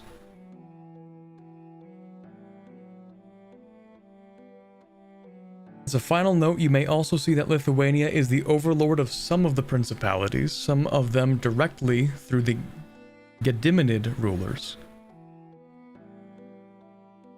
Okay.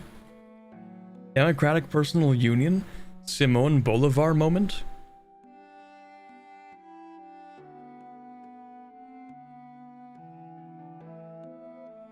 Starting diplomatic situation in Muscovy in the Tatar Yoke International Organization. Okay, cool. Dynasties. Rurikovich. The big one. Several branches of the House of Rurik rule over the Russian lands. Fun fact, we have 18 different branches portrayed in the game. The exceptions are a few principalities and the ruler of Karelia. Okay, cool. Locations. Many.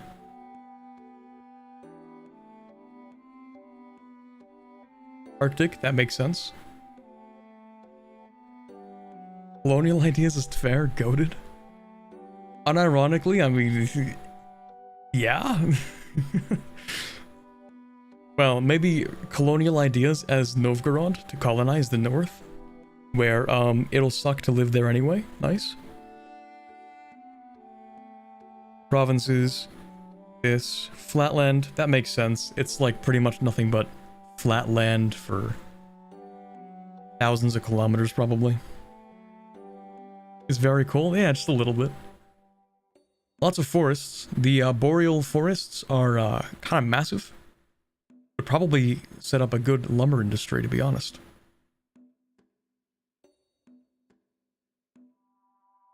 This game will not have ideas. Cringe. Okay, maybe not that cringe. Novgorod, Russia is going to be 1000% less painful, hopefully.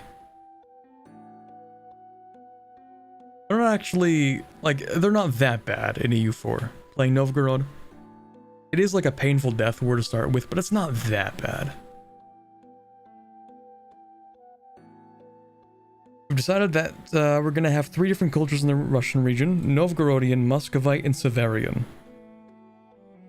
The design is different from Ruthenia because Russia was more politically divided in the High Middle Ages and would later be more culturally unified later on, while in Ruthenia the situation is the opposite. In any case, the 4 of them are East Slavic cultures, open to feedback. Okay. Religions: Orthodox, a little bit of animism, bit of shamanist, a bit of Tangri, a little bit more animist. And then there's Swomanusko or something.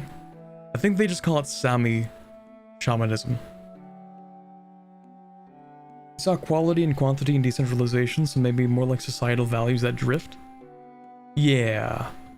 Yeah, less so just having ideas pop up, and more like we're going to sign laws that bring the country in a certain direction. So no ideas, more like laws. Which is, I mean, that's how it worked, right? You know, they didn't just have a mystical idea of, yeah, let's have a thing happen. It's more like, how about we sign things into law, which will bring us in a certain direction. What if we sign a law that allows peasants to move? What if we sign a law that removes the tariffs from trading wool or something? I don't know. It's all done through like laws, bureaucracy, all of that stuff. Anywho, Eastern Orthodoxy is the dominant in the religion. There's also animist, tangrist, shamanist as wide categories, as we'd like to add a bit more granularity to them. Although that will come later in this year, don't expect them to be added coming Tinto maps. Okay. We've seen some posts asking for Slavic paganism.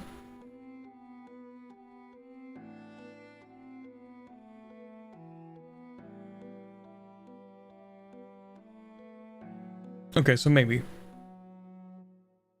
Raw materials, fur, lumber. It's what you expect pretty much for the north up here. Fur, lumber, wild game.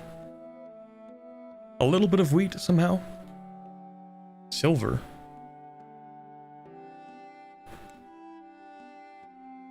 Three centers of trade, 3 markets rather: Novgorod, Moscow, Kazan. Population, not really too massive for the size of the country. Decent population, but for the size of the country, it's not really that dense. When all of North America is put in the totemist box, feels bad, man. Well, don't worry, in EU5 they're going to have like 12 different religions in North America. Population. Time to play as the 100 population country, let's go.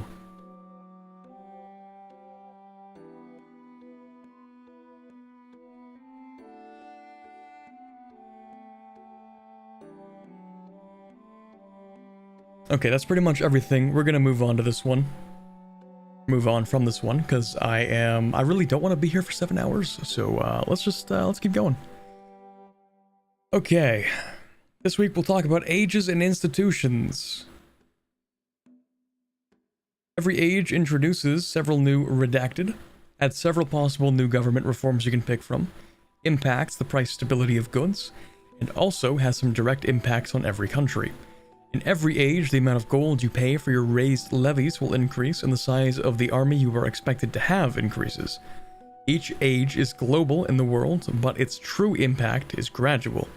There is no special mana you gain through achieving goals that you can use to stack modifiers with. Age of Traditions, Age of Renaissance, Age of Discovery, Age of Reformation, Age of Absolutism, and Age of Revolutions. So these two are the new ones. These are from EU4, but they do have different things in them. So feudalism, legalism, meritocracy, Renaissance, banking, professional armies, New World, printing press, pike and shot, confessionalism, global trade, artillery, manufactories, scientific revolution, military revolution, enlightenment, industrialization, levée en masse. Cool!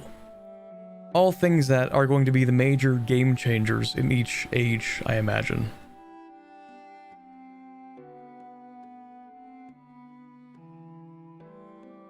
Each age also has 3 institutions. Okay. We've designed the institution spawns to be more rigid for the first ages and more flexible in the later ages to guide the game in a certain direction. For those of you who dislike the dynamic spawning of institutions, you can put it in historical mode and it will spawn in the same location every time. The spread takes time, and it can only spread through adjacent locations or across a single sea lane, so much like EU4. Unless you have trade routes, unless you have trade routes from a market center that has embraced it. So it can spread in markets. The speed it spreads is also impacted by the literacy of the population. Makes sense? If you've embraced an institution, then it will spread in proportion to your control in your owned locations. When an institution has spread to more than 10% of the population, you can embrace it, meaning you will gain access to the redacted. Nice.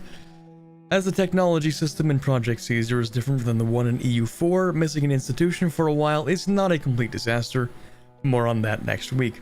I really like the change that they made, when was it, 1.30 or something in EU4? Institutions used to be global and have an immediate impact that was very stupid. Well, it wasn't even an immediate impact. It would grow over time, but it was global for like no reason. I mean, it's not no reason. It's meant for gameplay purposes. Like, it's not... Yeah, let's be clear. It's not for no reason. They did it so that, like, Europeans would have a historical advantage in EU4. That's why it was done. But it didn't feel good to play.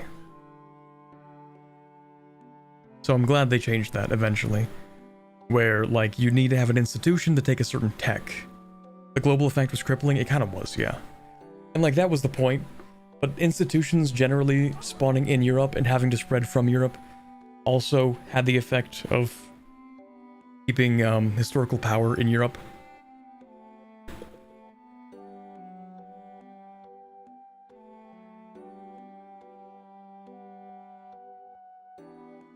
The thing that's global and makes no sense, even with this one, is ages. Asia was not in the Age of Discovery. Yeah, I mean, there is still going to be a level of Eurocentrism in a game called Europa Universalis 5. I think, given the time period and what the game is supposed to simulate, I think there's really no getting around that. Regional ages would be much preferable. I think if they do it correctly, these don't really change anything other than, like, a name.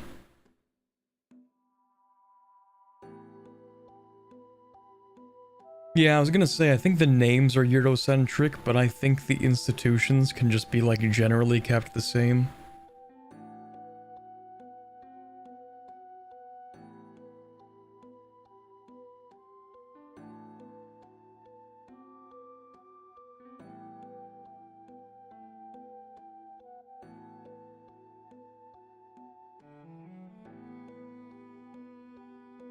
In later ages, you can also start assigning a member of your cabinet to promote institutions in a province, which will then progress any institution you are aware of in the locations in that province. Promoting is heavily based on the burghers and the literacy of a location. 6 ages. In 1337, we start in the Age of Traditions, and each age from there lasts about a century. 1, 2, 3, 4, 5. Nice. Tomorrow I have work at 6 and I've been drinking. Okay. Alright, thanks for stopping by, Alejandro. See you later. Oh, hey, Lily.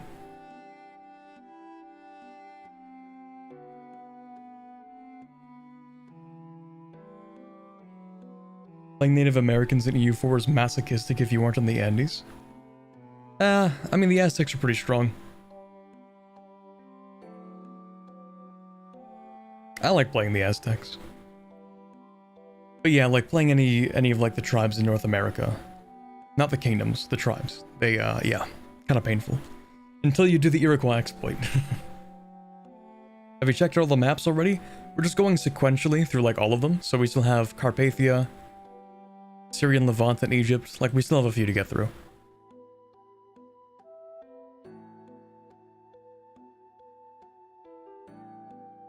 Age of Traditions. Different societies have been established throughout the world for hundreds and thousands of years, and their foundations can be framed in traditions such as legalism, meritocracy, or feudalism.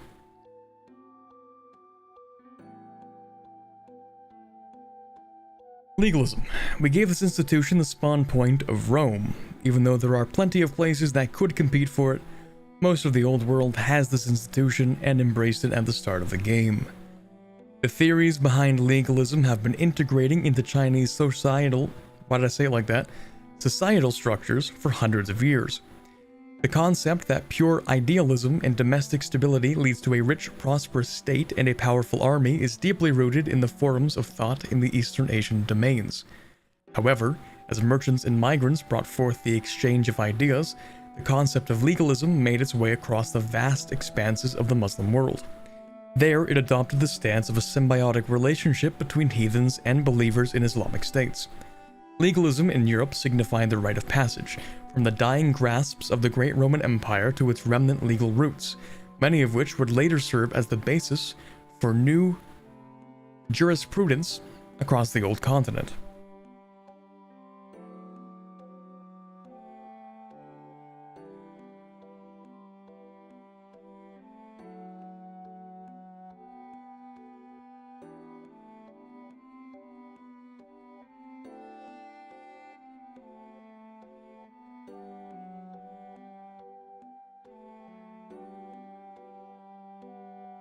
I honestly hope they will make primitive nations, you know, actually primitive, unlike since Leviathan. Well, the North American natives in EU4 almost always lose, right? If you play a game up to the end of EU4, the AI will always crush the natives in North America, right? Primitive is a loaded word. It is, but I understand what he means when he says that. Technologically less advanced, institutionally not as feudal, or at least centralized in a way.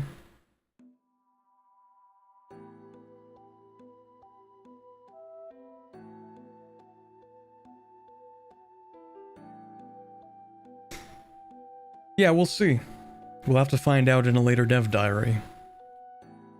I didn't mean it as an insult or anything. I mean, like, actually technologically. Yeah, so like we can talk about like agriculture and how agriculture would lead to, well, actually there were quite a few places did have agriculture, like pretty well. What am I thinking of?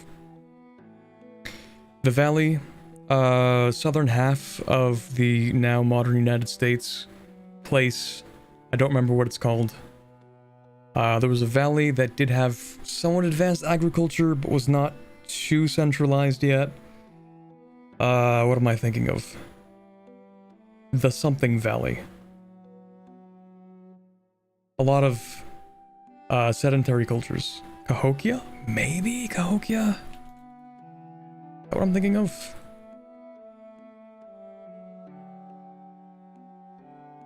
No, more southern than that. What am I thinking of?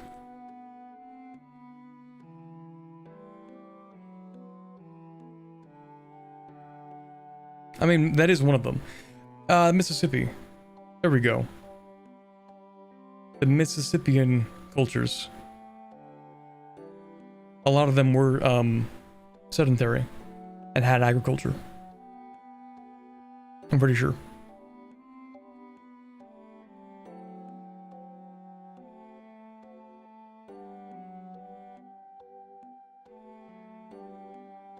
Aztecs had freakish agriculture ideas. Oh, I mean, absolutely. Yeah. So the Aztecs, Aztecs were an interesting society because of like they were pretty decent at I guess city building. Like the Aztecs when they arrived in the Mexico Valley, which is actually, see, fun fact, Aztecs arrived in the Mexico Valley, it's predicted after the start of EU5. So EU5 is going to start in 1337. Aztecs arrived in Mexico Valley, what, in 1350 or something? So that's going to be interesting. I think it's 1350. And then after 1350, they proceeded to make a really, really big city. Like, really big. Over the next, like, 150 to 200 years. And that would be Tenochtitlan.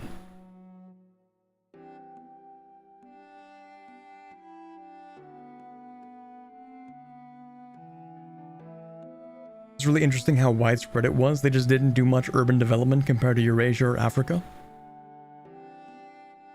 Yeah. And that some of that is a consequence of population numbers in such a large region of the world. And also how late, I think, the people there arrived in the Americas. Especially if you go way down south to like the southern part of the Andes. Like, those people were like, they arrived relatively recently.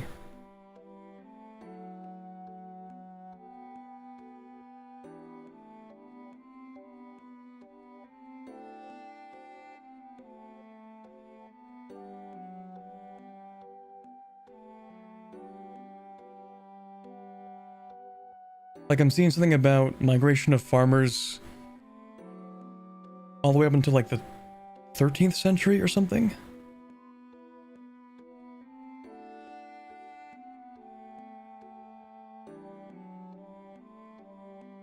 Or am I wrong about that? Oh, never mind. Some people arrived 5,000 years ago. But that's still pretty rare for like, or pretty new for people. Anyway, random tangent.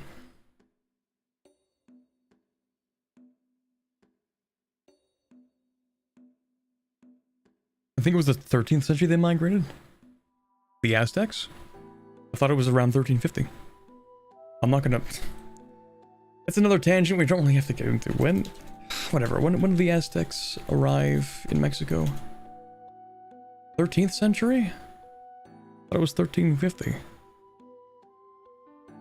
Oh, wait. The founding of Tenochtitlan was 1325? Okay, maybe I'm a fake Aztec fan. Okay. Maybe it was 1250. Okay, whatever. It doesn't... The century, the exact century doesn't really matter that much.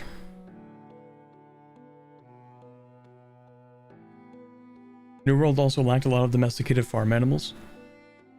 That's true. Anyway, we'll get to North America when we get to North America. I really want to see it because they do have like 11 religions in North America, so that would be cool. Anyways, institutions, meritocracy. Birthplace in Beijing at the start has only spread through East Asia. Many individuals of great prestige and in positions of power often chose to appoint those closest to them in influential spots.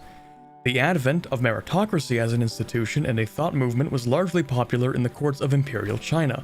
Yep, Confucianism has a big thing about meritocracy, specifically. There, Confucius himself supported the notion that those who govern should do so on the basis of merit, not on inherited status. This led to the replacement of the Chinese nobility of blood ties to one based solely on meritocratic abilities. This institution's development would ripple across and beyond the borders of Asia and would eventually reach the royal courts of even European monarchs whose nobles had a firm grasp on the mechanisms of power and authority. Yeah.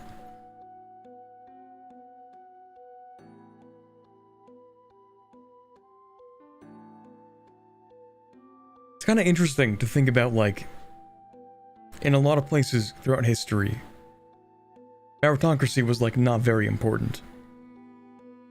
Like, they didn't care that much, because what mostly mattered was loyalty.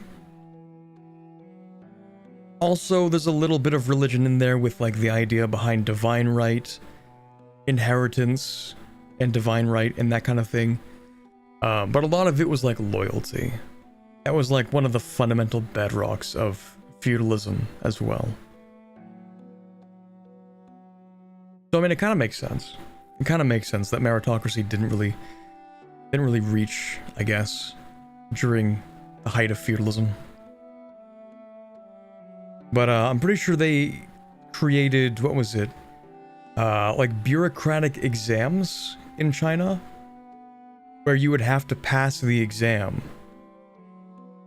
to become part of the bureaucracy.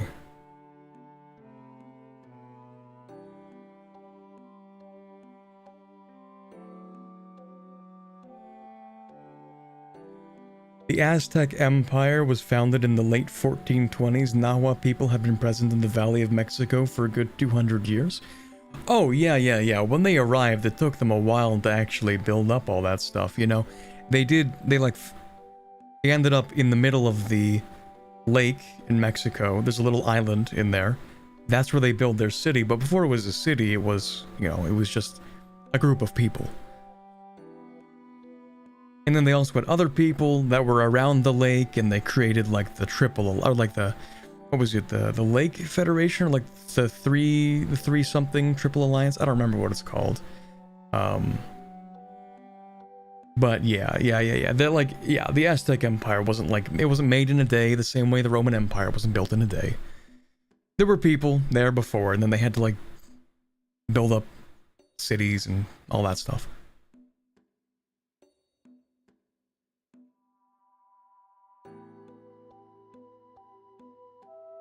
Anyway. Feudalism has its birthplace in Aachen, the capital of the Roman Empire under Charlemagne. Okay. If you want to call it the Roman Empire under Charlemagne. Contentious way to put that. It is spread in most of the Old World as well. Over time, most societies develop a need for common structure with stronger and more permanent institutions of government. After the fall of the Roman Empire, this need came to be filled by a number of institutions and customs that, taken together, are often considered to be part of the European feudal system. For similar reasons, permanent government and societal systems have formed all over the world, some of which have roots that go far further back than feudalism itself. 7-hour stream? No, seriously, it's been 4.5 hours and I have like 9 of these left to go. Renaissance. Oh my god, did we go through all of these? Oh, that's gonna be such a long dev diary. Okay, let's actually start reading and less stunlock. Renaissance. New era of knowledge, arts, and progress is emerging due to growing interactions and institutions in the medieval societies affected by Pax Mongolica, the Islamic Golden Age, and the European Renaissance. This institution will spawn soon after the age starts in a northern Italian city with a university. The historical location is Florence. Starting now in the 14th century, the wealthy and powerful in the Italian city-states have been patronizing artists and scholars willing to explore the old Roman and Greek societies of their forefathers. As a cultural movement, the Renaissance already encompasses most of the region and has had a profound impact on literature, art, philosophy, and music.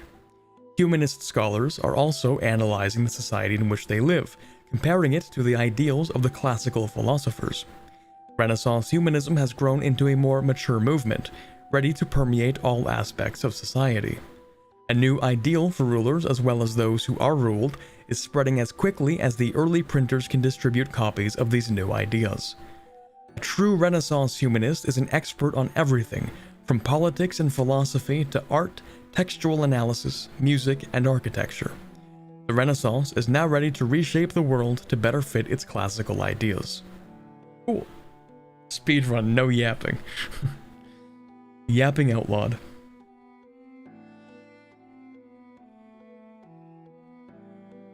Banking. This can spawn in any town or city with more than 1,000 burghers in Europe, North Africa, or the Middle East, where the owner has a strong capital economy, societal value. You know why they didn't say? You know why it's only Europe, North Africa, or Middle East? It's because there are so many people in India and China. They're like, we can't let this spawn in Asia because it'll spawn immediately and it will always spawn in China. And they had to nerf them. Money lending has existed since metal-based coins appeared in antiquity.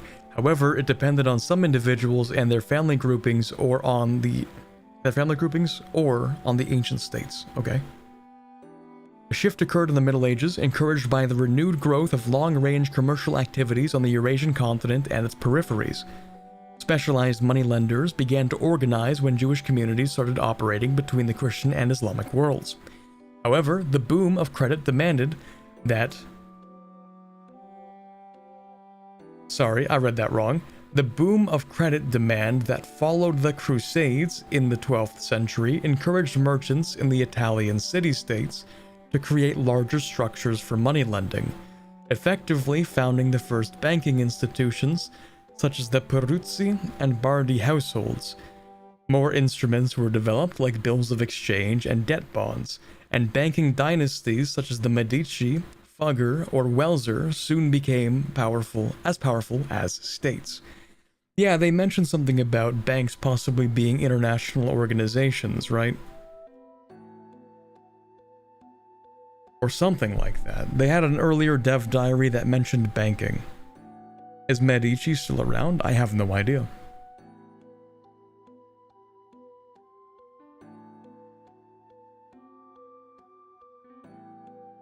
Banks are like countries? Yeah, they mentioned something about that. Professional armies, this can spawn in any location in Europe, which has some manpower produced. Okay, where the owner has a quality societal value. The historical location is Paris. Armies have existed since war was invented many thousands of years ago. However, their form has changed over the centuries, and different types of recruitment and organization have developed in different cultures and periods. In the late Middle Ages, armies in a wide range of societies relied on levies based on the structures of feudal society, with knights and footmen forming a corps that was levied seasonally. In some regions, however, states were powerful enough to finance standing armies, with professional soldiers who would be available for duty throughout the year. This system was also developed in Europe after the outbreak of the 100 Years' War, being one of the main changes that promoted a military revolution in the early modern age. Increasing the size and quality of professional armies, while finding new sources of revenue to finance them, soon became one of the main challenges for rulers around the world.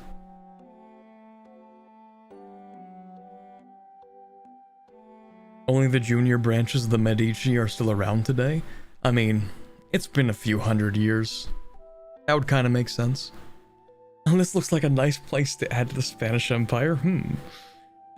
Age of Discovery. At the dawn of the early modern era, new continents are being mapped, while feudal society is slowly giving way to centralized states. For an enterprising state, this age can see the foundation of a worldwide empire. New World. This will spawn in any port in Western Europe or North Africa, with more than 2,000 burghers, and where the owner has discovered the Azores and the West African coastline. The historical location is Sevilla.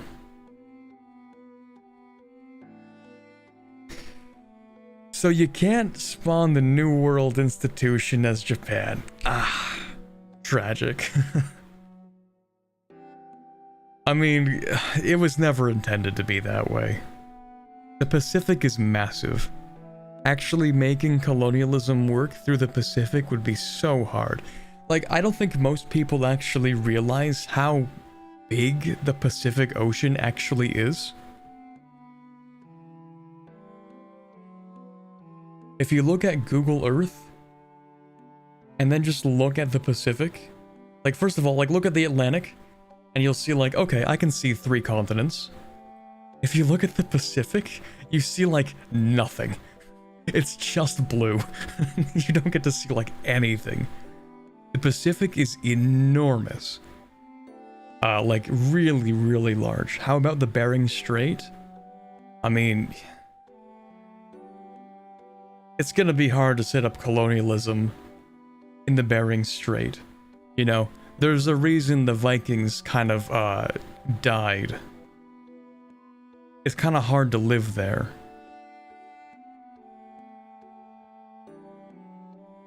The Pacific people made it work.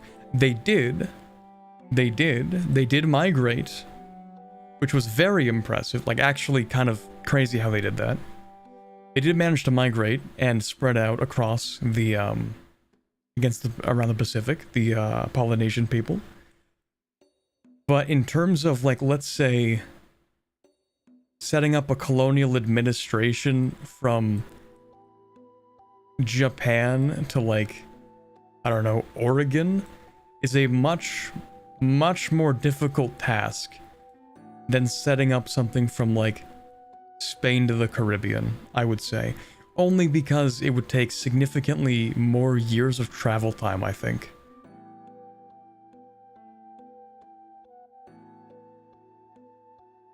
I don't think there's no way an Asian country could reach the Americas in the 15th century. I think it could be possible, but think about this. The longer distance you have to go, the more cargo you have to carry, the more people you need to have on the boats, the more, like, the larger of a ship you need to carry that cargo. It creates, like, an exponentially harder problem, I feel. Like, I think the distance increase becomes, like, as the distance becomes larger and larger, the difficulty in making a journey becomes larger and larger. It could be possible, maybe. If you set up a bunch of outposts, could be. Not only do you need enough cargo to arrive, you also need enough to get back. Yeah.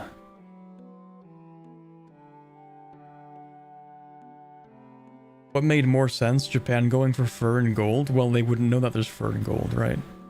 Or some guy thinking Earth is half the size but miraculously stumbled on the continent nobody knew about?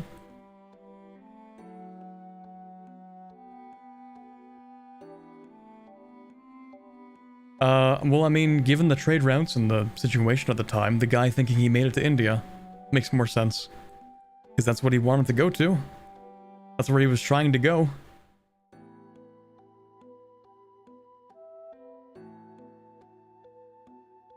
Zhang? Yeah, there were quite a few Chinese explorers that, like, went very far into the Pacific. It should be difficult, but not impossible. Yeah, not impossible, but if there's any place for colonialism to spawn, I feel like it makes most sense, just because the distance between the Americas and Europe is much closer. I mean, dude, let it spawn in Africa. Like, that's fine with me. That works. Like, they should let Mali spawn colonialism, to be honest, because, like, it's pretty close to Brazil. The Malian Empire was, like, close enough. They should just let them spawn colonialism.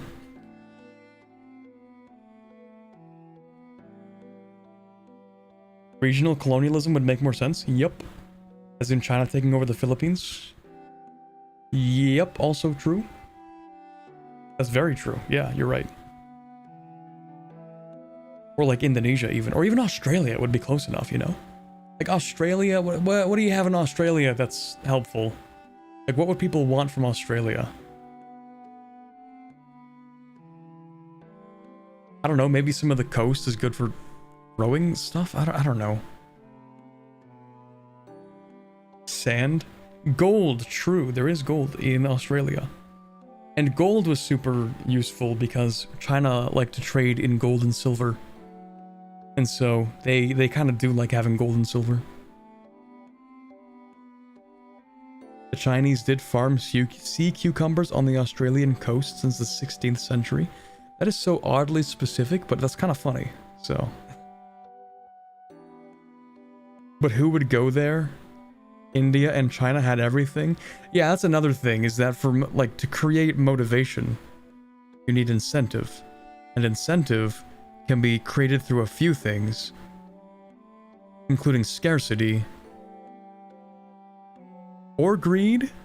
You know, yeah, that can be an incentive. You know, they weren't looking for a passage to India for their health. They were looking for a passage to India to bypass tariffs that the Ottoman Empire was setting on stuff from the Silk Road. So, you know, making more money, definitely you know, an incentive. Only Japan had incentive to look for resources. Even iron was scarce in Japan, but not in Manchuria, Siberia, etc. I think another big initial reason for Australia's colonization is it would provide a permanent base for future colonial efforts in all of Asia. Yes, but I feel like there are other places that could both be more economically productive and maybe more helpful. Like, you could set up a few places in Australia, a few places in New Zealand, and then all of the islands, but even then, you'd have to really develop those islands. Like, maybe you can play colonial Japan, but instead of, like, colonizing the cold, frigid wastelands of, like, Alaska, which barely even got colonized in our timeline, it was more like a trading company. But even then you'd have to, like, basically island hop, and there's not a lot of land in the Pacific. Like, if you look at the islands, there's, like, not a lot of place to set up there. Not a lot of land to set up on. Compared to, like, at least the not East Indies, West Indies, you know, Caribbean. Significantly more territory on those islands. Similar-ish climate, maybe? I don't know. I think it's gonna be interesting that New World institution can only spawn in Western Europe or North Africa.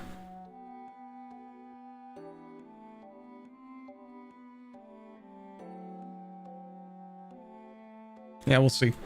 Anyway, the discovery of the New World has heralded a new era, not only for the colonizers and the colonized, but it also has led to the spread of materials and techniques, as well as a realization of the vastness of the globe.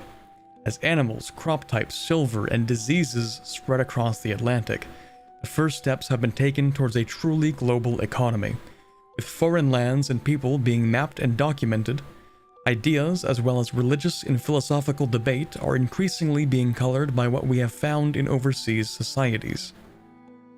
Great minds feel the need to question what was once truth, and from Valladolid to Fatehpur Sikri, the nature of the world is now up for debate. Cool. Yes, colonial Morocco will be viable. Colonial Andalusia, let's go. Printing press can spawn in any location with more than 2,000 burgers, where the owner produces more than 5 paper and has an outward societal view. The historical location is Mainz, but it does not have to be anywhere in particular. The ability to mass-produce the written word would revolutionize the spread of information and in many ways early modern society as a whole. Pioneered by Renaissance men such as Venetian printer Aldus Manutius, the new art helped fuel the Renaissance by making the translated classics more widely available. Later, the Reformation benefited greatly from the ability to spread critical publications and translations of the Holy Scriptures. Now that printing has matured as a technique and spread throughout Europe, hundreds of thousands of copies of everything, from religious and political pamphlets to scientific treatises and instructions on how to behave, are circulating the continent. With print shops growing ever more commonplace, rulers have found it hard to contain the new technique, as the comparatively easy means of production means censorship can be sidestepped by moving business across a border or even just changing the name on a title page. Interesting thing about the printing press is that it was also invented in China, I believe in the... what am I thinking? 14th? Maybe earlier. 14th century, I think. But they didn't do as much with it as in Europe. I think in Europe it became a faster adopted and more widespread adopted technology.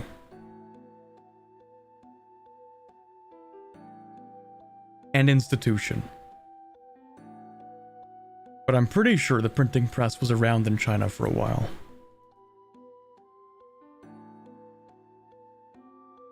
Printing in East Asia originated in China, evolving from ink rubbings made on paper or cloth from text on stone tablets used during the 6th century.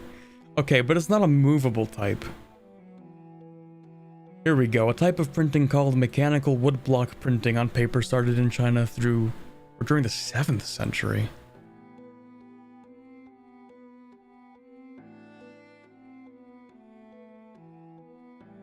The use of metal movable type spread to Korea by the 13th century during the Goryeo period, with the world's oldest surviving printed book using movable metal type being from 1377 in Korea.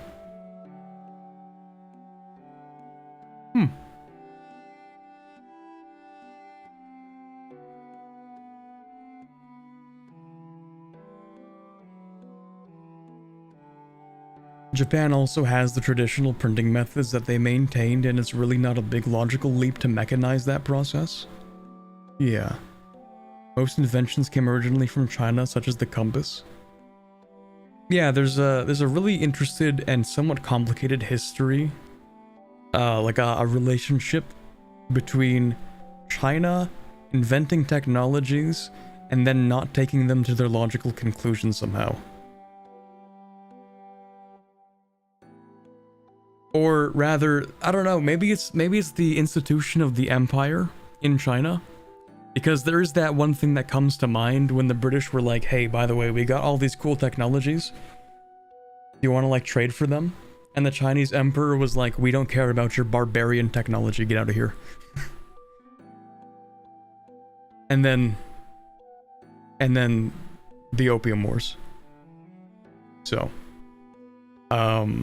yeah, maybe it's like there was for a while, because China was always like the most powerful country in the region. There was a certain idea that it was like China doesn't need anything from the barbarians, and so they didn't care much for anything outside of China.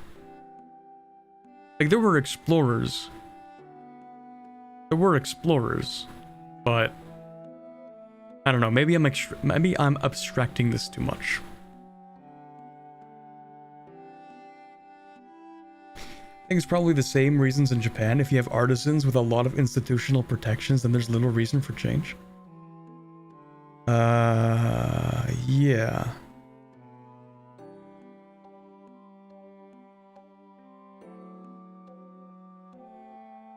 Printing in Chinese sucks. It's much more useful with alphabets. I imagine it takes a lot less time to print using alphabets, because you don't have to find the exact character that you're looking for. But then again, you'd also have to make like a ton of the same character. Actually, that's fine. Not only is that fine, that would be like good.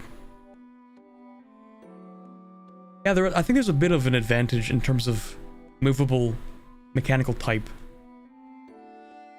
if you have an alphabet rather than like an enormous number of ideographs.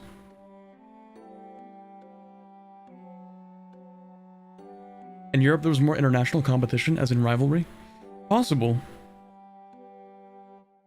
Could be. Like for sure, you know, since China was always on top of the world in East Asia, you know, it was the place to be. Very powerful, very regionally important. Not even regionally, like world important, because that's where the trade came from. You know, that's where a lot of the stuff came from. Silk, porcelain, a bunch of different textiles, but mostly agricultural goods.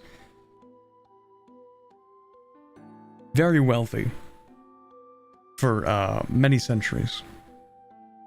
And so there really wasn't even a regional competitor for China. So I guess maybe that didn't really give them a reason to care that much. Like, well, we've been the most powerful country for the past 600 years, we're chilling. It works so well. What do we have to change? Yeah, that can be a very powerful like inhibitor for adopting new technologies or new ideas. Is like, we've always been the best, and we've always been the best because we have done these things. There is no reason for us to change these things because we will continue being the best. It has worked before, it will continue working. That idea can cause a big problem. I think it was more so Europe exploding with innovation. Yeah, but when you look at the influences, when you look at the reasons for an explosion in innovation, we could be looking at, well, a whole bunch of countries were, you know, they had fierce competition. But maybe even that's a little bit reductive, because it's not just, okay, there's competition, there's also, like, access to material, population, or, like, I don't know, there's so many factors that, like, trying to narrow it down to one or two things is, like, so hard to do. Never really works like that, you know? Like, in theory, like, that makes sense, but then it's like, but does it really? Does it really make sense?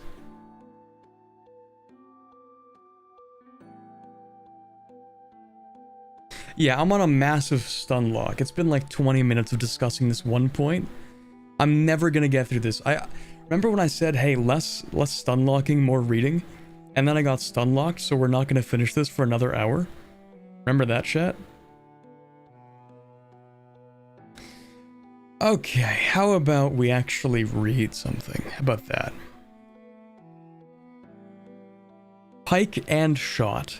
This spawns in a location which has some manpower produced, where the owner has professional armies, more than 20 army tradition, and a land societal value, and have the gunpowder technology. The historical location is Innsbruck. Innsbruck or something, I don't know.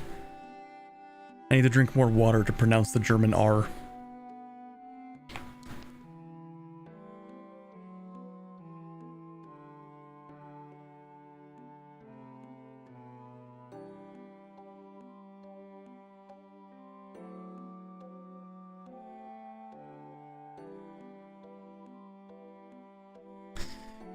Okay, a new type of warfare began to develop at the end of the 15th century in the midst of the Italian Wars. The generalization of pikemen in the late Middle Ages as an alternative to men-at-arms who could successfully face heavy cavalry charges was accompanied by the development of portable firearms, mainly matchlock arquebuses and muskets. The soldiers now adopt a new formation in which the pikemen form a square, while the arquebusiers fan out to the sides and the front and seek cover behind or inside the square in case the formation enters close combat.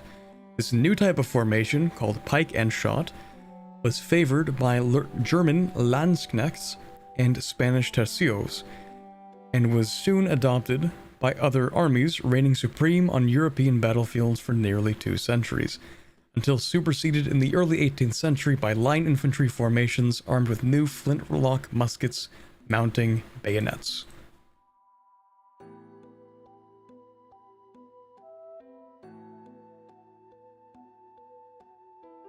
Age of Reformation. From east to west, this is the age of religious conviction, debates, and mass movements. In Europe, the Protestant churches are entrenched, while millenarianism takes hold of Iran, and religious syncretism shapes Indian society. Confessionalism spawns in Europe, which has printing press where the owner is Catholic and the dominant religion is Catholic, and has a spiritualist societal value. Historically, Augsburg. I might need to get up and get some more water, actually. It's been like 5 hours. I'm gonna be back in a second.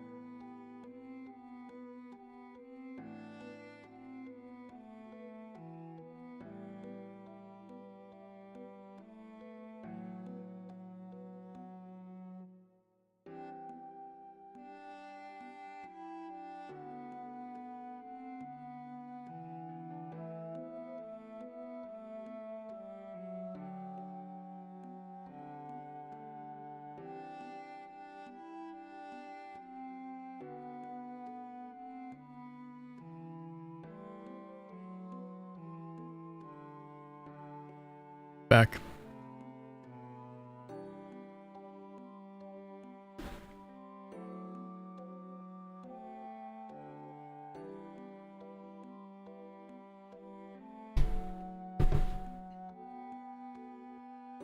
Whew, okay.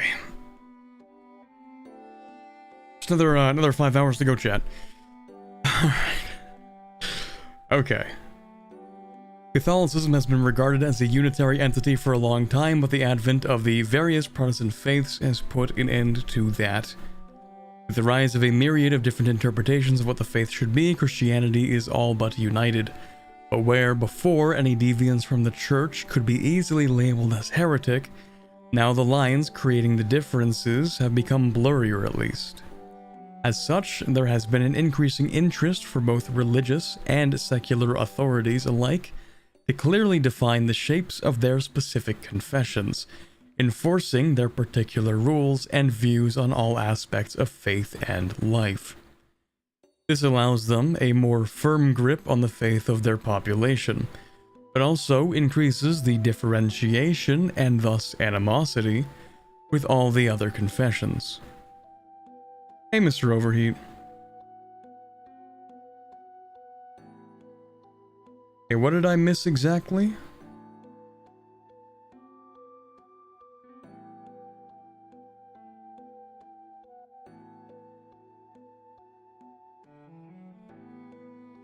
German R is kind of similar to an English R? Wait, what? You're telling me it's not supposed to be like the sound? It's not that? Because that's how I've always pronounced it, and nobody has ever corrected me. With like the back of the, with the, okay, whatever. Whatever. Okay, global trade spawns in a market center in a city anywhere in the world that has among the most value of goods traded. Among? Okay, I'm sorry. The historical location is Lisbon. Goods have been moved across continents since antiquity, but where this was previously limited to a set number of routes and goods such as the manufactured goods of India and China finding their way across the Indian Ocean and along the Silk Road, all trade is now increasingly becoming part of a greater world network. With the discovery of the Americas, sea routes around Africa, and the crossing of the Pacific Ocean, local trade networks are being connected into one world-spanning interconnected web. Silver mined in the Andes is now being boxed and taken via Europe all the way to China and India. Iron mined and wrought in Scandinavia is being sold in West Africa by English merchants, and others are making a fortune just distributing cloth and spices within the Southeast Asian trade sphere. Local Indian merchants are investing in future European trade ventures. It may still be early to speak of a truly global economy, but surely the first seeds have been sown.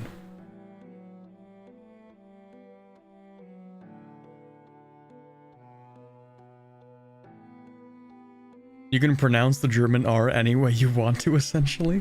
Depends on which region you're from, let's go. So I can never be wrong exactly.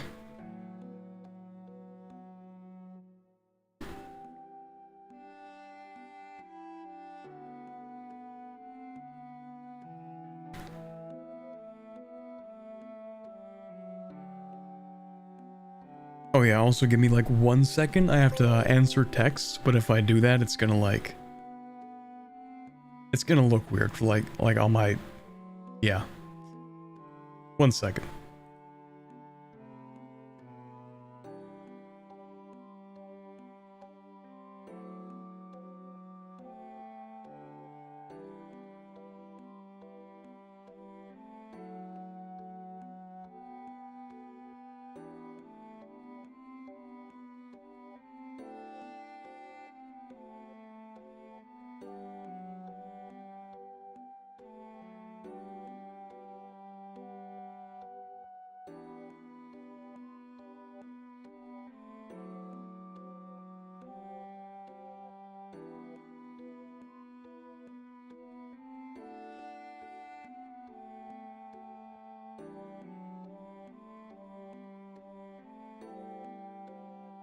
Okay, did I break something? Nope, we're all good. Nice.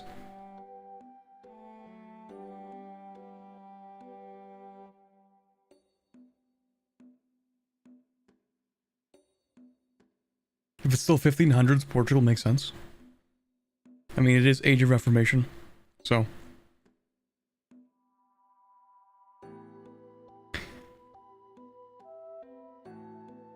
Artillery. This will spawn in any city in the world that has a gunsmith and a metal workshop, and where the owner has an offensive societal value.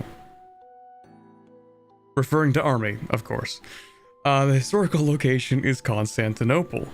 Of course it would be. Yeah, that... yeah, I guess so. The invention of gunpowder in Song, China led to the development of a new device that would employ its firepower in warfare, the artillery. Although it spread throughout Eurasia in the 13th century, its use as a common weapon system did not happen until the 15th century, as improvements in the cannon length and gunpowder recipe made artillery much more powerful, now posing a threat to stone-built castles and fortifications, the most common in Europe. Soon, artillery would be used not only in sieges, but also on battlefields, as smaller caliber guns now featured the mobility required to be quickly deployed and used. Its final development as a key warfare system would come in the 18th century, especially after Napoleon perfected its use at key points during battles. Nice.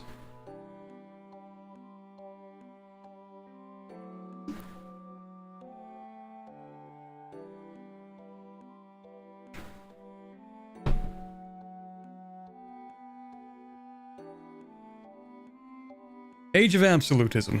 Laissez-moi. Let's go. I love ruling by divine right.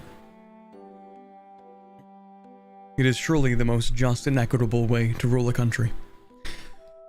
Alright, as governments wrest the absolute power in their countries from other parties, they are now able to devote themselves to the building of empires. This is the age of the state, of rulers, and their armies. Manufactories. It'll spawn in any location with more than 100 building levels. My god, okay. And at least 20,000 burgers, and where the owner has a capital economy societal value. The historical location is Derby. Or Derby. You know, British. Derby. While a number of technical innovations during the course of the 16th and 17th centuries have increased the output of production for some products, such as iron or cloth to an extent, the biggest improvement in the field of production has come in the form of new forms of organization. By creating manufactories often outside the city limits, merchant capitalists can both bypass the ancient guild laws that inhibit mass production and pioneer ways to increase production through the organization and specialization of labor in one place. The forerunners of the later industrialization were able to increase output by facilitating access to raw materials and mass organization of labor rather than by expensive new machinery. This is in itself a huge change over the often heavily regulated methods of old. However, and together with later technical advances, this new mode of production will come to revolutionize society.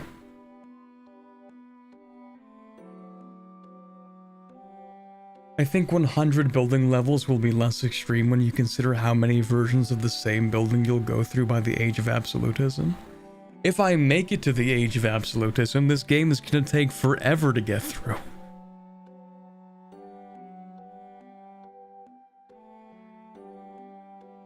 Just like these dev diaries. Scientific revolution.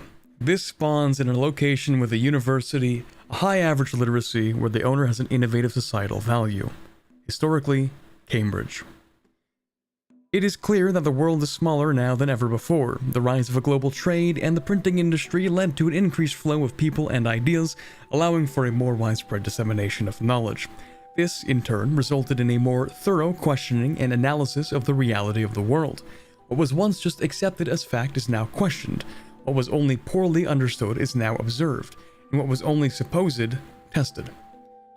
The recent advancements in areas such as mathematics, physics, or biology are undeniable, but the real revolution is the change in the perception and approach towards science itself and the way of understanding it. Systematic experimentation is the true scientific revolution, and it will surely change completely our conception of the world. It's really funny to me that, like, the scientific revolution, like, we take it for granted these days. The scientific method where it's like, I have an idea, I will now test this idea. It seems so simple and so fundamental, and yet somehow it took thousands of years to get here.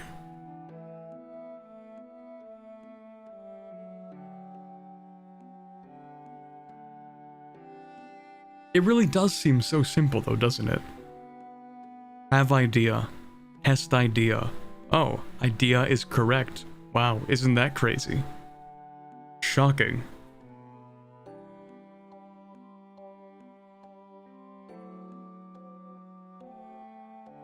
What did people used to do? Just like sit there and theorize about stuff without actually testing it? I don't know. Weird stuff.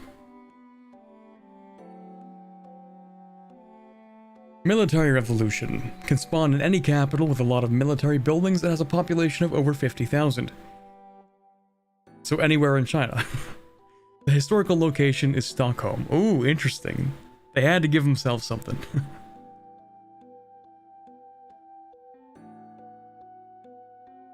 Until mass literacy and education progress was slow, the scientific method was effectively an upset of the existing Platonic ideas of nature in Europe. Like, inductive reasoning is perfect for science as we always want to be asking questions. Most things are simple in retrospect. I mean, yeah, it does seem simple in retrospect. It seems simpler than the agricultural revolution. In fact, almost all new ideas had to be formulated this way, right? Because, like, especially anything to do with technology, where you're like, yeah, I think this thing might work better. How are you going to find out? By testing it. You just test things. Like, the first guy to learn how to do agriculture had to, like, throw seeds on the ground and wait a few years. Or not years, months, you know. It's agriculture. And they had to, like, you know, right?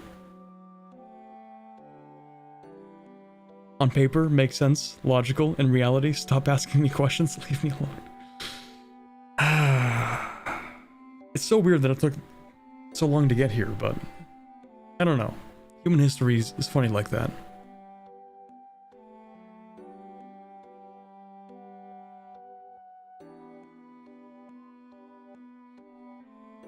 Yeah, most things are simple in retrospect. Hindsight is 2020, as always.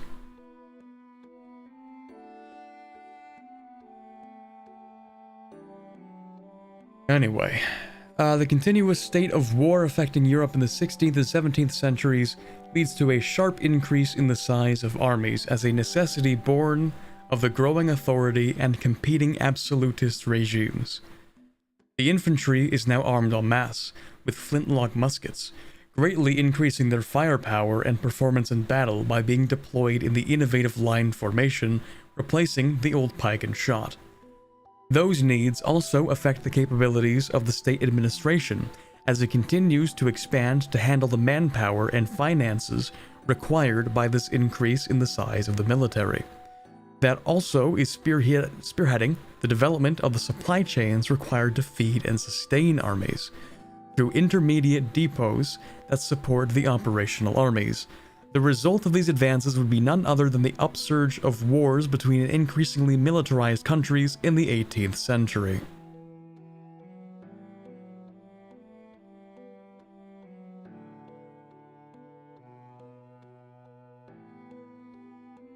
Imagine you come up with the idea of a phone in medieval times. Would you think to start mining for specific metals to make it? Probably not. Progress is difficult. It is, but I think that there are more granular and simpler examples we could go with that would work, rather than the example of a cell phone, which wouldn't work for more obvious reasons. But, like...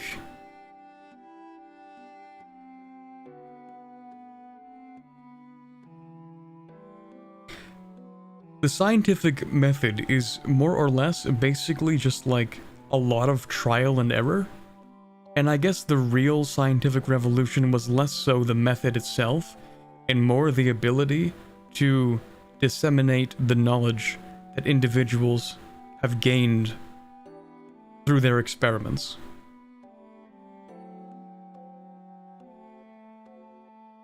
I'm sure many people in history probably figured out a lot of things on a small scale and simply didn't spread them. Like, that one guy in the Ottoman Empire that made a steam engine to turn döner and didn't share it with anybody.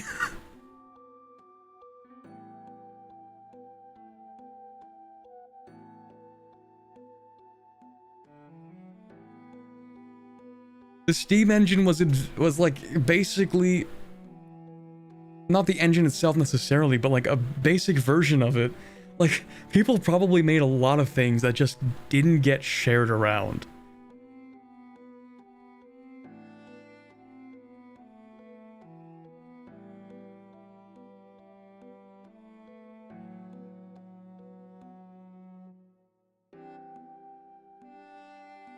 Like, yeah, there used to be like the Aleopile or whatever, the Greek, you know, the central, you know, engine thing. Yeah, the ancient Greeks made steam engines too, they just didn't do much with them.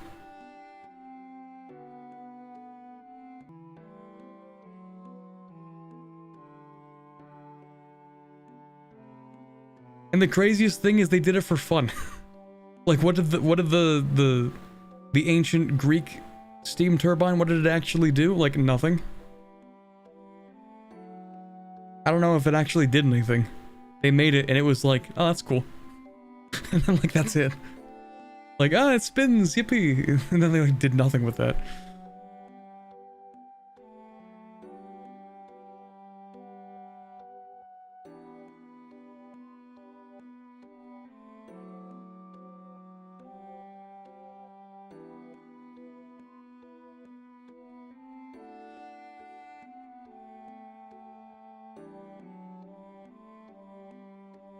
People also need to see value in something to take it up. True. Yeah, there are a lot of things that people will be like, ah, yeah, these are just little trinkets. These are just little fads. They're not going to be very important. They're not very helpful. It doesn't matter. And then it turns out in 20 years, they revolutionized the entire country.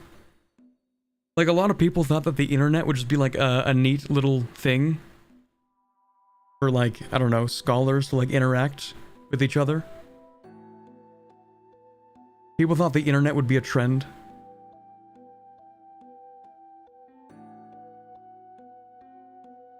Sunlocked again. Oh my god, you're right. Okay, we're getting sunlocked.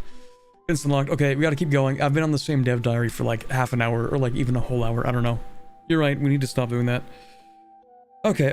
Right. Age of Revolutions. The questioning of rights, authority, and the world itself during the Enlightenment has led to the rejection of the ancient regime. As absolutism gives way to revolution, kingdoms may have to make place for republics.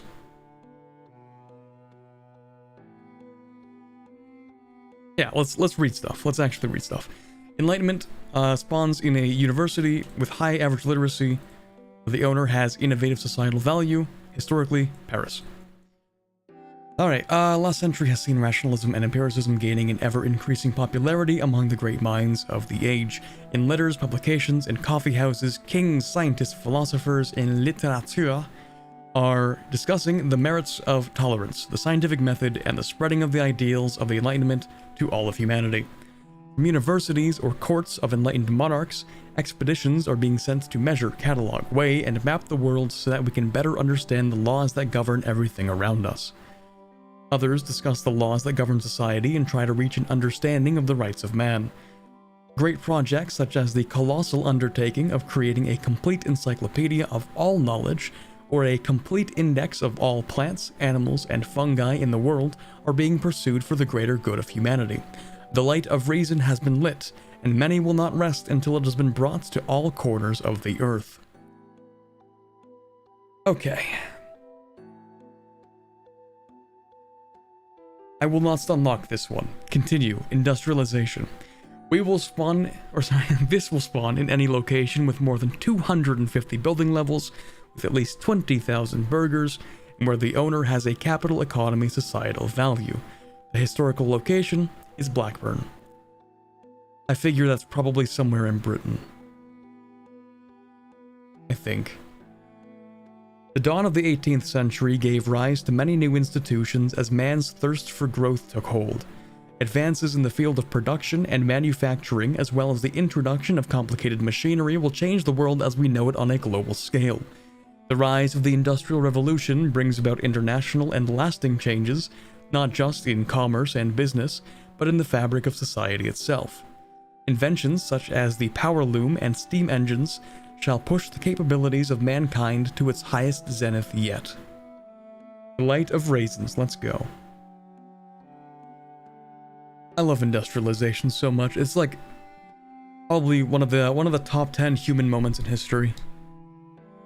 Definitely, maybe even top 5. Industrialization, where we're like, what if we make the machines do work for us? That's an idea. What if we make the machine do a thing for me?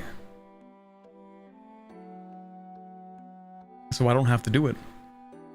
Or maybe the machine does more things than one person can do. Interesting. I think that's one of the top 10 human moments. The other one is where we tricked rocks into thinking. That one was pretty impressive, I'd say. Corporate child is fighting child labor on the side of child labor. Well, you know, the machines are so complicated and you have to have someone who's small enough to get in there. You know, it's nothing personnel, kid. It's just, that's business. The machines, they just, you know, it's so difficult to get into, like, the small parts of them. You gotta find someone who's small enough to go and tweak the machines. Then you actually need to work just as long and just as hard as the machine, and the machine doesn't actually improve individual life whatsoever. No, but it does make somebody richer. Think about the shareholders, come on. They have feelings too. Industrial machinery is a force multiplier for production of goods, I mean, yeah. This DD is the 5th of the stream. Oh my god, there's no way it is. I'm never getting through these. I'm never getting through these. Okay, we continue. We keep going.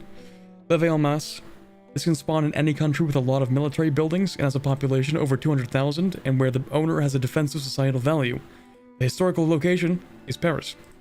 Warfare is an ever-evolving concept, innovated and honed generation after generation.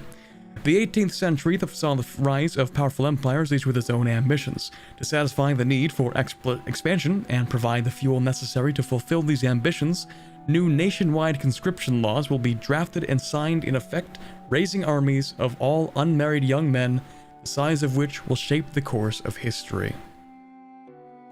Whew, we're done, and we are not reading any of the dev responses because we don't have time for that. 24-hour stream? Yeah, apparently. No need to rush this if you don't actually enjoy it. No, I am enjoying it, and I do want to get through it. I'm just getting stunlocked too much.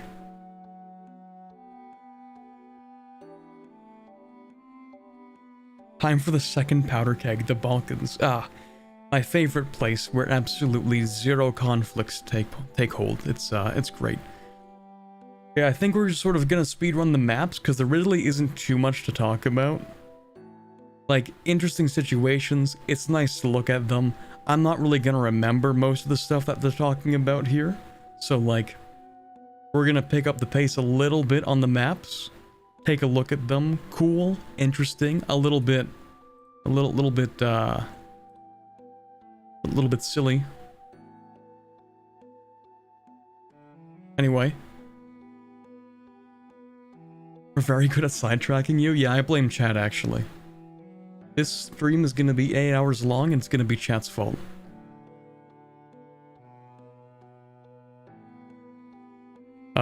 Yeah, I know nothing about this region. Looks good, bro.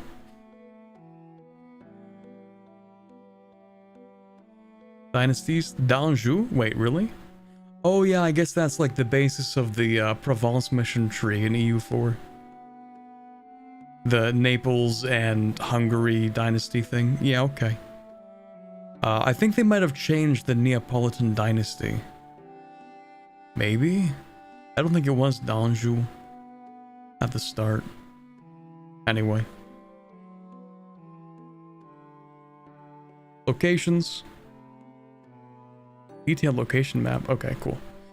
Provinces. Climate, or rather terrain. Continental. No, this is climate. The terrain is this. Climate, Mediterranean. This all makes sense. Cold. Wait, really? Cold, arid here? Huh. What do you know? Flatland, very mountainous. Lots of hills around the Greece. This mountain range over here. Yep. Cool. Cultures. Wallachian. Ooh, not even Romanian. Wallachian. And no Moldovan culture? Ooh.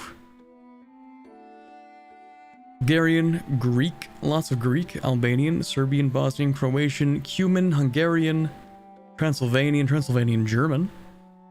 I don't even know what that is. Shekeli? Slovak, Rusine, Jaj. Interesting. Hungary's full of different minorities. Cool. We divided the southern Slavic-speaking region into their dialectical families of Slovene, Croatian, Bosnian, and Serbian, as we can see. Alright, we're not going to spend too much time. Orthodox, Christiani, what are these? Miaphysites? Or no, something else. Orthodox, Catholic. These are Miaphysite. And these are Paulicians. Slovakia mentioned. Raw materials. Cool. Markets. Big. Constantinople. Very influential. Ragusa. Goated. A lot of people living in Hungary. That's a lot of people. More than I thought there would be living in Hungary. 3.7 million. Nice. Okay, that's gonna be it for this one. This dev diary was controversial to say the least. I wonder why that would be. I wonder. Alright. Cool artwork. Blacksmith. Big forge. Fun fact, when I was younger, I wanted to try blacksmithing, and maybe one day I still will, because it's cool.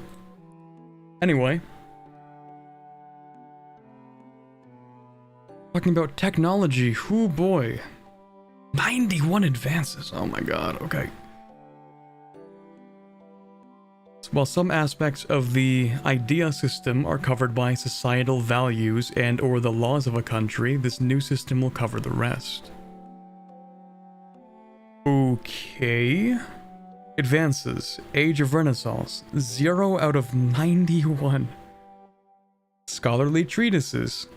I don't know what that is. This looks like it would be a Factorio icon. Am I crazy for thinking that? This one icon here, it just like gives me insane Factorio vibes. I don't know why. Doesn't it? It kind of does. Factorio coded? Kind of. The green flask is pretty much the science production. Yeah, it really does look like it. And the gear too. Okay, anyway. I'm not gonna get stun-locked by an icon. Renaissance, banking, professional armies. 8 new reforms from 20% to 500. So, the numbers, what do they mean? Research, open advances tree, ages, research queue. Scholarly treatises, cultured overlordship, classical scholasticism, So it is basically modifier stacking, but through technology? Okay.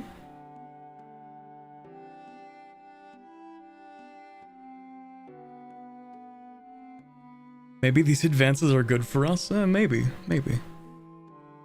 What were different effects from the technology levels and ideas are now something we call advances. Advances can unlock diplomacy, new units, new abilities for units, new character actions, new subject interactions, new estate privileges, new laws, new policies in laws, new inheritance systems, new casus belli, new government reforms, new cabinet actions, new buildings, additional levels for buildings, and new production methods. I assume that's not an exhausted list either, or exhaustive list. In advance, or advance? No, that also sounds weird. Advance, we're going with that. Can also unlock mechanics like investing in stability, building roads, collecting taxes, and much more. Advances are the backbone to everything in this game. Nice. Johan said no modifier stacking though, guys. What did he mean by this? I think technology modifier stacking is acceptable because it's not tied to like having weird random events. Rose sees advance and can only think of ads. Truly YouTuber brained. No, it's like how some verbs and nouns that are spelt the same in English have different pronunciations to signify whether it's a noun or a verb. Like the word rebel is a noun, but the word rebel is a verb, but they're spelt the same. So I assumed advances would be like advances, because it's stupid. Whatever. It's just, I'm getting stun locked again. You're right. Back to the thing at hand. Okay, back at it. Alright. An advance can also unlock mechanics like investing in stability, building roads, collecting taxes, and much more. Last but not least, advances can also give you important stats like more literacy for your nobles or better military tactics. At the start of each age, each country will get a new advances tree, which will be unique to that country. Wait, what? Pardon me? What do they mean by this, chat? Unique to that country? What do they mean by that? Okay. Okay. A tree usually contains about 100 advances, some of which are common, and some that are specific to who you are playing. Ah, so that's where the flavor's going to come from. Well, that and the mission trees that they hinted at. Every tree except the Age of Tradition has 4 starting points, a common one, and one from each institution. The ones from an institution tend to unlock relevant advances to that institution. That makes sense. Corbin has 0 stun resist. Guy keeps on getting AP locked. I'm easily distracted. But in like a way where I want it to be entertaining. Don't worry about the stun locking, we love it. Yeah, I have no problem with stun locking. I just don't know if I want to stun lock for another 5 hours. It's okay, we only have like 8 more of these to get through. 8 more. It's fine, we'll get through them, it's okay. I'm having fun. Let's take a look at this. So this, in my opinion, looks like it's going to be the first one. The first era. Classical scholasticism, organized religion, guilds, metallurgy, footmen, weaponsmith, faster levy recruitment, shipbuilding, trade fairs, traditional galley, hulk, agriculture, city building, road building, Karimi merchants, which are definitely a unique thing. Cool. About 70% of all advances in a tree tend to be common for every country, but the rest depends entirely on which country you are playing. Over 1/3 of the advances in a tree in the Age of Renaissance and Age of Discovery Does not require any institutions to research. Nice.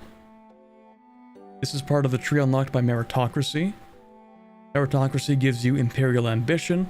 It gives you government-sanctioned, what is that, celebrations, I think? Educated bureaucrats, abacus, double-checking of ledgers, talented traders, efficient bureaucracy, etc. We also took the national ideas and adapted them to advances. Some of them made no sense and were lost, but in general, the starting bonuses ended up as 2 Age of Traditions advances you start with already researched, and the rest is spread over the rest of the ages. This kind of makes sense, I'd say. Okay.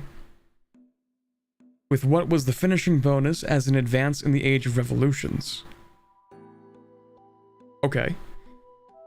Okay. So the difference is that, like in basic game EU4, you get your entire national idea set complete by the 3rd idea group. 3rd? Or is it 4th? Each idea group has 7 ideas. 7? Is it 7?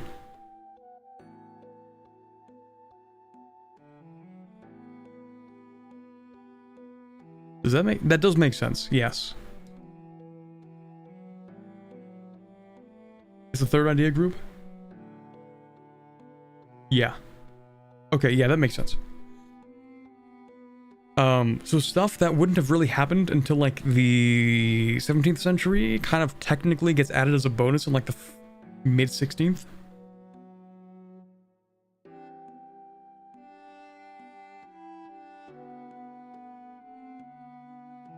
Just go through at least one and say yap while scrolling. You fulfilled your contractual obligation. That's basically what the last one was. It's like, oh, here's a map. Cool. Map is neat. Next map. Ooh, map. Next map. There you go. So now it's time locked. Okay. It's fair. It's fair that it's time locked. Like, it's interesting. I don't know how many people are going to see the last idea unlock. The more I learn about this game, the more I worry about how long an average campaign is going to be. But this also makes me think that there are going to be multiple start dates. Just like CK3, because it's a long game.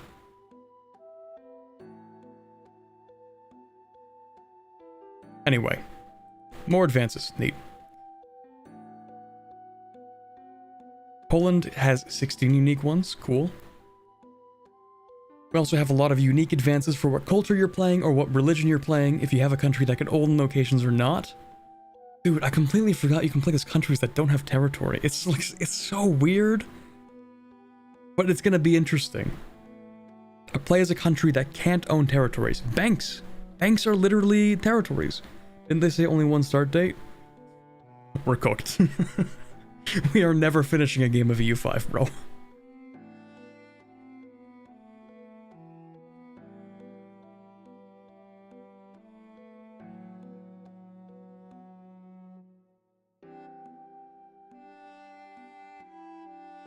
Some of the ideas from the idea groups ended up directly as advances unique for certain types of countries, like horde governments. Divine ideas for theocracies, okay. Most of the ideas ended up being sorted into administrative, diplomatic, or military, with at least 10 in each category for every age, starting with the age of Renaissance.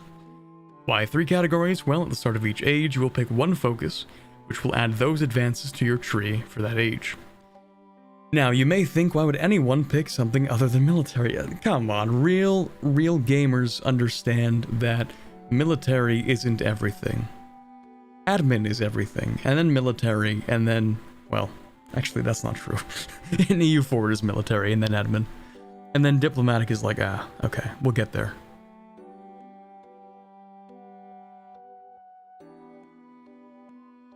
So why 3 categories? Well, at the start of each age, you'll pick one. Why pick anything other than military? First of all, there are different powerful benefits and tough choices you have to make. Let's take a look at the choices in the age of Renaissance. Ooh, you pick a focus. Do you keep that focus? That changes a lot. That changes a lot.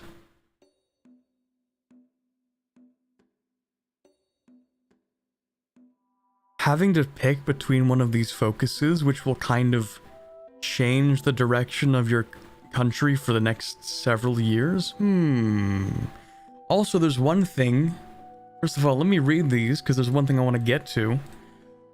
Administrative, better admin efficiency, lower interest, better proximity propagation, cheaper mercenaries, etc.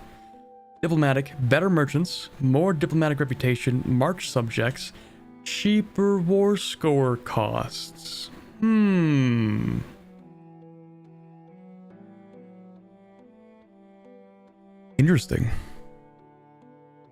Interesting. Cheaper war score costs. So they are basically... They're gonna try to make a world conquest, like, impossible. Probably. That's very Diplo idea group. It's such a market difference compared to EU4, because EU4, you don't really gain war score cost through technology.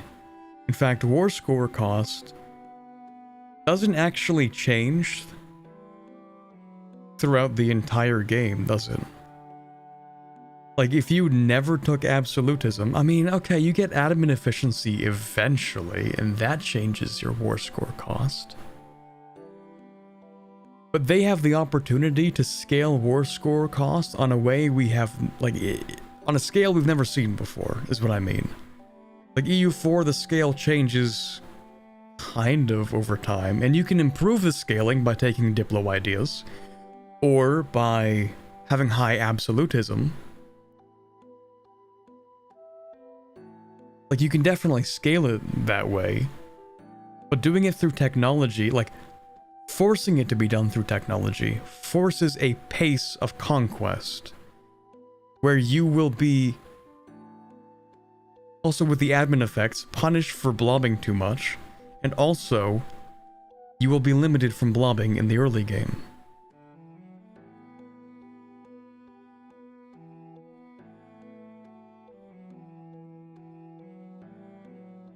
You will always be able to blob because the game has to introduce a very hard cap system to prevent it, and that's universally regarded as a negative approach to the problem of blobbing. I don't exactly mind the war score cost getting better over time. I think that's a good change, I don't know. The problem is that the early game is going to be exceedingly slow with a lot of internal management, yeah. It's gonna be slow outwardly, but maybe not slow inwardly. If there's enough interesting stuff going on in your country, you don't really have to always declare war and invade people. You know, it doesn't have to be that way. If you can have enough interesting mechanics for internal management, this is fine. If the player has something to do that gives them an obvious reward, this is fine, I think. Different regions might deal with it differently. Yeah, so we might see, like, because they talked about different, what am I looking for?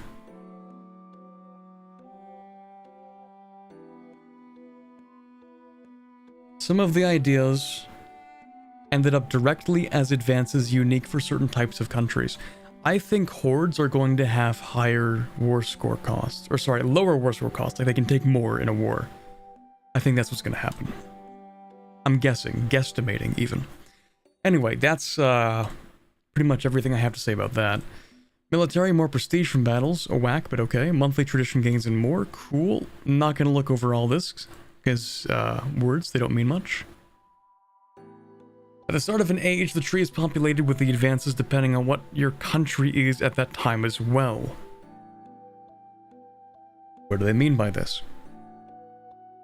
So you'll only get relevant advances to choose from in that age. If you switch tags or change religion or government form, that will be seen in the next age. Okay. The advances tree for Age of Traditions is a bit unique in that it has many starting points, and there are many countries, particularly in the New World, who do not start with all of them. Metallurgy, agriculture, written alphabet, shipbuilding, and meritocracy are different starting points who all have trees.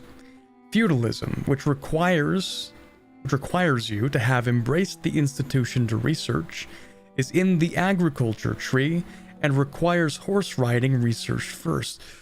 Ooh, no feudalism without horse riding.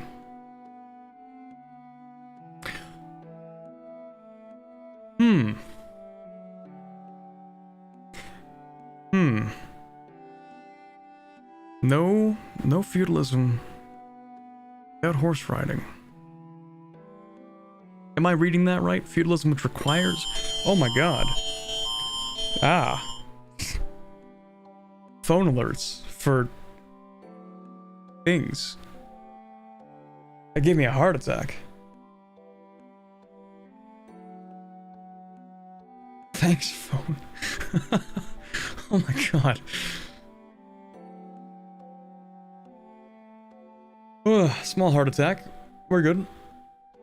Anyway.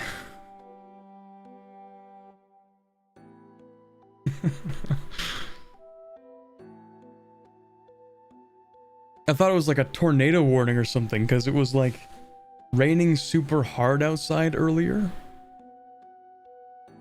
Amber alert for non-Canadian viewers. Yeah, it's yeah. What was the alert about? Those are amber alerts. They're usually about like people who are missing child usually.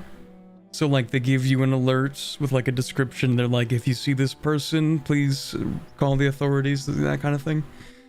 That's what they usually are. I think almost always. Anyway, sorry. What was I on? What was I on about? Do you get tornadoes where you live? Occasionally, not very often, but it could happen, which is why, like, you know, it was surprising to me. In fact, actually, this year there was already a tornado within, like, I don't know, 100 kilometers of me, so. Yeah, what was I talking about? Feudalism, which requires you to have embraced the institution to research, is in the agriculture tree, and requires horse riding. So, yeah, the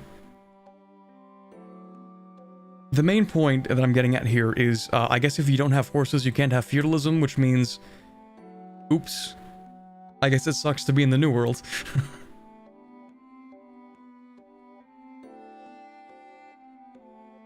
Because there are no horses. Not until the Europeans show up, at least. Okay, legalism is part of the written alphabet tree and requires codified laws and the institution to have spread to unlock their subtree. Many of these are more expensive to research. This, together with lots of unique advances in the first 3 ages, provides an interesting progress as a new world or similar type of country outside of the Eurasian core. Yeah, you don't say. Interesting progress is one way to put it. Each advance has a research cost that is the same for almost all advances. There are a few keystone advances, such as written alphabet, that are far more costly though. Each country generates research each month, which is paid directly into the advance you are currently researching. While a bit unrealistic, but good from a quality of life perspective, you can store up a year's research without having an advance being researched. There is also a sort of catch-up mechanic, where advances from an earlier age are cheaper than the current age. The amount of research you do depends on what kind or what type of country you are, if you are a settled country or still a nomadic group of pops, and on the power of your liturgical language. The satisfaction of the clergy estate and the average literacy of your country also impacts how quickly you research. As you build up the literacy of your population, your research will grow.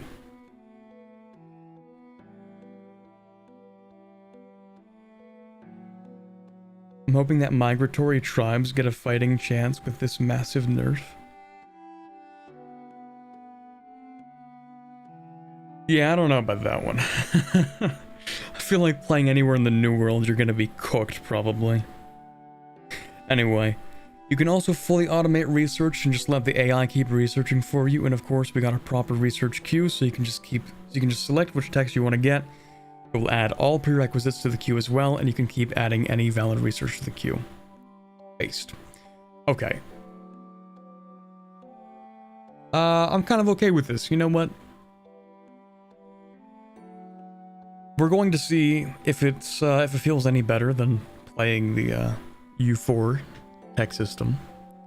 I think it will be. It reminds me a lot of the Victoria 3 system, except they didn't mention anything about universities for research. But I imagine that's going to play a role. Settled country, power of the liturgical language, average literacy, clergy estate satisfaction.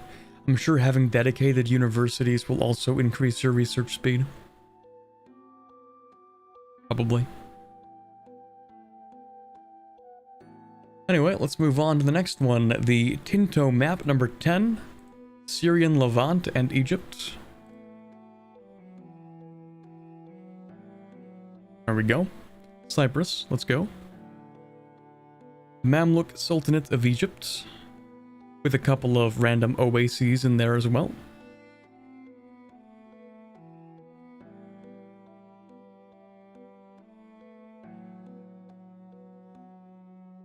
Ooh, maybe the Mamluks will be like the main early game antagonist. Actually, no, I feel like there's not going to be a lot of expanding in the early game. Mamluk Sultanate, main power of the region. Achieved after the defeat of the Mongols in the battles of Ain Jalut and Marj al-Safar. The fall of Acre. Okay. Right Crusades, Outremer.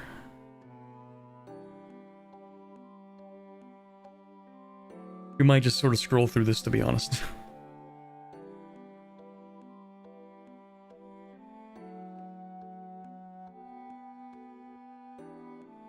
Nice.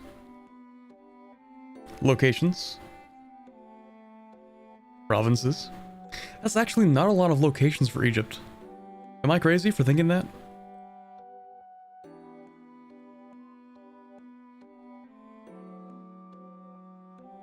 Like, it really feels like there are not a lot of locations in here.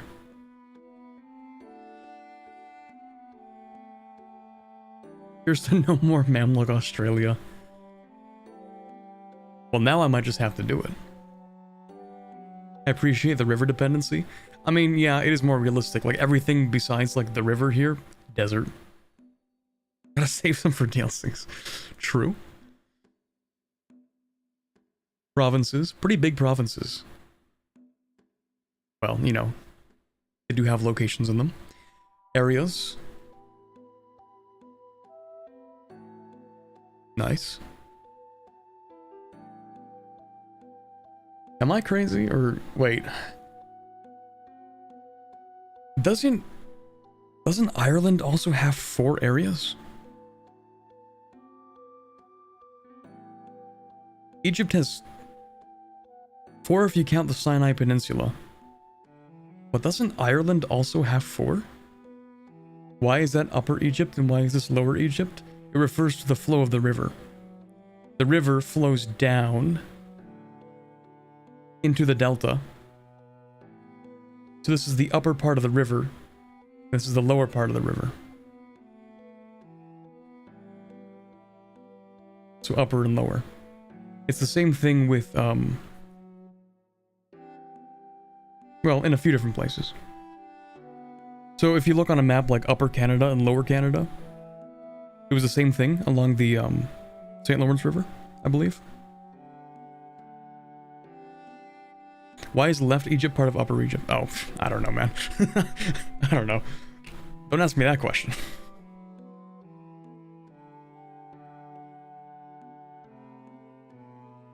Because they have a quota of locations to have.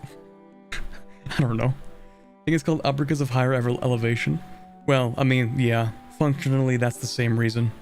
Upper, like higher elevation, the river flows down because of the elevation. Like it starts up higher and then... Anyway. It's a historic geographic division coming originally from the crowns of Upper and Lower Egypt.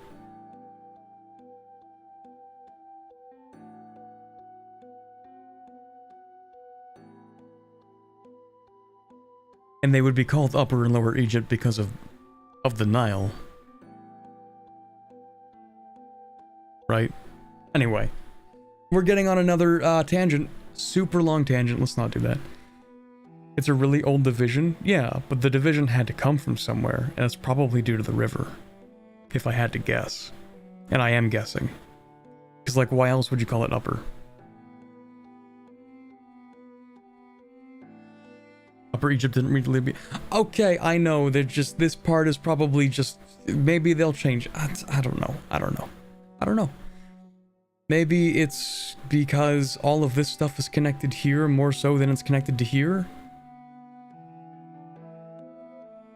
I don't have a good reason. All I can do is explain etymology. Don't ask me much else. Don't ask me why it's holding this area. I don't know. Anyway, I talked about Ireland for a second, and I want to, like, briefly go back and check, but how many Tinto talks back is that? Just show me, I just want to see Britain and Ireland. Just, like, for one quick second. Oh, this is... Why do I keep going back here? I'm not changing these at all. I'm never gonna find them, am I? Oh, show only dev responses. Let's go. I just want to see for like one quick second. Russia, Germany, Scandinavia, Low Countries, Anatolia. Like, I'm not crazy. Ireland is 4 as well, right?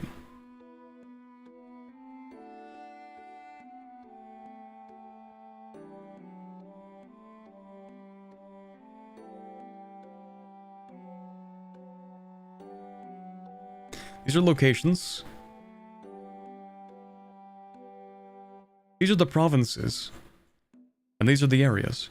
4 areas in Ireland.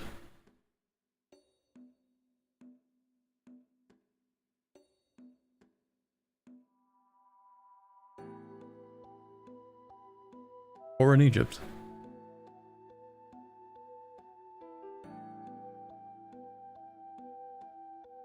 Yeah, I don't know. Little bit odd, maybe. Anyway. Arid climate, makes sense.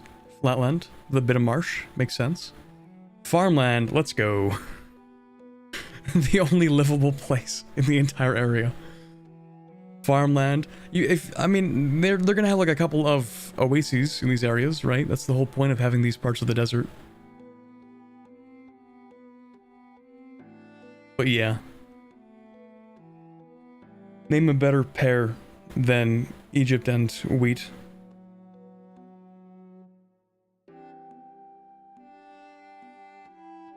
Trust me, I learned this in my art history courses.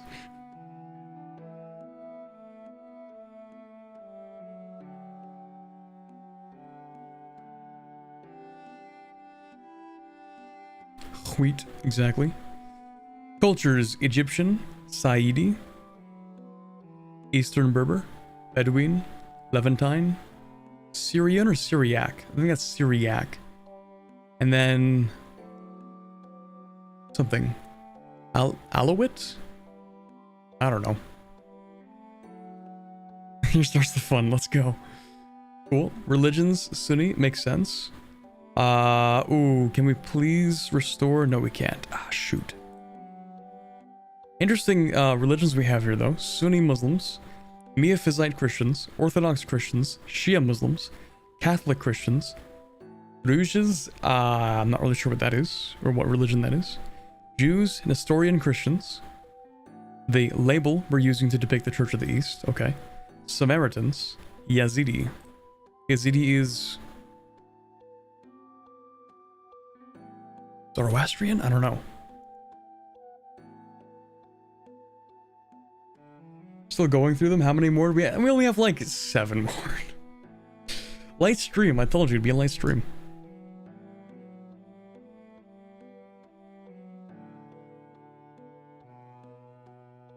Raw materials. Cool. We're just gonna kind of go through this a little bit. Damascus. Mecca. Oh, wait, really? Mecca? Oh, no, never mind. This is a different place. You just can't read it. It's Alexandria. Classic Paradox name placement. You know the game's gonna be good.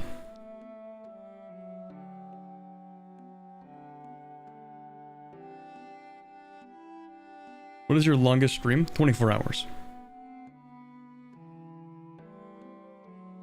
7.7 million. Yeah, that makes sense. That's reasonable. Next dev diary. We only have 6 left, chat. We're good. That's light work. It's only going to be like another hour. Easy. Ooh, we're getting into colonialism. Let's go, baby. I've been really interested to see what they want to do with this. Because, oh my god, regular EU4 colonialism is so boring, man. It is find province, click 2 button, then wait. Now province is done. People magically live here.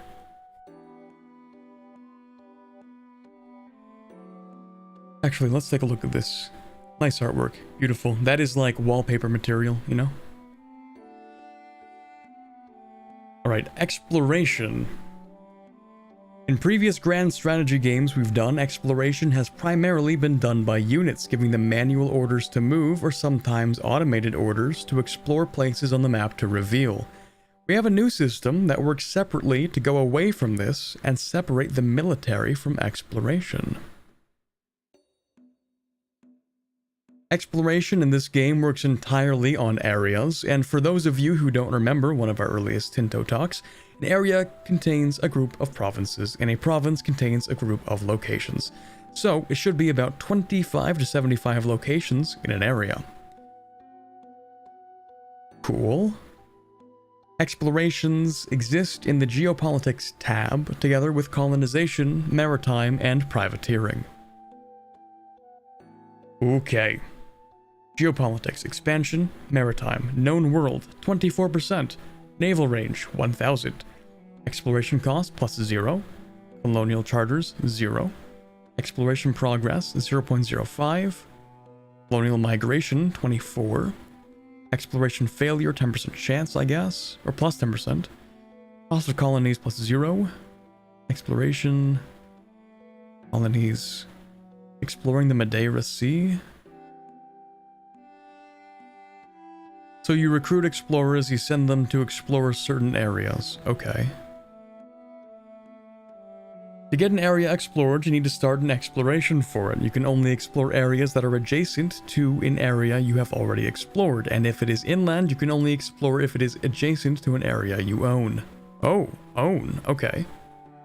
Starting an exploration mission for an area costs a significant amount of gold, but there is also an additional cost to start a mission depending on whether it's land or sea. For land area, you need manpower, and for sea areas, you need sailors. You also have a constant upkeep of gold for your exploration mission, and during your explorations, you may get events related to the exploration. Missions always have a risk of failure, resetting all progress, and the characters involved can die. Nice. The administrative ability of the leader of the expedition reduces its upkeep cost, while diplomatic ability impacts the success chance, and military ability impacts how quickly it can be done. Cool. While serving as an explorer, the abilities of Matthias de Tavira will have the following effects: exploration cost reduction, yearly failure chance of exploration reduction, exploration monthly progress increase. Okay. Incompetent at a lot in life, Matthias' redeeming quality is that he failed fast. Nice. While most characters in the game can be assigned to explore an area, there are some characters that are far superior. These are explorers, which besides just being innately better at exploring, they also have different unique traits making them better or worse at certain aspects of exploring. While there are some explorers that can join certain countries through historical events, there is also the possibility to recruit a new explorer.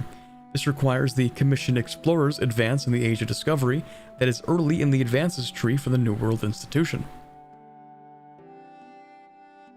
Speaking of advances, there are a few advances throughout the game that speed up explorations or make them less prone to failure. At the start of the game, at near range, an exploration led by someone who was not an explorer may take a few years to complete, but as you get more advanced, this will become shorter in time. The trade winds on the sea lanes also have a significant impact on how quickly an area can be explored. We have designed the oceanic locations of Project Caesar, or EU5 really, to take into account the historical sea lanes that were used by ships and fleets during the Age of Sail, taking advantage of their knowledge of winds and sea currents. These sea lanes shaped the way explorations were done, as their mastery was critical to the success or failure of an expedition. Route to the Indies, yearly failure chance of exploration -1%. Cool. Ship repair speed at sea, maximum ship strength to repair at sea. Unlocks dock. Interesting. I need to drink some water.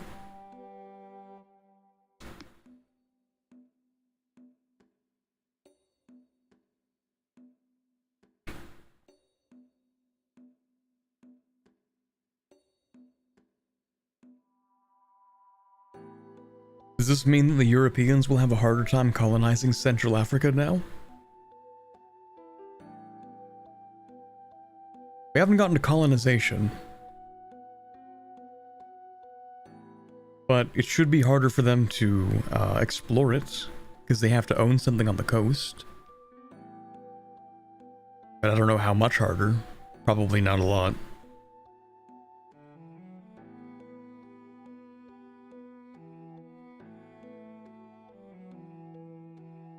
Purple Advance is a unique one, and this is one that is unique to anyone in the Western European subcontinent in the Age of the Renaissance, or Age of Renaissance. If you've built a spy network in another country, you can use it to steal some of their maps. Goated. As an exploration mission is finished, the knowledge of its discoveries will start spreading to other countries that have the capital on the same subcontinent as the explorer. Currently, it takes about 150 years. Okay. Alright, not a lot to say about this one. We haven't really gotten to colonization. This is mostly just exploration, I think. Bit of a short one, but I like what they have here. Show only dev responses. I mean, you can look at one or two. Will it be possible to automate exploration on the same land in some mods or vanilla EU4? It's annoying if I'm playing a nation which is, okay.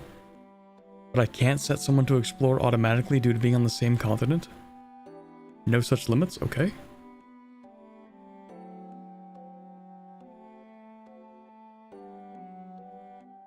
Oh, I see what he means. The Conquistador automatic exploration thing. No such limits.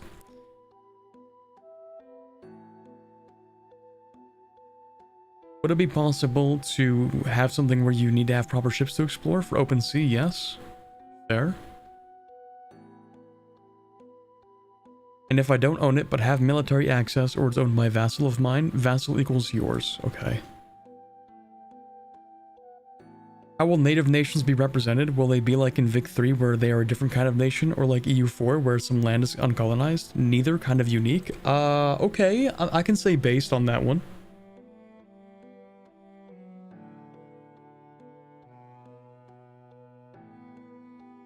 Does area you own here mean you need to own every location in the province in an area, a majority, or just one? Not sure yet. Okay. Can you give us a list of features we're going to see this summer? No. Okay. Conquistadors are a completely different mechanic? Okay. Alright, let's move on to the next one. More maps. Scandinavia. Nice. A lot of uncolonized here. Finland doesn't exist. It's actually true. If you've ever spoken to a Finnish person, they'll tell you that, like, Finland isn't even real.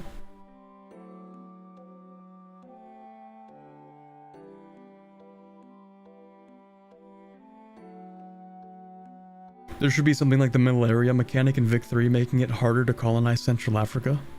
It's not just Central Africa, like anywhere in sub-Saharan Africa. Well, a lot of the places. Should be difficult to colonize. The good ending. There is no Finland. Finnish privileges revoked.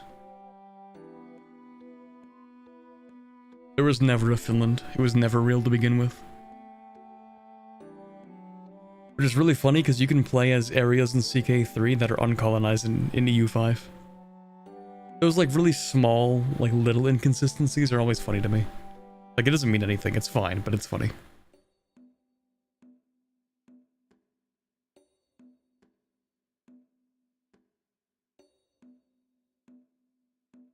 Scandinavia has only 5 location-based countries. 5 location-based countries. I keep forgetting that you can play countries that don't own territory, but I can't wrap my head around it. I keep forgetting about that. Like, you can just play as a bank. There are just banking countries that you can play as. And I keep forgetting about that. Anyway. Alright, Scandinavia has only 5 location-based countries at the start of the game. Denmark, who is in a bit of a crisis at the moment, and their vassal Schleswig is in the south. On the peninsula proper, we have Sweden and Norway, who are in a union at the moment, as they share the same king. Scania was sold off to Sweden by the Danes 5 years before the start of the game. There is no need to show off a dynasty map, as Denmark does not exactly have a ruling king at the moment, and the rest is ruled by Magnus IV of the Bjelbo dynasty. Locations. Cool. Very cool. I like how they're really putting a lot of detail into like the Norwegian fjords. Because there are like a ton of islands in here. Wait, really? There are no province countries now? Yeah, apparently the smallest country is no longer a 1 province. It is now a 0 province. Because you can just do that. It's just, yeah. They mentioned banking countries already. Countries that, like, literally you can't even own territories. You can't even own locations. Banks. Boot up EU5? Look at all the countries? Nah, I'm playing as a bank.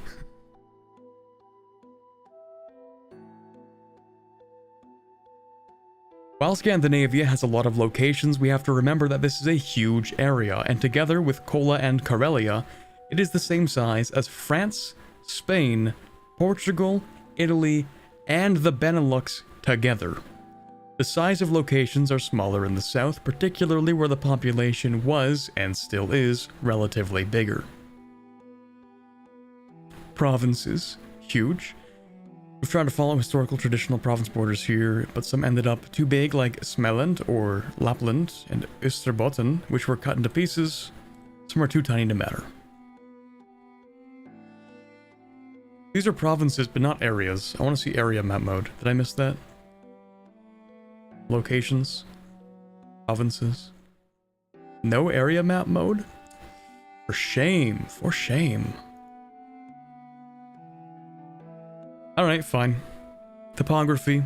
About what you'd expect. Flatland, some hills, lots of mountains in Norway. Vegetation, lots of forest in Sweden and Finland. Arctic climate, some continental. And then the cultures. Sami. I have a feeling that Sami is going to be a country you can play as that doesn't own locations.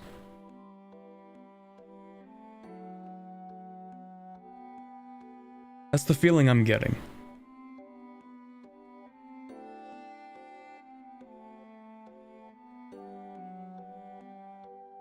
Zero province world conquest 1. Curious if you'll own like buildings in a nation and you could over time own so much of a province that it just becomes yours. Apparently banks are like forbidden from owning locations though, so I have no idea how it works. Playing a map game without the need for a map, a banked playthrough could just be text-based. True? Most of the northeast is still Sami, and the Finnish tribes have not unified into the more modern Finnish culture. We decided to call the modern Meänkieli with their more ancient name of Kven. We still have Gutnish on Gotland, but the Norwegian, Danish, and Swedish cultures have been becoming more monolithic already. Oh, so there are two religions. Hold on. So there's Sami Shamanist and Suomennusko. I think they added Suomennusko. I don't think that was in the original screenshot. Interesting. The Finnish are mostly Catholic. Really? I guess so. But the Sami, Tavastian, Savonia, Bjarmian, and Karelians are mostly still following their old pagan beliefs. There are still some Norse people in the forests of Dalarna and Vestmanland. Cool. Raw materials, lots of lumber, fur, that makes sense. Did you know there are European beavers?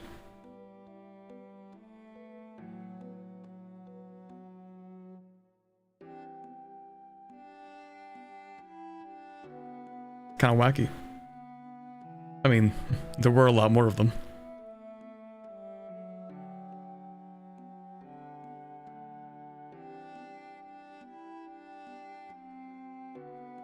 Split between Lübeck and Riga, that makes sense. Why is this unpassable? That's weird.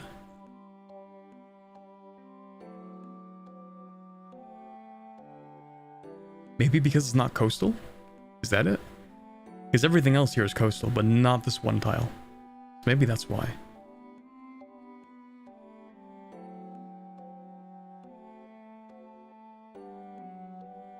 Not unpassable, just part of no market, so it has no market viability, no coastline. Oh, I see.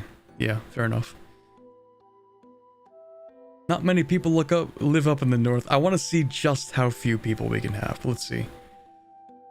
I like nice round numbers as estimates, but the team I hired for content design are madmen and wanted the distribution to feel more organic. For the far north of Scandinavia, we know that people were semi-nomadic, and that some people lived there, but if it was 100 there, or 250 there, or 20, it's just guesswork. Yeah, there are so few people at that point. Literally a few hundred. Oh my god, Sami playthrough is gonna be huge. Can't wait. If it's possible. I hope they let us play Sami.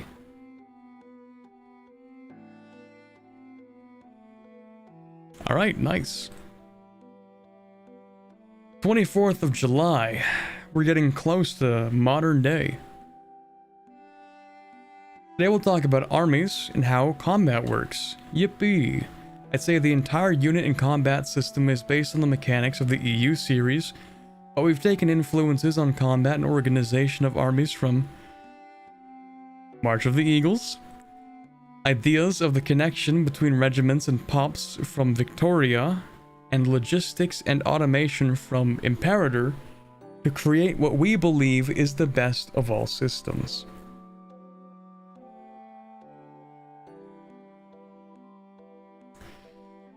Okay, I am now assuming that you all read Tinto Talks number 11, where we talked about the different types of regiments like levies, mercenaries, and regulars. Discussed how manpower worked.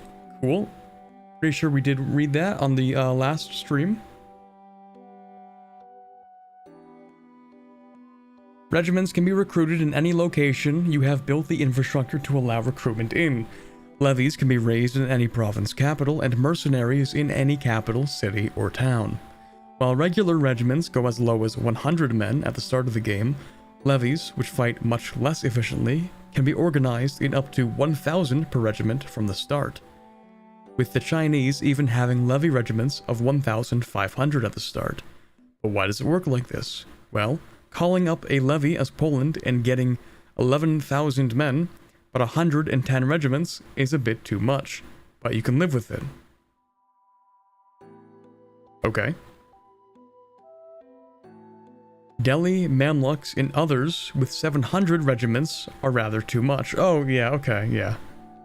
And as usual, Yuan breaks everything, where even with low control and wrong culture, calling up a levy and being forced to handle 1,800 regiments is a bit too much for most of us human beings.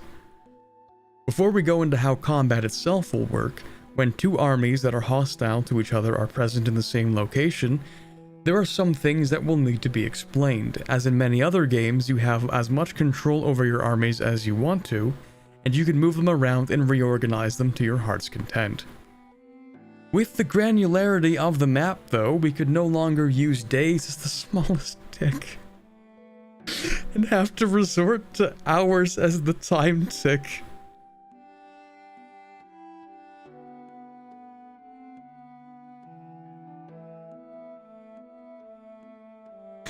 The day ticks from 8 in the morning to 7 p.m. every day, and the remaining hours are skipped over, representing the fact that armies need to rest and are not always on the move.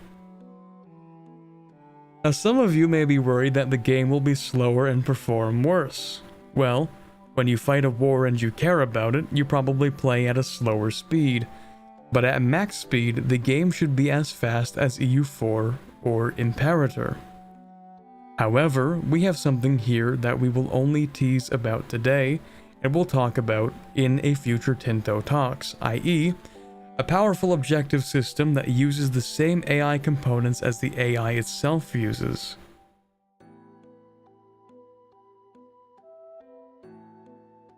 It's real, chat. The hour ticks are real. Okay. I think, no, hold on. I don't think this is going to be a problem. Let me explain. Why does the maximum game speed get limited? What is it actually bottlenecked by? Things happening.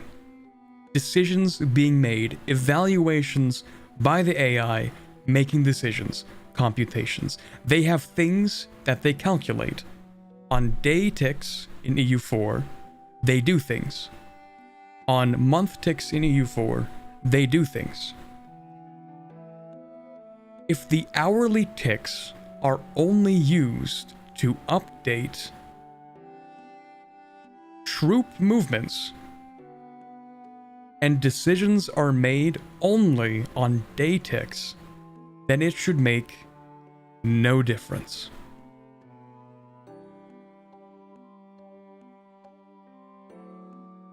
It should not run poorly, is what I'm saying.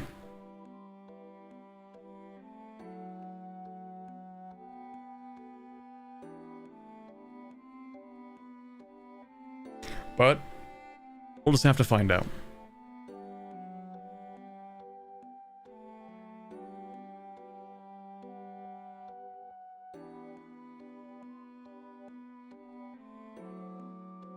Combat will be more realistic time-wise, with battles only taking hours to days, not weeks. Yeah. Yeah, I think it's gonna be fine. I think it's gonna be fine to have only troop movements affected on an hourly basis. But even then, you know, it took armies days or weeks or months to reach some locations.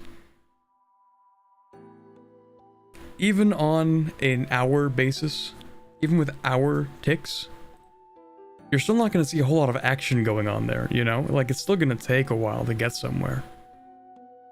But yeah, they're right about the fact that the more locations you have, the more granular the movements need to be. Because, you know, when you have two armies eventually, when you have two armies operating on a battlefield, the more granular it gets, the more locations they can be. Eventually, you end up at like Total War,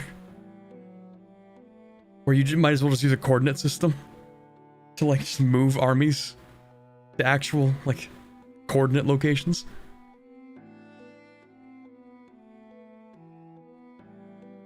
Otherwise, it's gonna be like really annoying to try and chase down an army, I think. Anyway, this probably won't be an issue if they implement it the way that I think they are implementing it, which would be pretty smart, I think. Yeah, if everything ran on the hour tick system, not only would sieges be diabolical, the whole game would run poorly. They're not going to do that.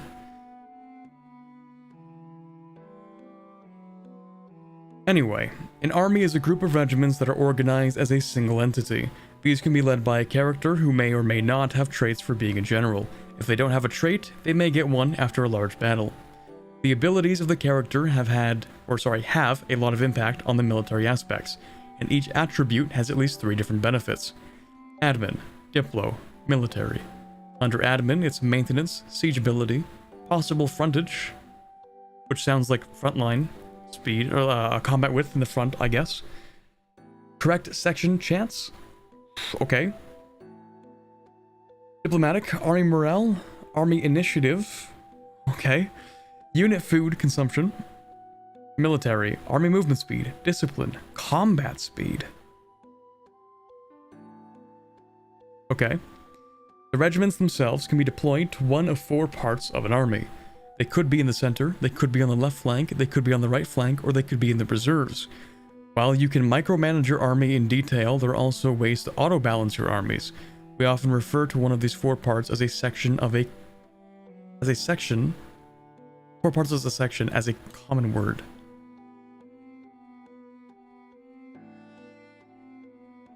Okay. Interesting.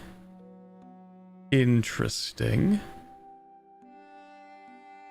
This is a little more complicated than EU4. Oh, as a section, as a common word. I see. So there are sections which make up a formation. They are locations.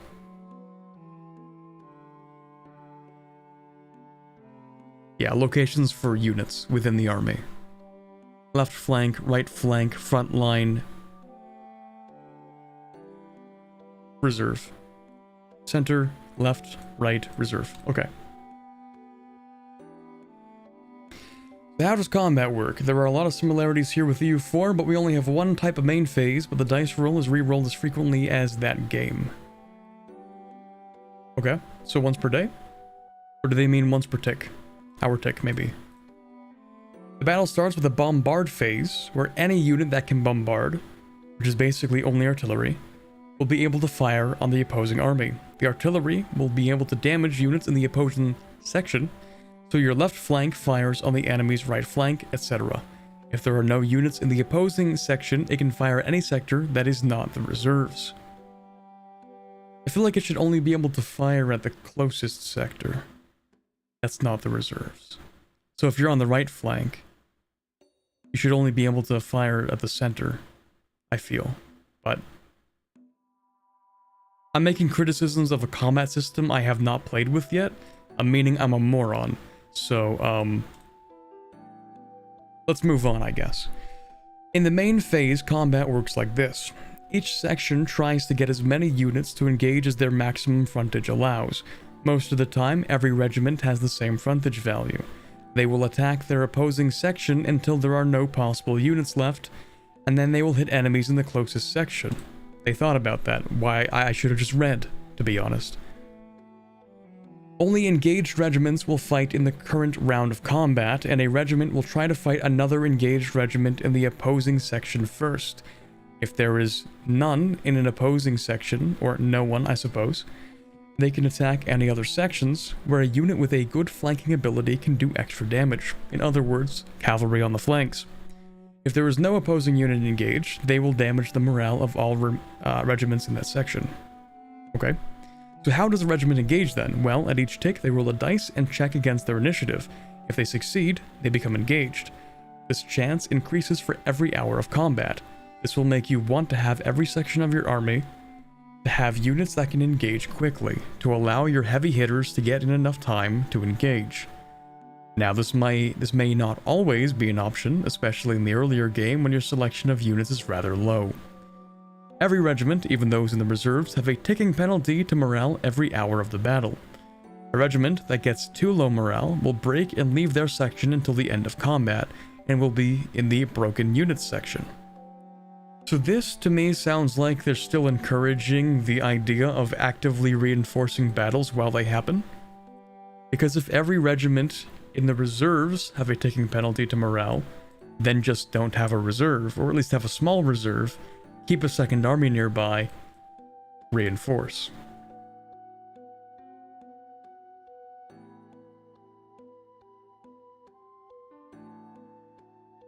If there are not enough regiments in a section to cover the frontage, there will be a chance for units in the reserve to reinforce that section. However, only enough units for the possible frontage of the battle attempt to reinforce each hour. So having huge doom stacks has no advantage. Okay. The broken units section are the regiments that have been routed in the current battle. They no longer participate in the battle at all, even if their regiments are still a part of an army that is engaged. The battle is over when one side has no regiments in their three front sections, or the army retreats due to no morale or a manual order to retreat.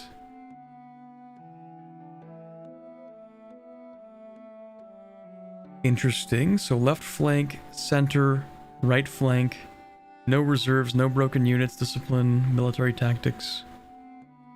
Pretty decent army, but not sure will win against 11,000 Polish levies. I mean, yeah, that is like what, less or around 1,000 people in this army?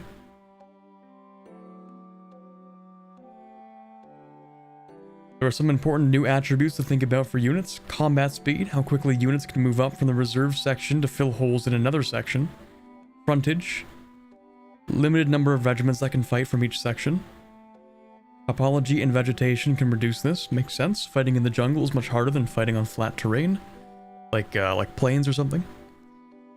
Some units require more or less frontage, makes sense. You can fit more artillery per square meter than artillery. Same thing for cavalry. At the start of a game, a regular 100 men-sized regiment uses the same frontage as a full 3,600 men in the Napoleonic era? Okay. This is done to scale the numbers to feel properly historical, while still getting good gameplay. Okay. Initiative. How quickly a unit can engage as soon as the combat starts. Lighter units of higher initiative makes sense. Can we get some Subway surfers on the screen to help us poor Zoomer viewers? Hey, Targus. Yeah, you're right. I need to put something up on the side. In 6.5 hours, I'm sure I've already lost the Zoomers at this point. Are we gonna see Chinese fireworks for the early bombarding? Probably not. I mean, maybe. It would be funny. But probably not.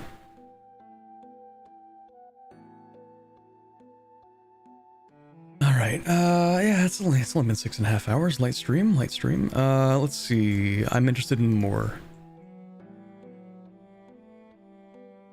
This chance increases for every hour of combat. Confirmation that PC ticks in units of time smaller than day. They literally say that earlier in the post. Is this guy... This guy didn't read the post. Point at him and laugh, chat. Imagine not reading the post and then commenting on the post with a question that's answered by reading the post. Embarrassing. If I were this guy, honestly, I'd probably delete my account. Will there be an artificial province limit like in Hoi 4? Because that would suck for map making mods. If yes, what will that be? Pretty sure we don't have one. Based? Since PC now simulates hours... Oh, yeah, Project Caesar, right. You mean EU5? Anyway. Hours in a day as ticks, will there be any representation of seasonal day length variation? That's a little too specific, my man. I mean, I don't know about that one. Maybe? That would be a pain to keep track on. Yeah, that sounds like... I mean, it's interesting, but so unimportant. Like... No, we're good. He didn't have the advancement for reading. Yeah, he was part of the population that had a 0% literacy rate. Really tragic.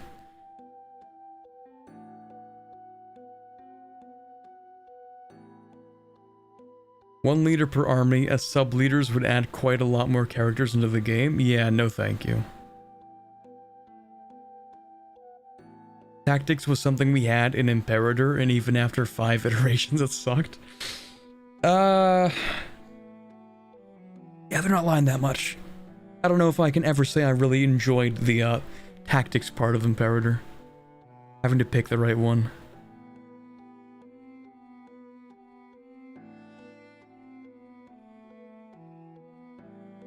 Not just discipline are important, or is important, all the stats are important. Cool. And units gain experience, like EU4 and Imperator, based. I mean, what not EU4, which Paradox game doesn't have experience? CK3, I guess. I think literally every other game has experience.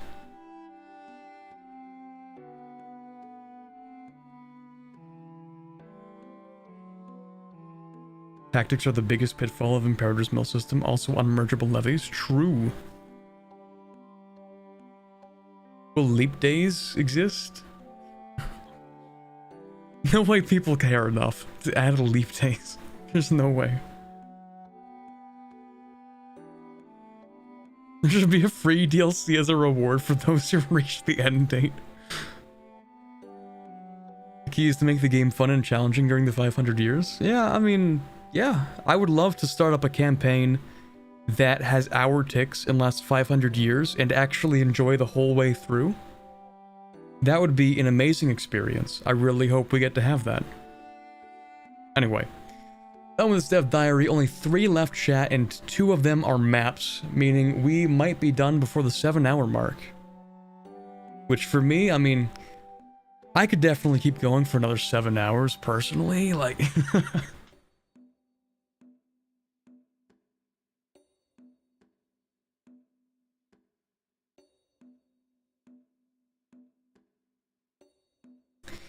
Alright, Germany. The one everyone's been waiting for. Look at that. What a beautiful mess.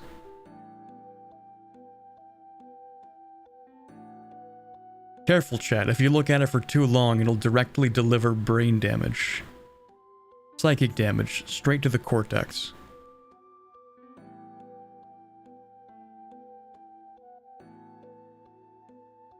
Alrighty, let's start deep diving into this nightmare then.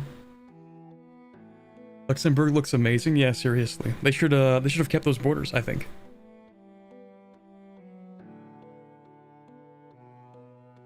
Countries. Wow, that's a lot.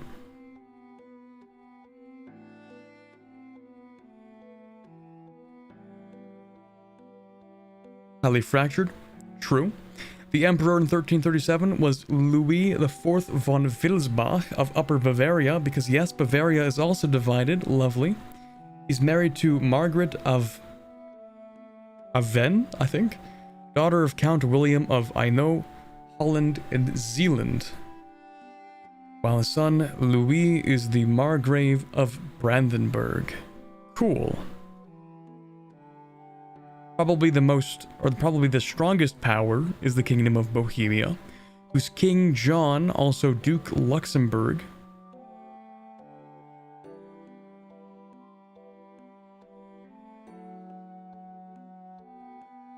is also the Duke of Luxembourg and rules over both lands in a personal union, while also being the overlord of the Margraviate of Moravia. Oh boy. Third contender is Austria. Interesting. There are also plenty of medium and small countries all over the region with very different forms of government, which will probably make this HRE a very replayable experience. Cool. Dynastical map.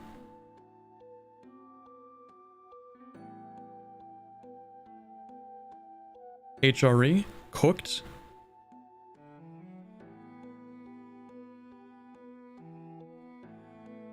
Obviously have to repost the HRE International Organization. Purple stripes mark Imperial territory. Different types of members of different colors. The Emperor is 1, dark blue. Prince electors are 4 of them, light blue.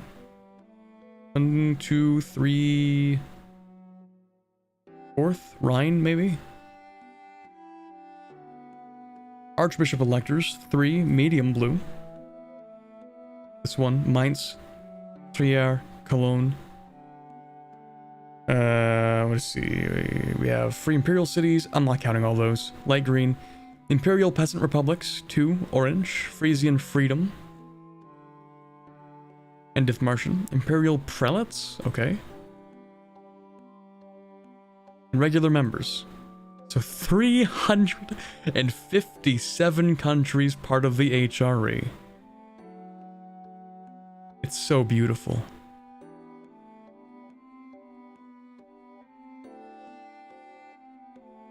It's perfect. Corbin.exe lagged for a second there. It happens. It's when it's like when the brain cell on the left side of my brain is trying to reach the brain cell on the right side, but it takes some time. There's travel time between them. Areas. Quite a lot of them. How many is that for Germany? If we count the modern borders.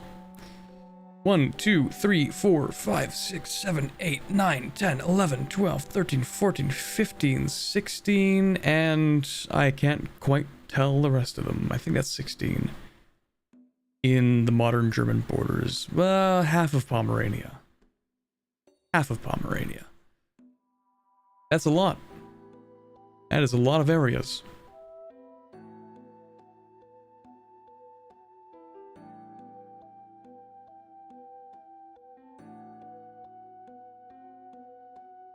These areas were argued to be too similar to modern borders. I mean, you can literally just see the outline. Like, yep, this is the French border with Germany. Yep, this is the Belgian, well, this part here, I guess. This is the border between Germany and Belgium, and this is the one between Germany and the Netherlands. And this is the one between Germany and France. And then it just traces all the way along here. Right around like here. Yeah, it's, you can just see the outline of Germany. You can see the 1920 border. Yeah, you really can. Lower Saxony was literally made up after World War II. It didn't even exist before. Not sure why it's there. Because it is a time-honored tradition that you need to create states based on modern country subdivisions. Time-honored tradition. It's why all of the states of America are like individual states in EU4 as well. Well, a good number of them. Some of them are split in half. Because that's how borders work. California has always existed, don't question it. Exactly. Have you seen the New World map? I have not yet. We're admiring the beautiful borders of the HRE. Oceanic, continental. A little bit of Arctic up in the Alps makes sense. Hills, flatland. Did you know that Upper German or High German is called high because of the elevation? So High German is like up here. Or something like that. Maybe I'm lying, but who knows? Now you'll have to fact check me. This is actually how I gain information. I just say something, and if it's wrong, then someone will correct me. And if it's right, then I sound smart. It's like a foolproof strategy.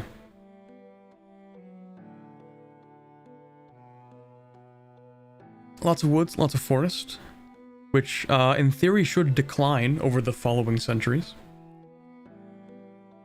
Culture, cool. Danube Bavarian. Southern Bavarian. Austrians are now... Austrians getting lumped in with the Bavarians. Austrians coping and seething.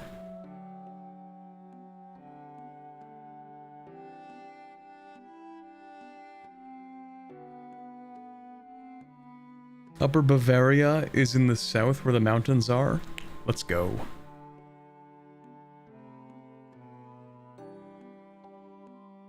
That's a lot of cultures. That's a lot. I wonder if they will group them into North German culture and South German culture. I wonder if they'll do that.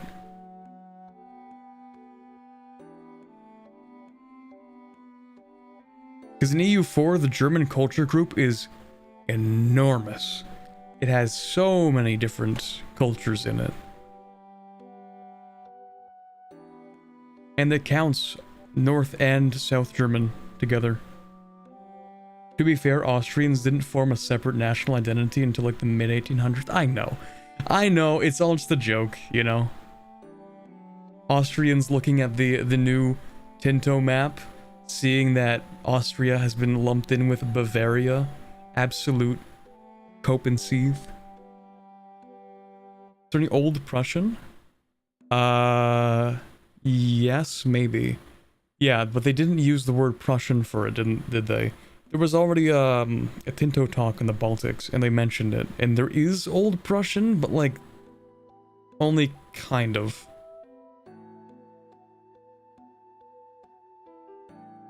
The German cultures have come through a couple of reworks until we found a spot in which we're kind of happy, or at least our German content designers don't complain. There you go. The German cultures are very linguistically related, as we thought it would be the best starting point for 1337. I mean, I'm cool with it. Oh look, it's religion. Riveting.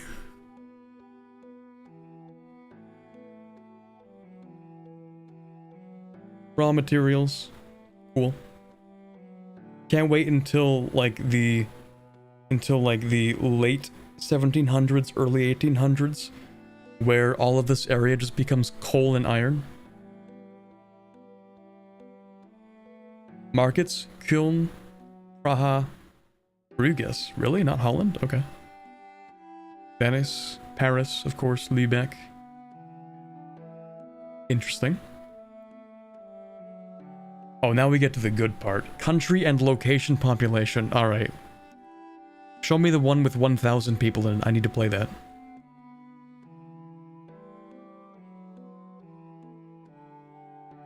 Let's see if I can find the smallest population in the entire HRE. There are so many people here, though. Like 118,000 right here. That's a lot. That's a lot of people. Like, what is this? 271,000? Jeez. In like one town or something? I'm seeing 67,000. Ooh, that might be an 11,000. 2,000. There we go, ladies and gentlemen. 2,719. Do we have a smaller population?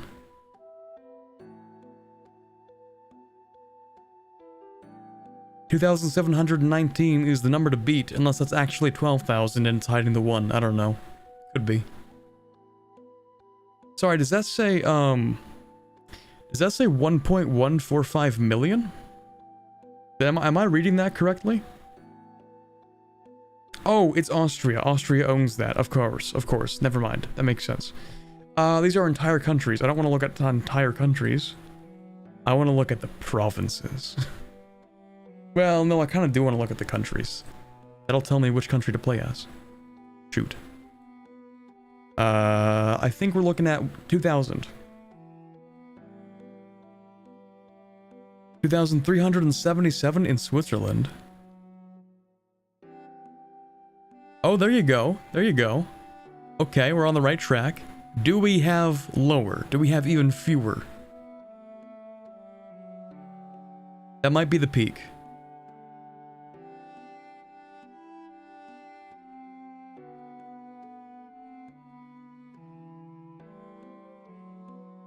Yeah, that might be it. Okay, so whatever that country is, gotta play it. Okay, wow, look at that, chat. We're speedrunning through these. The last Tinto talk, before the last map. Lowest I saw was 2,100. Well, I'll be on the lookout for it. Okay. Logistics and sieges, my favorite. Amateurs talk tactics, professionals talk logistics. Based? First of all, one thing we have added is what we refer to as commission time. If a character has been assigned to lead an army or navy, you can't remove him from command for at least 12 months. Ah, can't teleport him around the world? That sucks.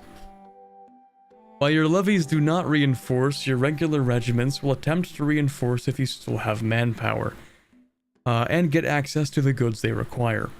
A regiment that is part of an army that is retreating is in combat, loaded on a ship, or currently taking attrition losses, will not be able to reinforce. A regiment can only reinforce in your own locations and in a location owned by someone you are fighting a war together with, when that location is not currently occupied. Interesting. When people talk about logistics, it is usually intrinsically linked to the movement of armies, and movement of armies in Project Caesar has some changes in it compared to what you might be used to. One thing that has taken its inspiration from the Hearts of Iron series is the fact that when an army is moving, they will slowly be losing morale. This creates the natural flow of armies marching and then resting, and not just marching across Europe and immediately joining a battle like the march has had no impact at all. True, armies generally after marching and before going into battle will try to have at least a night's rest. Maybe even drill a little bit. We have also added the fact that an army that is beyond a certain size will be marching slower, where the size is based on its total frontage it is fielding. While you can attach units to other units, this makes the attached units move slower, as military organization in the late medieval era was rather limited. In later ages, you get advances that reduce this penalty significantly, completely limiting it in the Age of Revolutions. And speaking particularly about that age, we have an advance there. Yeah, we have an advance there that makes multiple core combat more interesting, making them to march to the sound of the guns. This advance allows an army to automatically react if another army of ours is in an adjacent location, enters combat, and then quickly march to join that battle. That's interesting.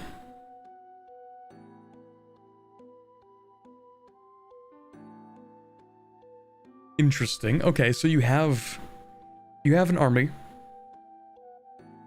enters combat. An adjacent army is like, hey, they just entered combat. We should go march into that battle. And you don't even have to do anything? Cool.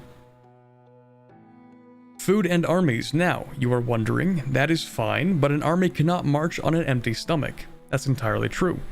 Each army has food it needs to consume every month, else they will start deserting and dying.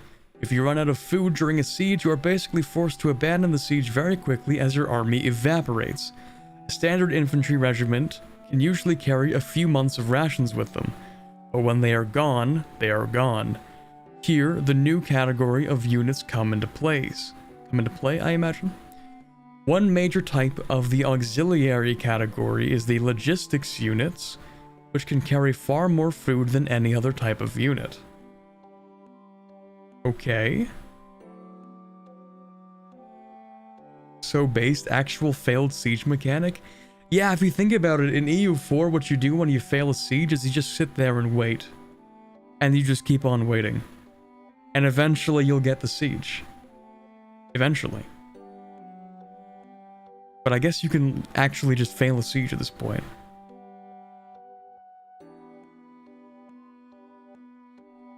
I'm gonna pronounce it auxiliary anyway, because I like to pronounce it auxiliary.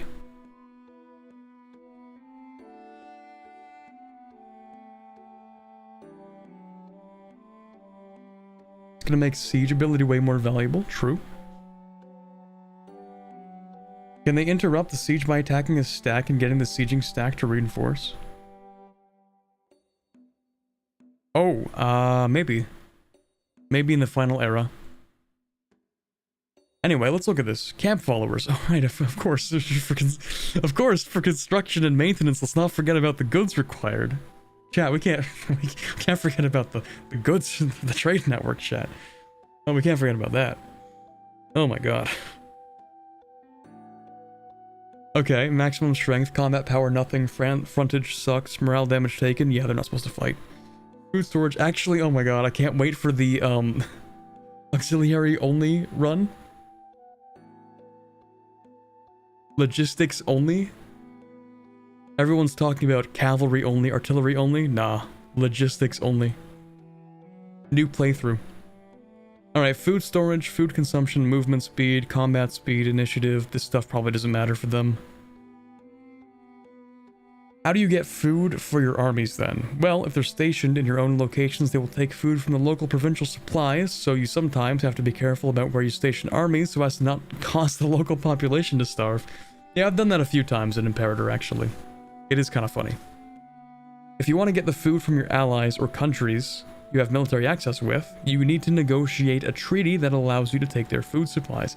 This is not always something every country will be willing to accept. Your subjects have no say in this, as most types of subject give this access implicitly. 8 months of food capacity. 8 months is not a long time, if you think about it. Like, wars in EU4 typically, I'd say, last like 3 or 4, between 2 and 4 years. Long ones can last 5 or 7 or 8. Really long ones can last 10, but, you know, that's when you get really bogged down.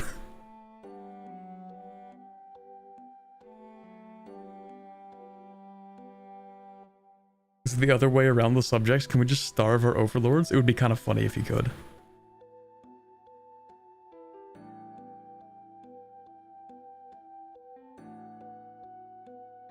Okay, so you probably need to have like a bunch of food supply. Yeah, maybe we should have more than a single one. I mean, yeah, 8 months is not a long time. While you're at war, you can steal food from occupied provinces, based. If you control...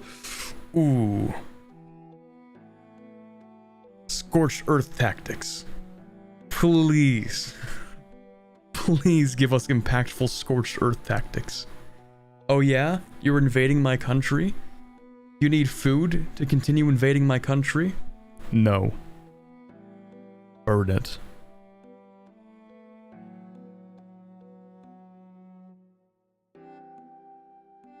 Actually based Scorched Earth tactics. Also, I hope winter is impactful. Russia be like... Let me Napoleonic Wars Russia my nation, please. Please let me do that. Burn the food supply. Create nothing but fields of mud. Okay. If your army's at a hostile location where you cannot get local food, you can try to trace access up to 2 locations away through controlled locations to get the food. If you can't reach your own locations at that distance, there are 2 ways to get food to your armies. First of all, supply depot. Your army will draw food from it. A supply depot can be created by any army, and you can deposit food until its maximum storage capabilities. Oh my god, okay. And any army within range can withdraw from it. Any army can gather food from their homeland and deposit into the depot if there's space. So, wait. Is this also going to be a part of the logistics? Is just like having convoys deliver food to army depots? That's also going to be like... That's going to be crazy. Having entire units that don't exist to fight, they literally just bring food to army depots. For supply. Supply depots actually being good, unlike in EU4? Yeah, seriously. Well, they're not terrible in EU4, just like no one uses them, because you usually just don't have to. Maybe late game. Late game, they can be pretty useful. Especially multiplayer. They can be useful. There are advances increasing the capacity of your depots as well. You also have the capacity for navies to provide logistic support as well. There are 2 unit abilities that can be done for them. Gathering food and distributing food. Gather food will take food from any adjacent province you own, and your fleet can store food depending on the food carrying capacity of the ships. Distributing food allows a navy to act like a floating supply depot that your armies can get food from. Based? So, bring food on your ships for naval invasions, it's going to be necessary. While we do understand that not every player may enjoy caring much about logistics, for those you can assign logistic objectives to supporting armies and navies. So goated, oh my god. The game's gonna be... I'm not gonna say it. I'm not gonna say it. I mean, I want to say it, but I can't say it. Because if I say that the game is gonna be good, then I'm on the hype train. And if I'm on the hype train, then I'm gonna be disappointed. That's how hype trains work. Give it up for hour 7. Yeah, you know, oh my god, it's almost 9. It's almost 9 o'clock. We'll be done soon. We'll be done soon. It's fine. You also steal food from your enemy in a battle when they're defeated. Based, as a defeated army cannot protect their entire baggage train as they try to escape. Let's go. Sieges and occupations. Now let's turn to the second part of this talk, where we will talk about how sieges will work. First of all, there are 2 different types to talk about here, as not all locations are equal, okay? Locations without any fortifications will not have any long siege, but an army with a single full-strength regiment is enough to take it in a few weeks. A location with some sort of fortifications requires a full siege though. So EU4, kind of in that way, right? You're already on the hype train? No, I am not on the hype train. I am at the station, and I'm really considering getting on the train. Like, it looks like it's really going places. It looks like it would be great to get on that train. But I don't know yet if I'm gonna regret getting on the train. Let's look at sieges. There are siege phases, 19 days long. Base, 30 days, just like EU4. Defensive impact from this, okay. Offensive, focus. Fort maintenance. Average literacy of clerics. Okay. Offensive, okay, so these are the defensive impacts. These are the offensive impacts. I see. So the more offensive your country is focused, the worse defensiveness you're going to have. Alrighty. Army tradition and then offensive focus. Okay, so... yeah. I see. So... no matter who has offensive focus, it will always decrease siege phase. Whether you're defending, it decreases your defensiveness. And when you're attacking, it increases, well, you know, your offensiveness, which makes your sieges faster. So it makes sense. Food. Oh, right. What about sieges and food? Can you starve out a siege? What if they don't have enough food? That was a big thing. A lot of sieges were won just by starving the defenders. Because, you know, they have limited supplies inside of the castle. Just wait for them to die. That was a big thing for sieges. So let's keep on reading. Food has a significant impact on how you plan your military campaigns, as it affects how long you can sustain a siege. The key thing here, and this is something I'm a big fan of, is that sieges are gambles. Let's go, baby! We are so back.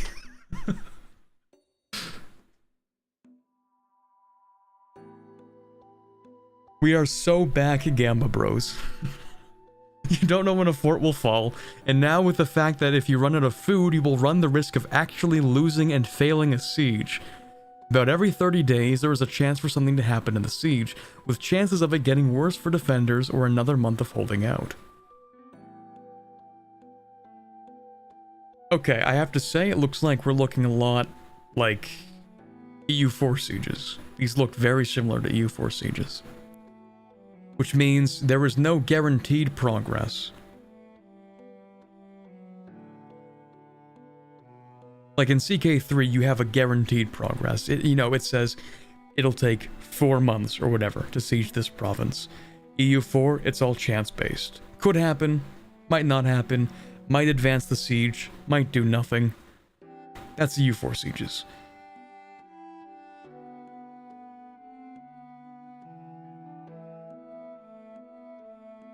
With these changes, the assault is now a more potentially viable option, as either you win and save time and food, or you fail the assault and have taken casualties and thus preserved the food supply longer. Oh my god. Yeah, I mean, it's not wrong, but it's not really a way that I was thinking about it. While besieging a coastal location, it is, not only important to blockade, making the siege faster, but at the same time, it can supply your army with food. That's true. Ships can bring food to your army during sieges. Ah, okay. As the map is more granular than in previous games we have made, warfare will turn into a massive slog to manually siege or occupy every single location. True. This is why they had the automation systems in Imperator Rome. They had a very similar number of locations, similar amount of granularity. Project Caesar has two different ways to automatically gain control over several locations at once. First of all, if you take a fort, all locations in its zone of control will start changing to you. Imperator mechanics, I like those. This is also valid for forts owned by an enemy if we have taken it. Secondly, if you take the capital, you will start gaining control over all locations in the province. Of course, this is blocked by hostile armies and forts, so it seems like it is the same as Imperator mechanics, in terms of, I think actually both, isn't it? This is very reminiscent. It's kind of a similar siege system to EU4. You have armies that have food, and once you occupy the capital of an area, you get to control the entire area. Or province, not area, province. And I do like that system, because it means you don't have to occupy every little location, which is good. As mentioned in previous posts on the forum... Oh, yeah, okay, let's see. We have the zone of control system in Project Caesar as well, but the one with far less complicated rules than the one that was used in Imperator Rome. As you may have noticed earlier, there was an advance in the... Still feels weird when I say that. Whatever. There is an advance in the Age Revolutions that allows you to ignore zone of control. While that might be useful to chase down enemy armies, you often want to take forts and cities anyway to get your logistics sorted out. Yup. Recruitment options. One thing that has not been mentioned yet about the artillery is that we have different recruitment methods for regiments, where you can either rush the training so a regiment can be ready much quicker but at far less strength, or spend more time in training and start with higher experience. Oh my god, it's everything. It's EU4, it's Imperator, it's Hoi 4 with training regiments before they can be deployed.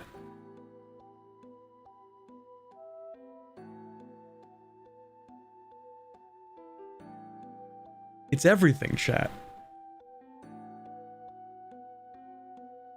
That's crazy. That's crazy. I really want to play this game, chat. Like, I need to get my hands on this. I need to get my hands on this game, chat.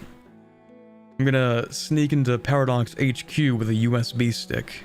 Don't tell him. I'll be there in 3 days.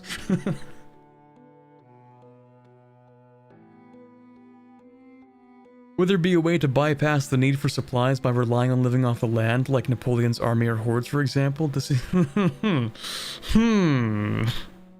what you do when you don't have food, then it works as well as it did for Napoleon in Russia. Oh yeah? Your army's gonna live off the land? What if I burn it? How about that?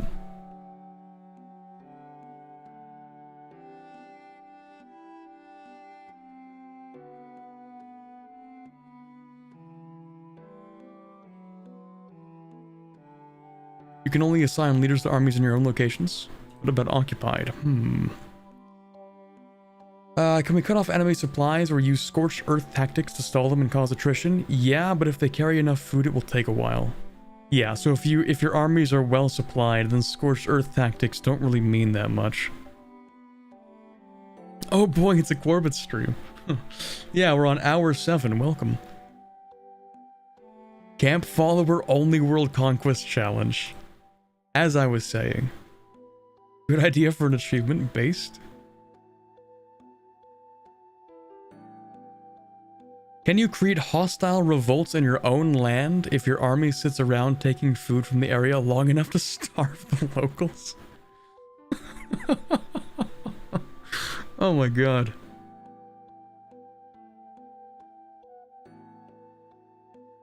I mean, yeah. Yeah, I guess so. Okay, I have an idea for the perfect guerrilla warfare tactics, okay?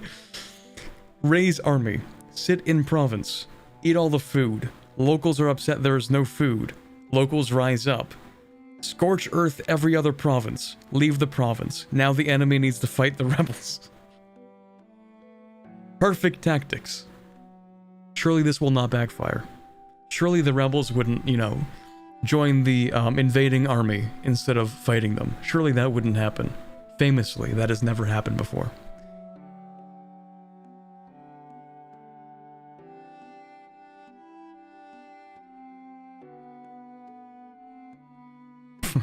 I hope we can start Verden a few centuries earlier. Yeah, conquered by Sweden 1648, but you can add it to the Swedish Empire earlier. True. I think he was talking about Verdun. Me when I don't spell Verdun correctly. There are levies in each age, they just get worse. Okay, cool. Yes! An in-game chat.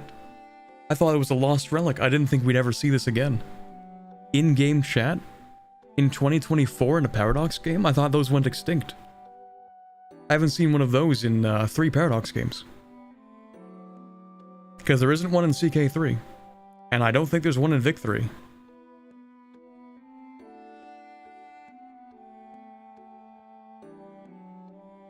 Is there one in Imperator? There is one in Imperator, isn't there? Wait. Is there? Maybe there isn't. No, there is. There's definitely one in Imperator, right?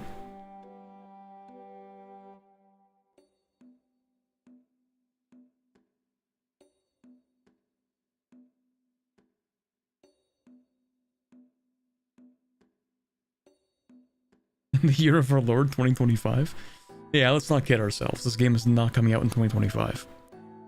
Anyway, that leaves us with a single map to look at. The most recent, 2nd of August.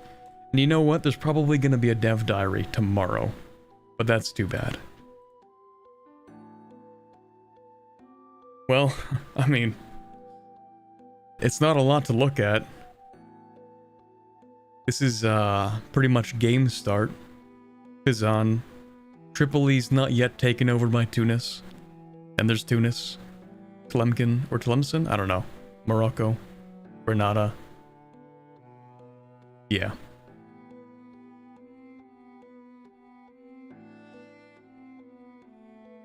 One without colored wasteland, one with? With is so much better. Only 4 new countries are to be shown this week. First is first, there are dynamic keys for them, similar to the Mamluks. So, their full name in the game are the Marinid Sultanate of Morocco, the Zayanid Sultanate of Tlemcen, and the Hafsid Sultanate of Tunis. Tripoli starts with a random ruler we weren't able to find, which was the reigning dynasty in 1337. It happens. The main power in this period is the Marinid dynasty, ruling from Fez, as after grabbing the power from the Almohads almost a century ago. They start at war with the Zayanids of Tlemcen, or Tlemcen, not sure, and its capital is close to falling to the mighty Sultan Abu al-Hassan Ali. They also have a foothold in Iberia around Algeciras, maybe? And Ronda, which may lead to future campaigns about the control of the Strait of Gibraltar. Okay. And this is the starting situation between Morocco and Tlemcen, with the capital of the latter almost surrounded by the former. Yeah, and they did make it green again.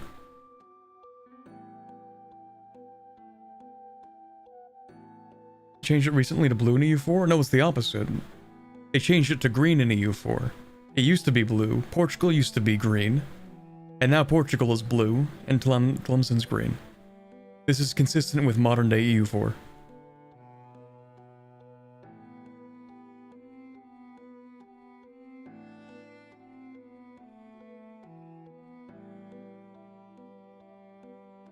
Check TT21, the colonization one. There's a dev response that shows a sneak of the New World.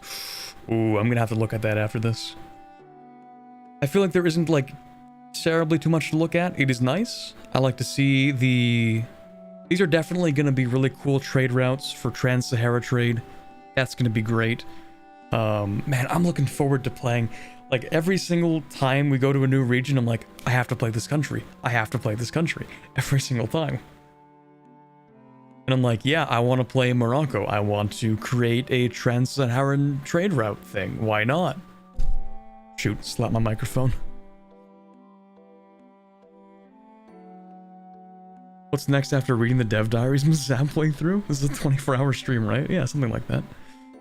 24 hours, but spread over the course of multiple days.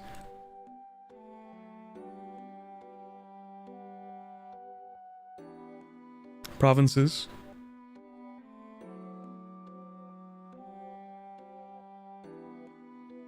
Areas. Sahara oases. Nice. Western Sahara. Cool, cool, cool, cool. Terrain, arid, cold arid, Mediterranean. This all makes sense. Hills, mountains. Desert. Lots of desert. Cultures. Oh, that's a lot of cultures. Like, that's a lot of cultures. Okay. The cultural division of the region is very, very interesting. I agree. That is a lot of cultures. The first thing I want to stress is that we've divided the most Arabized zones from the more traditionally Berber ones. The more Arabized cultures are the Moroccan, Algerian, Tunisian, Libyan, and the Hassaniya tribe in the Western Sahara. Meanwhile, the Berber-speaking peoples are divided into Masmuda and Sanhaja in Al-Maghrib, Al-Aqsa, the Zanati in Al-Maghrib Al-Awsat. God, I do not know Arabic. The Kabylian, Chawi. Actually, wait, this wouldn't even be... No, this is Arabic, I think. But... I think these are Arabic names, right? I usually only see this in Arabic, the Al-Dash something. I think that's Arabic. It is? Okay. The Kabylian, Chawi, and Mozabite in Al-Maghrib Al-Adna, and the Eastern Berber, a name we will probably change given the feedback already received in the Egyptian Tinto maps, in Tripoli. The Berber-speaking Tuareg and the Saharan-speaking Tobo inhabit the Central Saharan oases. Religions. This is a little more consistent with what I would have expected to see. Lots of Sunni, small pockets of Ibadi. Makes sense. Oh, and there are a few... Hold on. Two religious minorities. The Mustaravi Jews in a bunch of urban centers across the region, and some native Christians spread through Al-Maghrib Al-Adna. Okay. Raw materials. Sand. I don't know if you could... I don't know.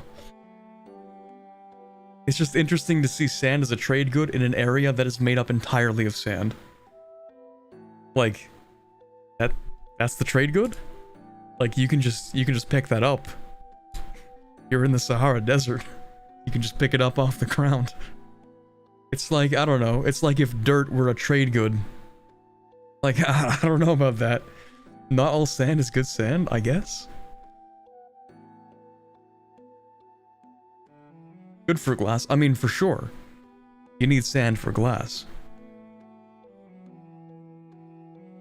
I mean, it's fair. Maybe some kind of sandstone? I don't know. I have a feeling the sand is going to be used for glass. Probably glass. Yeah. The Maghreb is very rich in different materials, especially Morocco, which was used a long time ago as an RGO gameplay testing ground. Oh yeah, this is a Vic 2 term, isn't it? Raw good output, maybe? Is that what that stands for?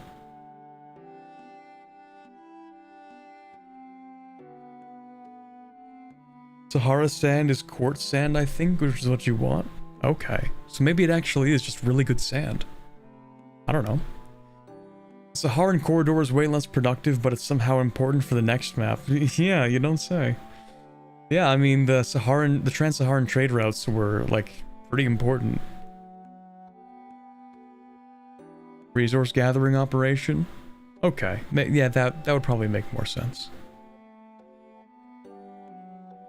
And there was gold in here, right? Yeah. There's gold here.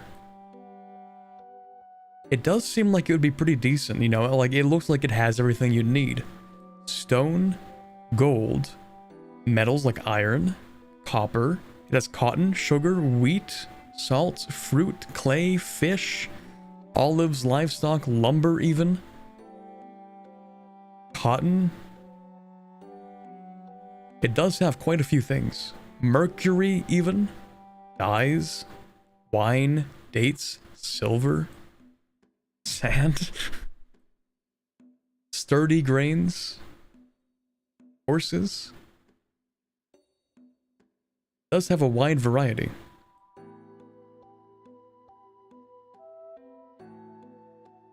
Market centers are based in Fez and Al Jazair.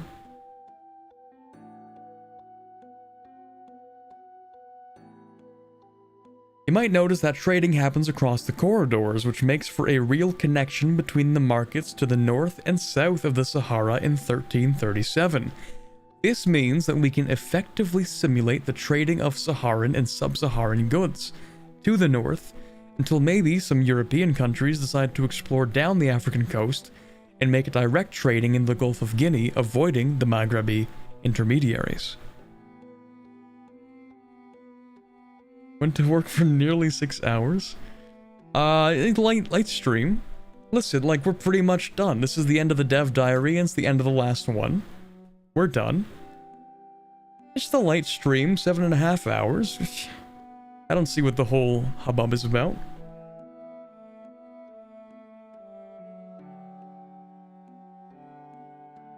Look at that Fez. Which one?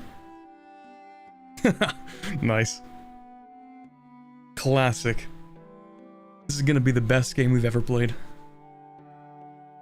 No, that's hype train. I can't say that. I can't say that. Because if it's wrong, I'm gonna have to eat those words. They're gonna be salty.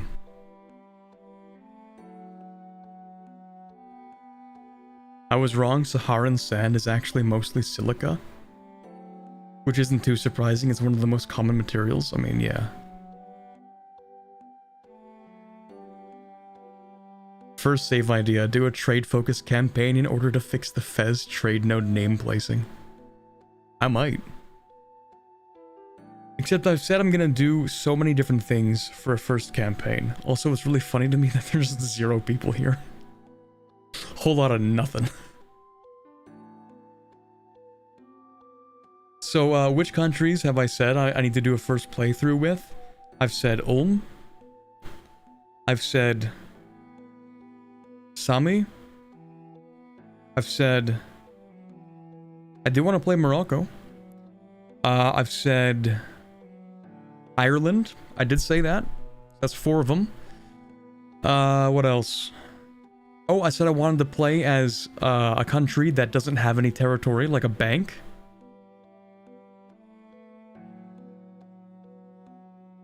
Obviously, I'm gonna want to check out Japan as well.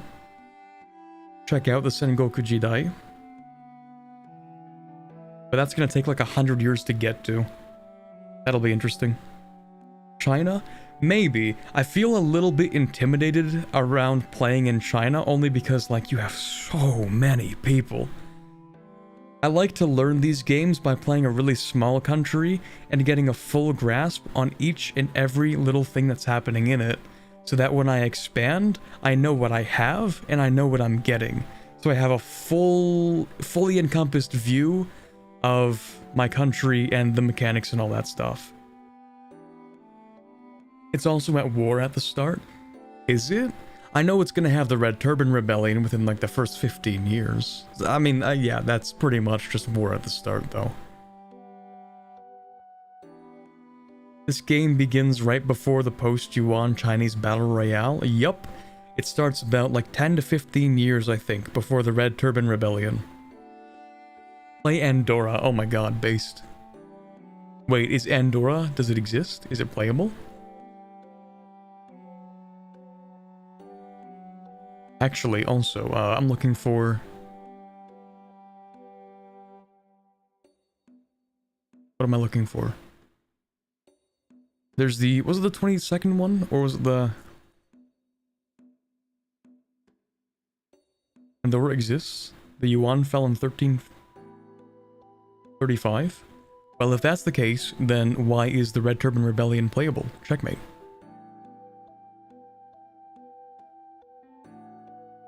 If the yuan fell before the game start, then why does the Red Turban Rebellion spawn 10 years into the game? Checkmate.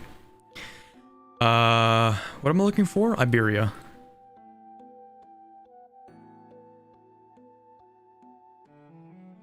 Is that Andorra? Oh my god, so goated. Yep.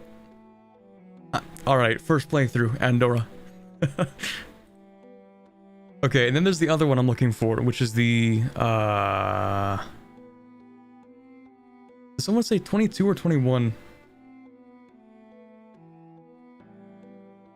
Is it the 21? Yeah, I think that's it.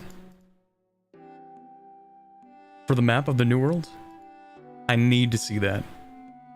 I need that. Ooh. Ooh, ooh, ooh, ooh. I almost just passed that. Atlantic North Equatorial? Atlantic Equatorial Countercurrent? Atlantic South Equatorial? Okay, the angle on this map is hurting my brain, but... Oh my god, they did do it. They did do it, chat. We are so back. Square map, bros. They've added the states of America as areas. That is so funny. They even did the thing with Michigan. Or it has like the upper part and the lower part. Oh my god. Square America territories. We are so back. Zoom in? Hold on, I gotta put it into a new tab if I want to zoom in.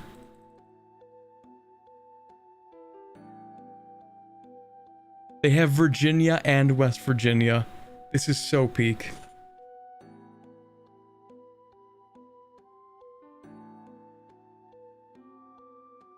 No Rhode Island? Unfortunate, yeah.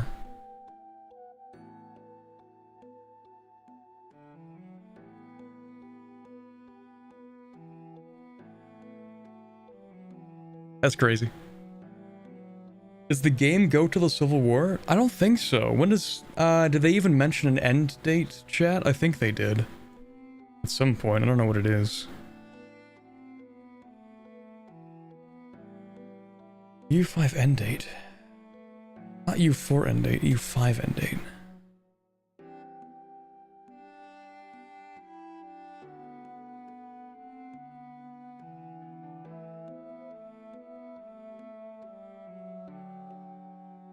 They never mentioned it, did they? 18, 21, or 36? Probably 36. Please let it be 36. I want that seamless transition from EU5 into Vic3. I know we can do this.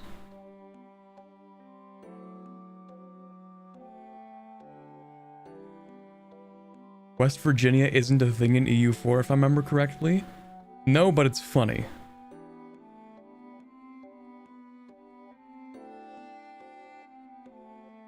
God, square borders, man. Square borders will always be funny to me.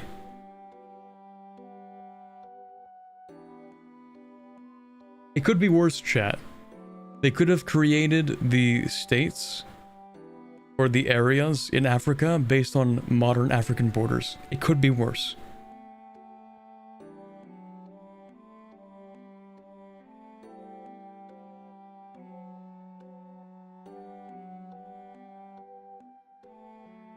We did it this way because colonial reasons. I mean, yeah, they definitely have a thing that they're going for here, which is at least a modicum of historical railroading.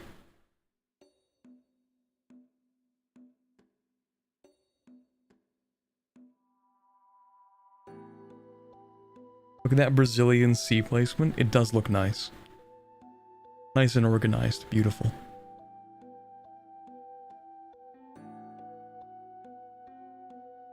Yeah, Navy blockades are going to be a lot harder, chat. No, the name placement? Oh, I thought you were talking about how, like, it's placed along the side. I'm like, yeah, that looks nice. No, just, okay. Brazilian Sea, inland. Is there a second map, though?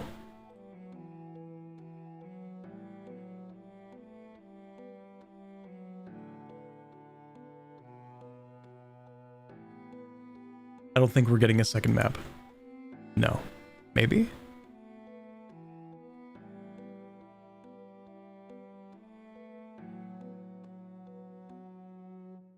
No map. Look at Western Pennsylvania.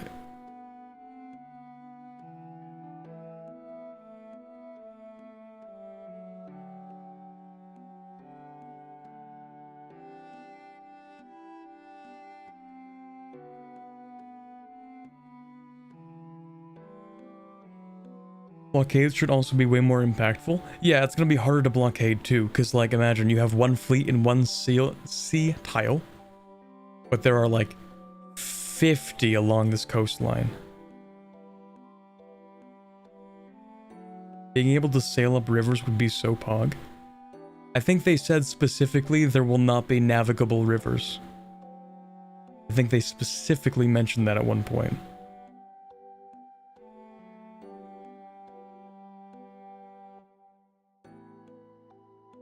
But it would be interesting for rivers to play a role in trade. I mean, I think they do. But, just because for whatever reason I have a dumb fascination with Paraguay and how they technically had a port and access to the sea even though they're landlocked because of that one river that runs alongside Paraguay.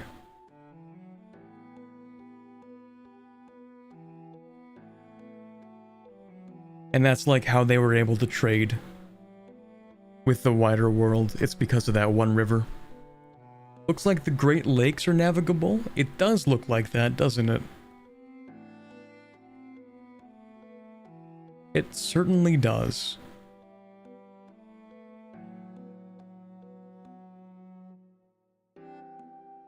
Although, I imagine if you build a navy in here, it's not leaving.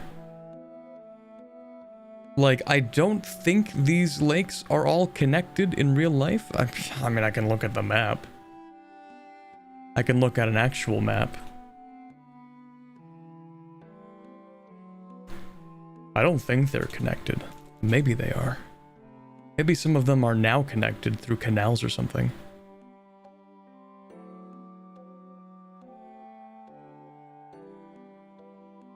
I mean, yeah, okay. So there's a river. There's a river that connects, what is that, Lake Erie to Lake, is that Superior or Ontario? I don't remember. There's one that connects Erie to,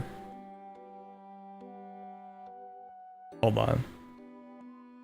There's one that connects Erie to Huron.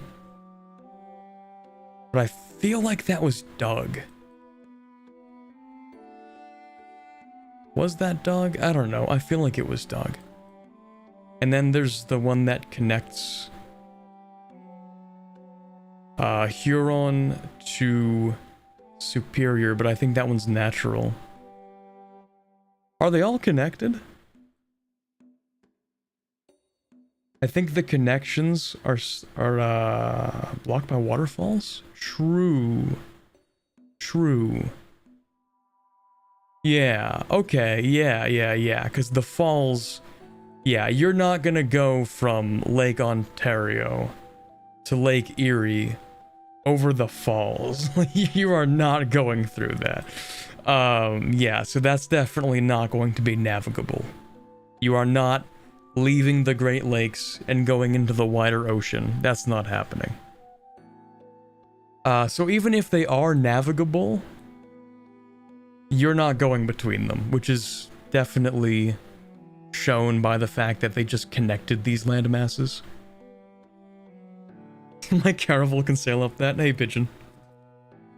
90 up the falls. Attach rockets to the back of the ship. Make it 90 degrees. Good to go.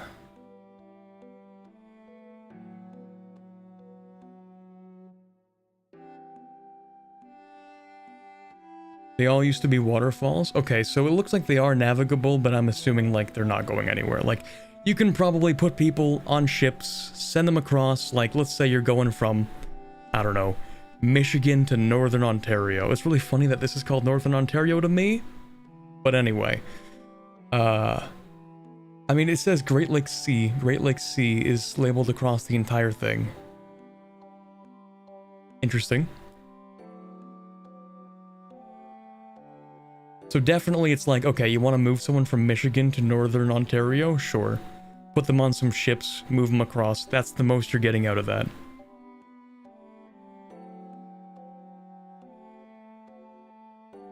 What if all the sailors place themselves inside barrels, then they'll make it through the waterfalls? Okay, but what if you're trying to go up the falls? How about that? Okay, I'm gonna end today's stream, actually. Finally, after 7.5 hours, I am free of my torment. Free to, I don't know, eat something for dinner. It's 9 o'clock, chat. I'm tired.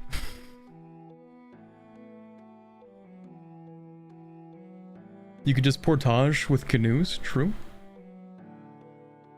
Torment, he hates us, chat. If I hated chat, I wouldn't be sitting here for 7 hours and 37 minutes yapping about every dev diary in the past 2.5 months for this game.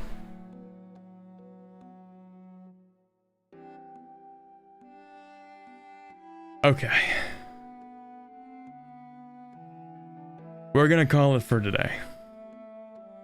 Because I actually am, like, all at once, the exhaustion just went whoosh. Rushed into me, now that I am done. My era of toil has come to an end. Go get some good food. I actually don't even know what I have to eat. That's not going to take like half an hour to cook. I'll figure something out. I don't know, maybe I'll drive to somewhere that's still open at 9 o'clock on a Monday. Anyway, I'll see you later, chat. There will be a stream on Wednesday on the Twitch channel. And then on Thursday, wait, no. What did I say? Did I say on Wednesday? No, I meant Thursday if I said Wednesday. Stream on Thursday on the Twitch channel. Friday, there will be a CK3 collab with Kara, where I'm going to try not to die, because I suck at CK3. And then, of course, Saturday is going to be another Twitch stream where I try to get all the stuff back that I lost on Minecraft, including an Elytra, so that's cool. Anyway, yeah, you know, it's a light 7 hour, 40-minute almost stream. That was good. Maybe another one in a few days. Rest in peace, VOD watchers. But anyway, thank you guys for stopping by. I will see you again on Thursday. And there might be a video releasing Wednesday. Maybe. Possibly. That depends. Anyway, have a wonderful rest of your evening or night. Or it's probably pretty late for everybody involved, I imagine. So I'll see you next time. And, right. Bye, bit.